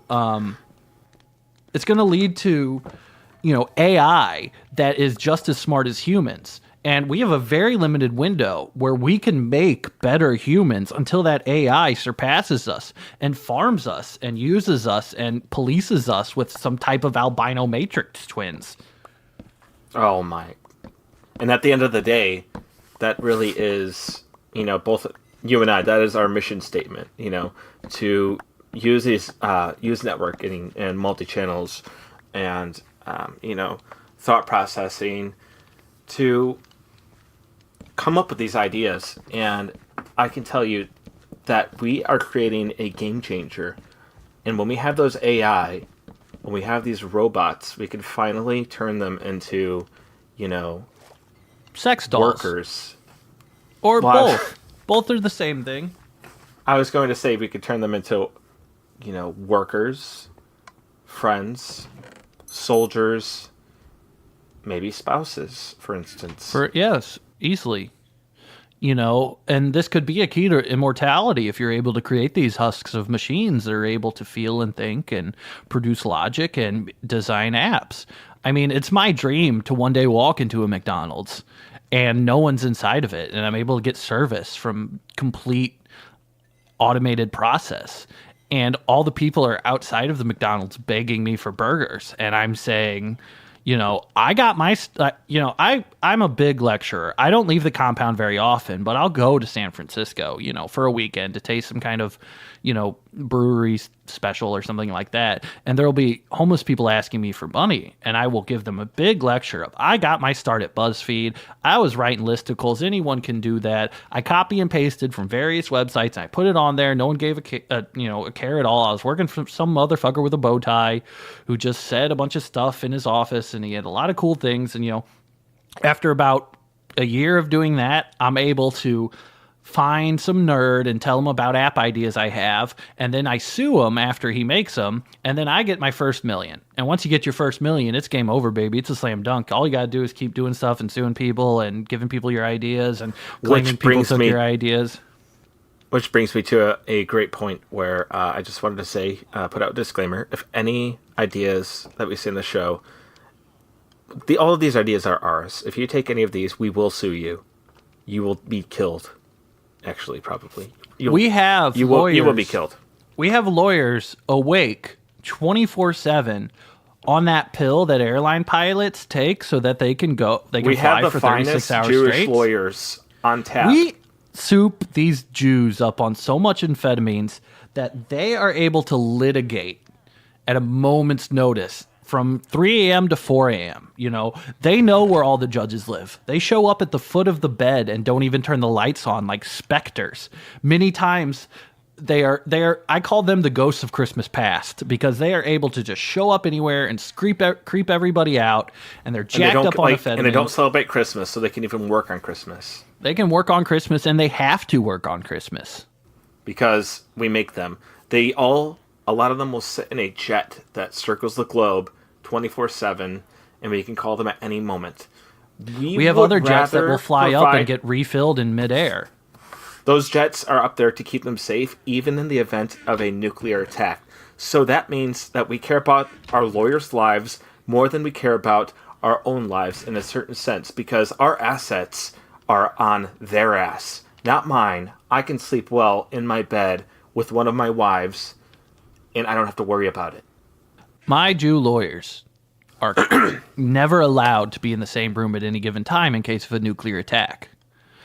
I treat my Jew lawyers like the two guys that invented Coca-Cola and have the Coca-Cola formula. They're not allowed in the same room. My Jew lawyers are not allowed in the same room, because if there is a tactical nuclear attack to attack my lawyers, which is extremely possible, then I'm going to have to, hire, some criminal defense attorney that just defends people like OJ. Meanwhile, I have my own custom DNA lawyers that are bred to argue and raised from birth to get into fights.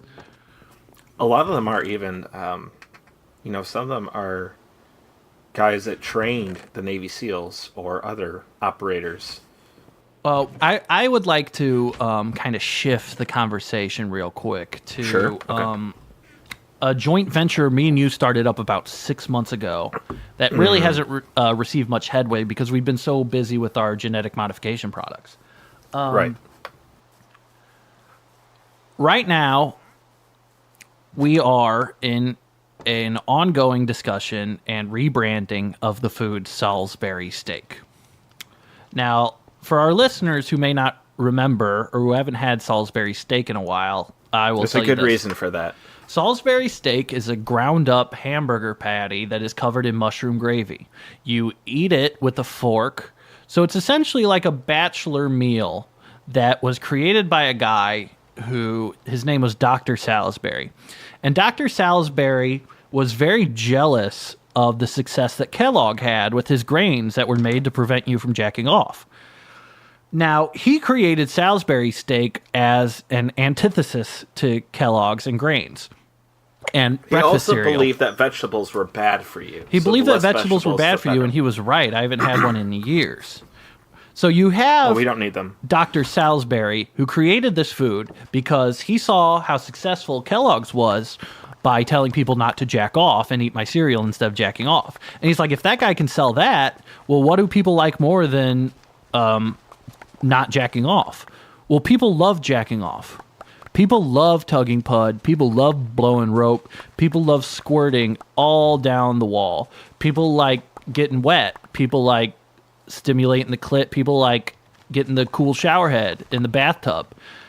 People like riding their pillow. People like Right. making, People like it. People like making, a vagina out of a paper towel tube and an inside-out rubber glove and a little bit of Vaseline.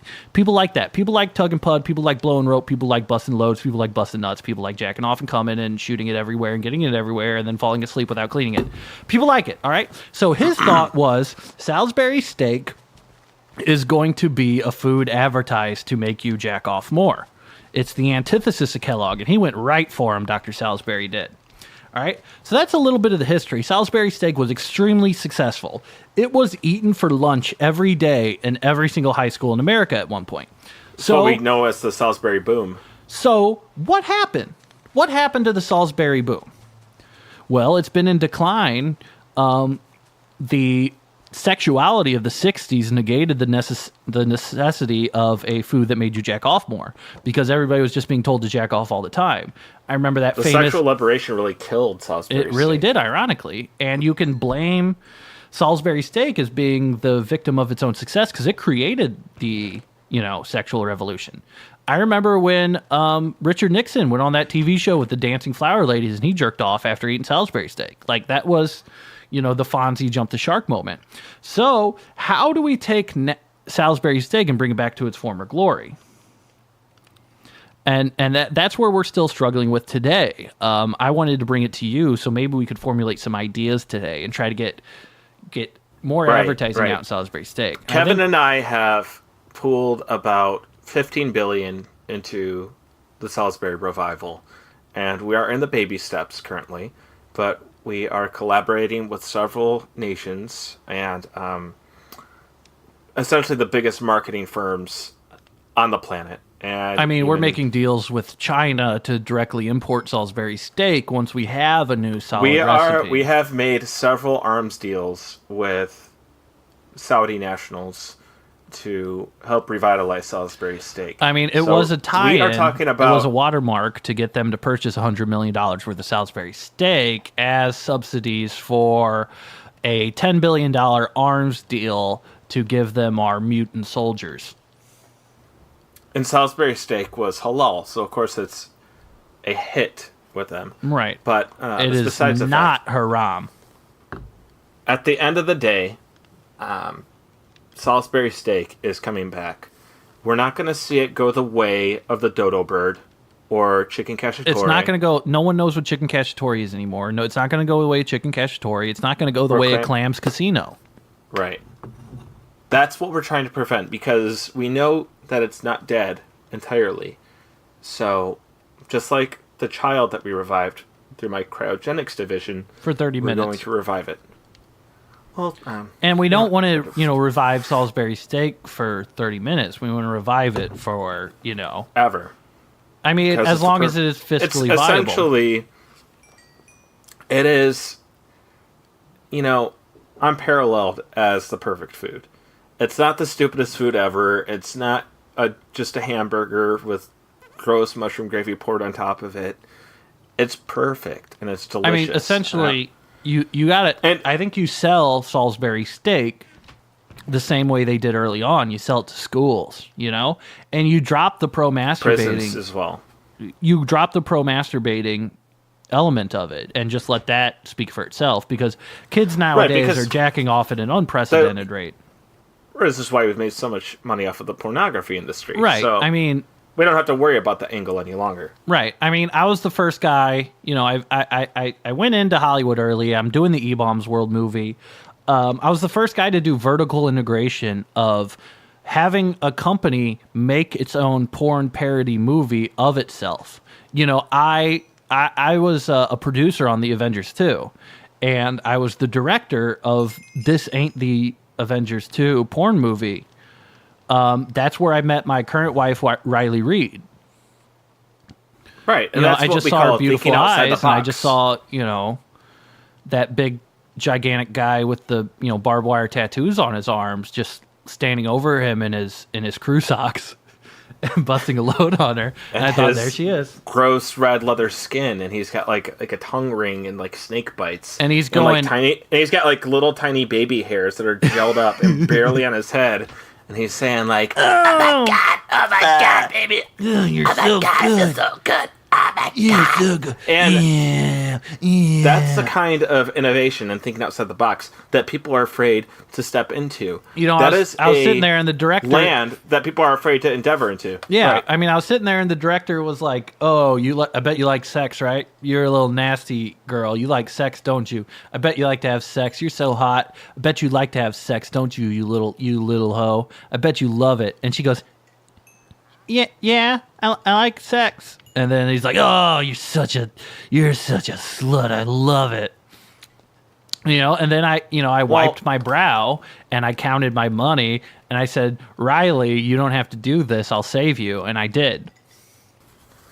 Now, we're getting a little bit off track here. The point is that... I'd like to just give a quick shout out to my wife, Riley Reid. I love you, baby. I'll be home for supper.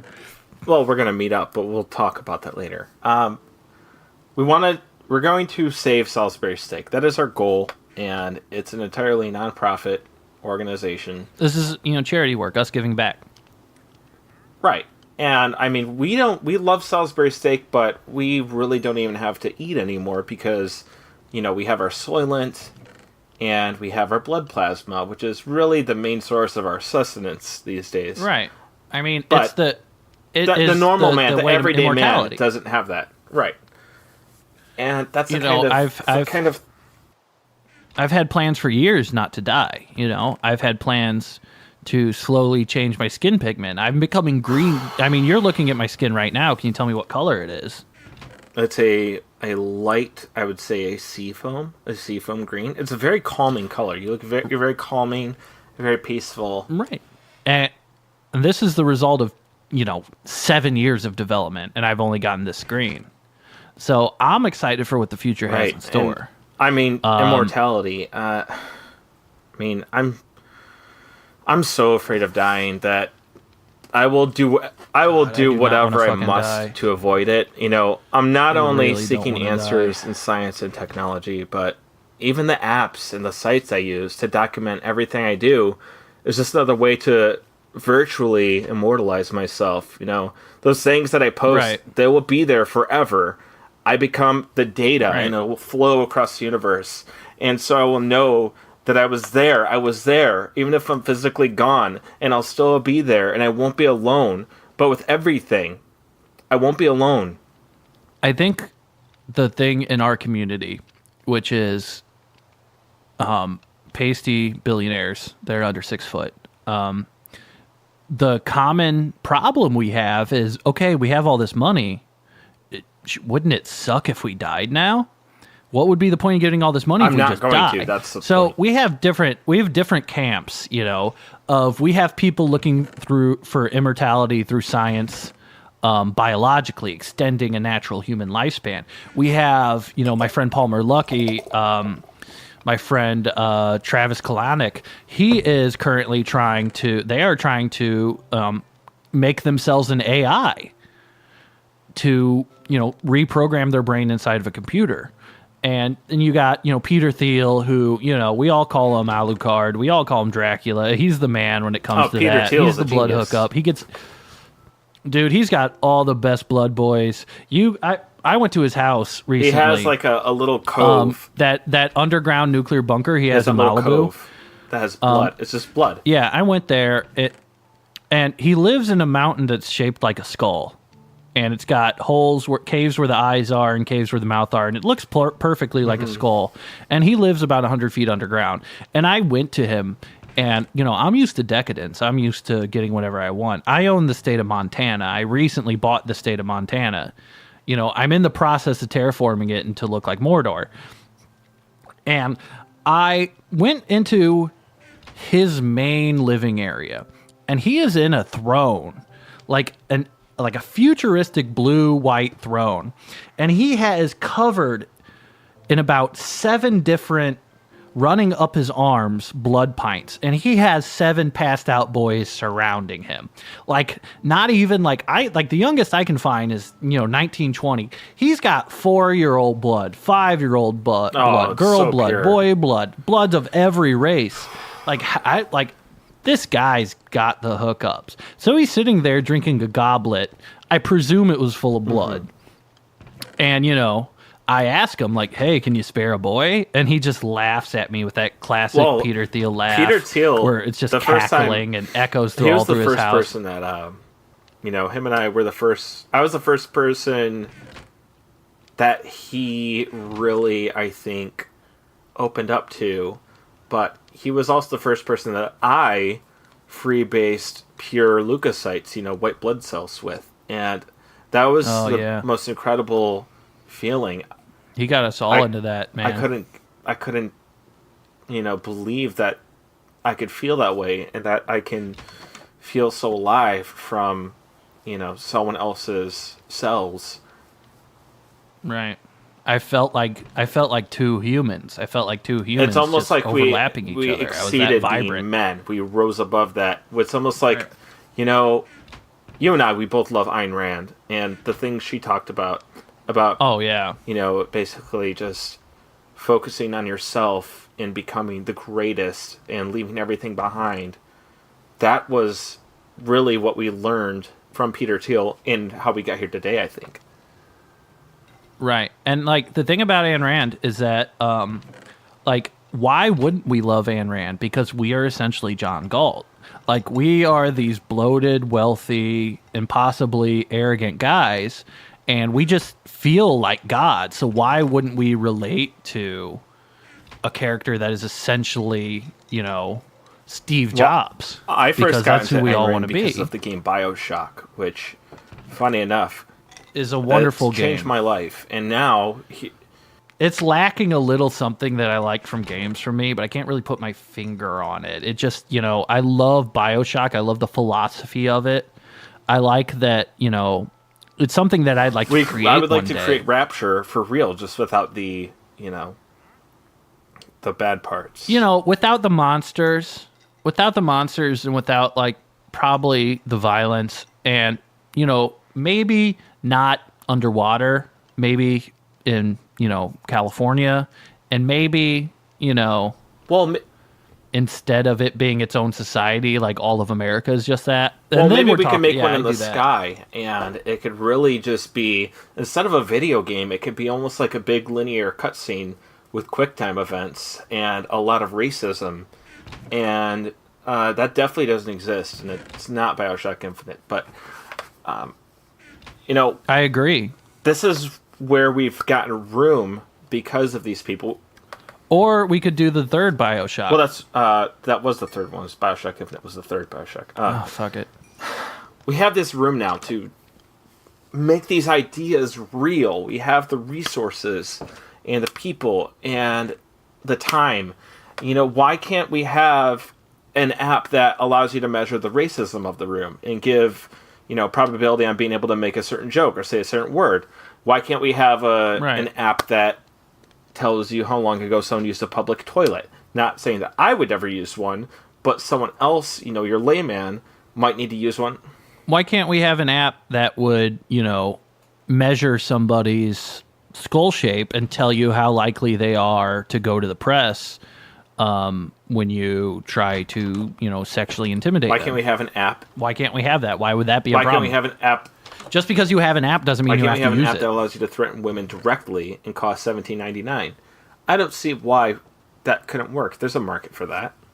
Why can't we have an app that just directly allows me to access Grace Spellman's phone? Why can't we have an app that allows you to order food from anywhere, but you have to go to the restaurant, order it, and pick it up, and fees range from $17 to $49? Why can't we have...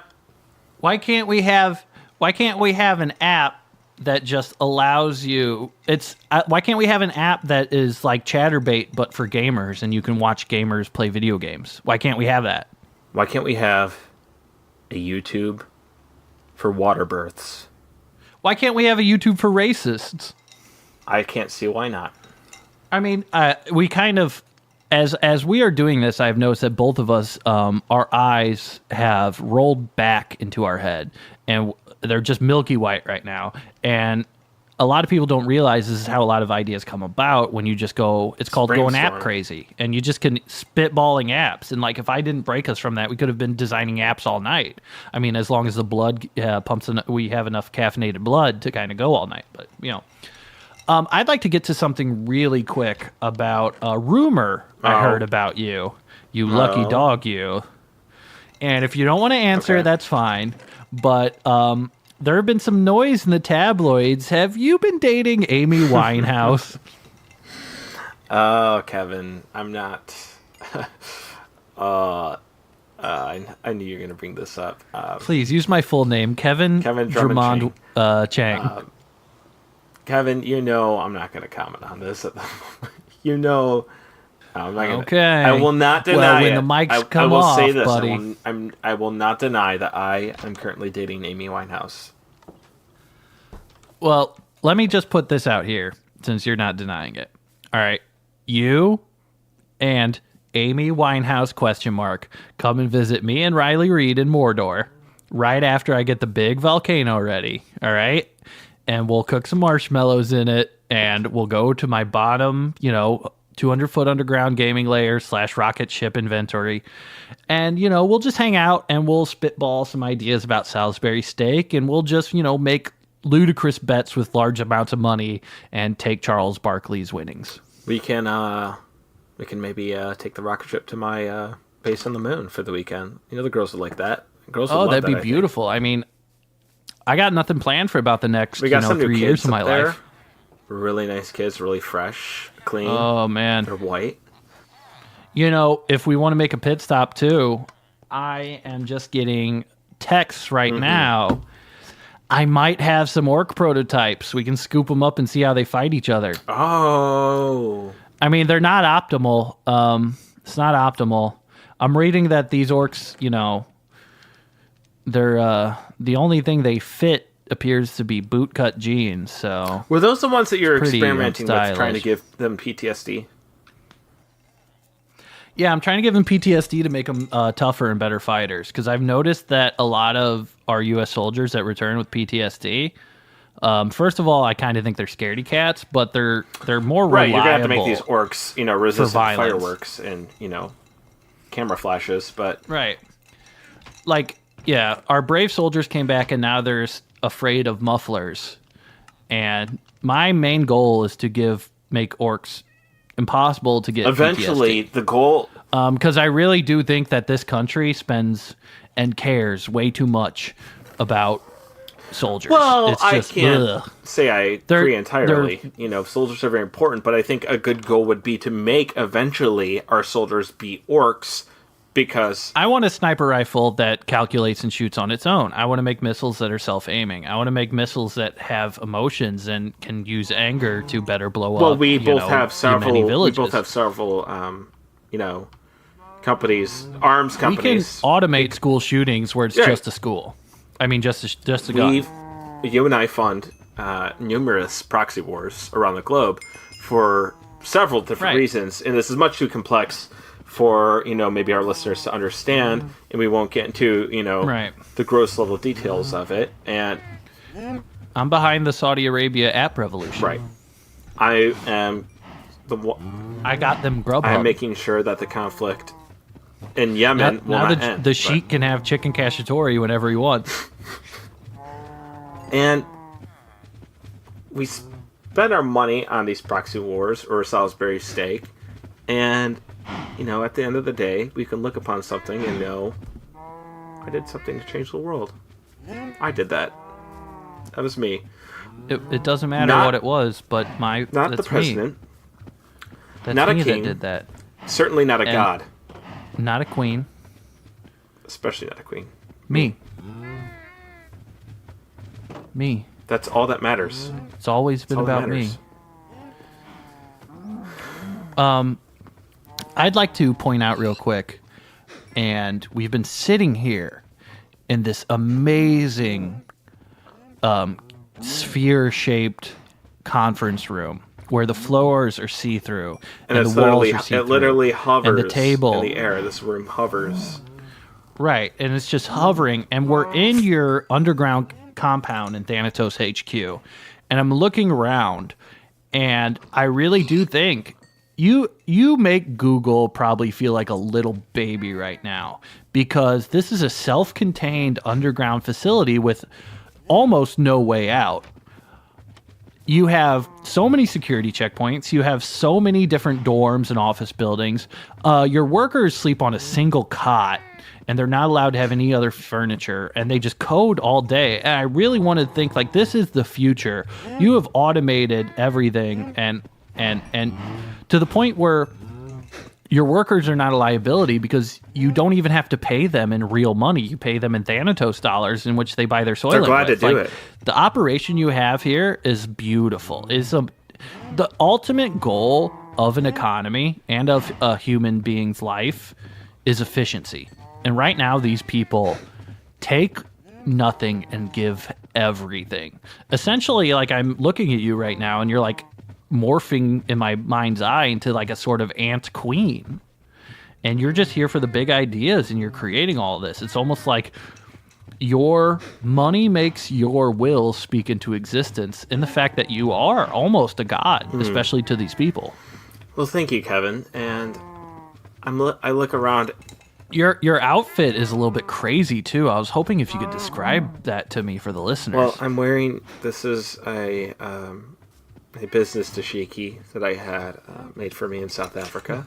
It's made from the hair as you were terraforming it, Right. correct? Yes, thank you. I was there just a few months ago, and it is made from the black hair of some of the women of Africa. You know, a little bit of hair from each country, and it's very special to me. And I don't really like to talk about how I got it.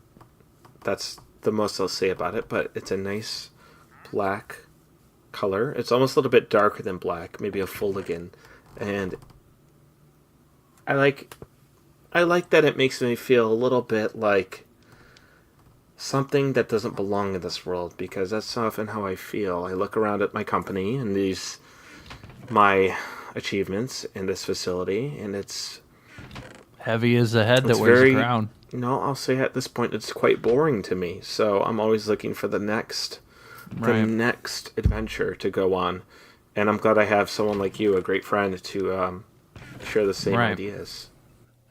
There's a unique ennui among billionaires. I mean, we're so concerned on monetization and managing things in our wheelhouse and creating content. We got all these mission-critical multi-channels that we pivot through different mission statements and try to find solution-based influences. And that's what thought leaders are for. And at the end of the day, you're a thought leader that's on board for valuation, and you don't realize the gravity of unparalleled multi-channels and networking. Sigma. It's a Six Sigma. It's a Six Sigma, and because of Six Sigma, that's why I originally named my business Seven Sigma, because, it is more than six. Aha! Oh, okay, I see. Now, I never understood why you named it that. Wow. I also would really like to commend you. I've been trying to figure out how to end the lunch break for years, and you just have a guy going around with like a whipped cream dispenser that essentially sprays Soylent in the workers' mouths as they code, and I really do think that's amazing.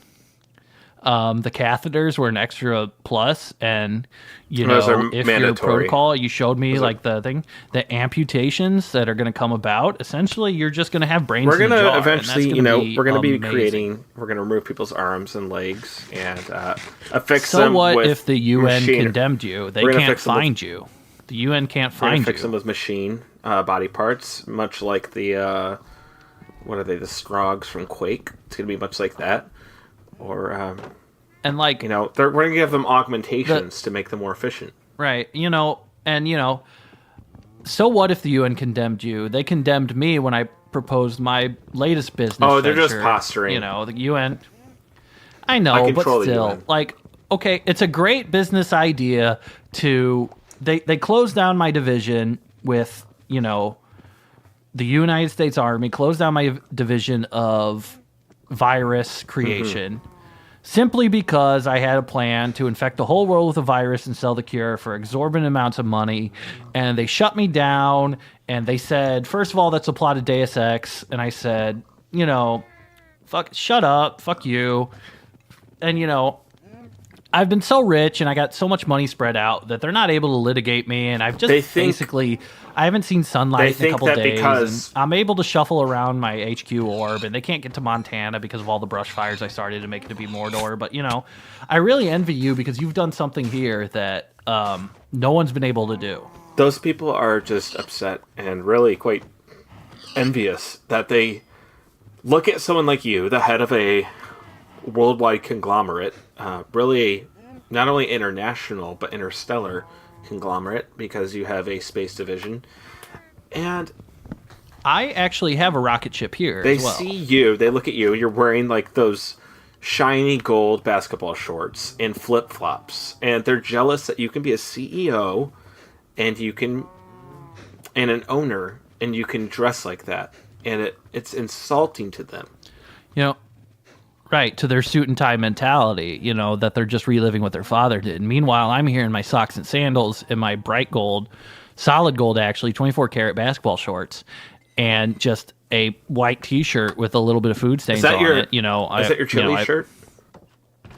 It is my chili shirt. The only mistake I've ever made in the last 20 years is I chose a white t-shirt for my chili shirt. But it's almost like a power play, and I take advantage of it now because nature. How are people going to call me out? How are people going to say, "Oh, you have Jilly on your shirt"? Oh, yeah, well, I'm worth 16 billion. You bonehead. 16 trillion to? for the next few years, I'm sure of it. Yeah, hopefully. I mean, if this space program falls off, I have plans to, I don't want to get into it too much, but I think Mars is going to be all mine. I think I can make it all mine. Send me a vacation spot. Well, I'm glad you kind of mentioned that too. And we were talking earlier about your moon base because I was hoping actually, because my GPS is showing, troop movement, and I was hoping that maybe, see if you want to get my rocket ship real quick here, we can go to your moon base, and I can pick up some orc boys, and I can pick up my wife Riley Reed, and we can. I could tell you, I could eat. I'm maybe you and Amy right can, now. Make us a nice filet mignon dinner. Oh, perhaps we could use a Cambodian, or maybe an Albanian. The meat's not quite good, but call me arrogant, but I will not eat an Albanian. I will not eat any Slavic meat. Albanians Almost are not. Else, Don't get Slavs. Albanians are not Slavs, so there's. You have to cook a Slav for so long before that meat's soft, and they're very gamey. Slavs It's are very all gamey. gristle. There's a lot of gristle, yeah. And their blood's even worse. The only thing that's really below. I know, like I said, Albanians are not Slavs. They're below them. They're close enough. The only thing, the Greeks, I would say the only thing below. Essentially, the Balkans are just lesser Slavs. Well, the Balkans are Slavs. Albania are not Slavs, but probably the only thing equivalent of an Albanian are maybe Turks. But I won't divulge into that. I'll eat a Turk. Really, there's just there's too much grease. I can't. Well, that's all the oil wrestling. Kevin, I think this has been an excellent first episode of our podcast here today. I think, I should hope a lot of people learned a lot of things. Was there anything else you wanted to, touch upon, or do you think we should end this on a good note? I'd like to formally hand you a space helmet. Thank you. As I am putting mine on and strapping my suit on. Slick. These are very slick. I like the design. They are very slick. They're very automated. Once we get in the spaceship, they jack into a port in the back, and they look. I really was influenced heavily by Tron, and I do have a lot of graphics on the sides of like bones and stuff like that. Just because I know you're very excited to tell me you can take I'm a an orc dump in these, but I'll pass. You definitely can. And I encourage you to, because honestly, that generates a lot of heat and electricity for it. See, this is the innovations that I need you for and my company. So I'm slipping it on right now. All right, I'm pulling this crank here. All right. We are moving downwards. All right. Pulling this crank here. It's aiming upwards. I am getting note now that the U.S. military is beginning to punch through the outer levels. The top dome is opening. All right. And I give it about 10 seconds. And 1, 2, 3, 4, 5, 6, 7, 8, 9, 10. All right, we're going off. We're into space. All right, we're going to swing by Mordor real quick. We're going to do those solid snake things, picking up some orc boys, and those balloons are coming up, scooping them up, and put them in the garbage thing. And let's go to the moon. Times. All right, we're about to break Wi-Fi connection, so I'd like to do formal goodbyes here. My name is Kevin Drummond Chang. I am the CEO of 7 Sigma LLC, leaving Earth's orbit here with Ben Wexler. Say goodbye, Ben. Everybody. We'll see you next Christmas.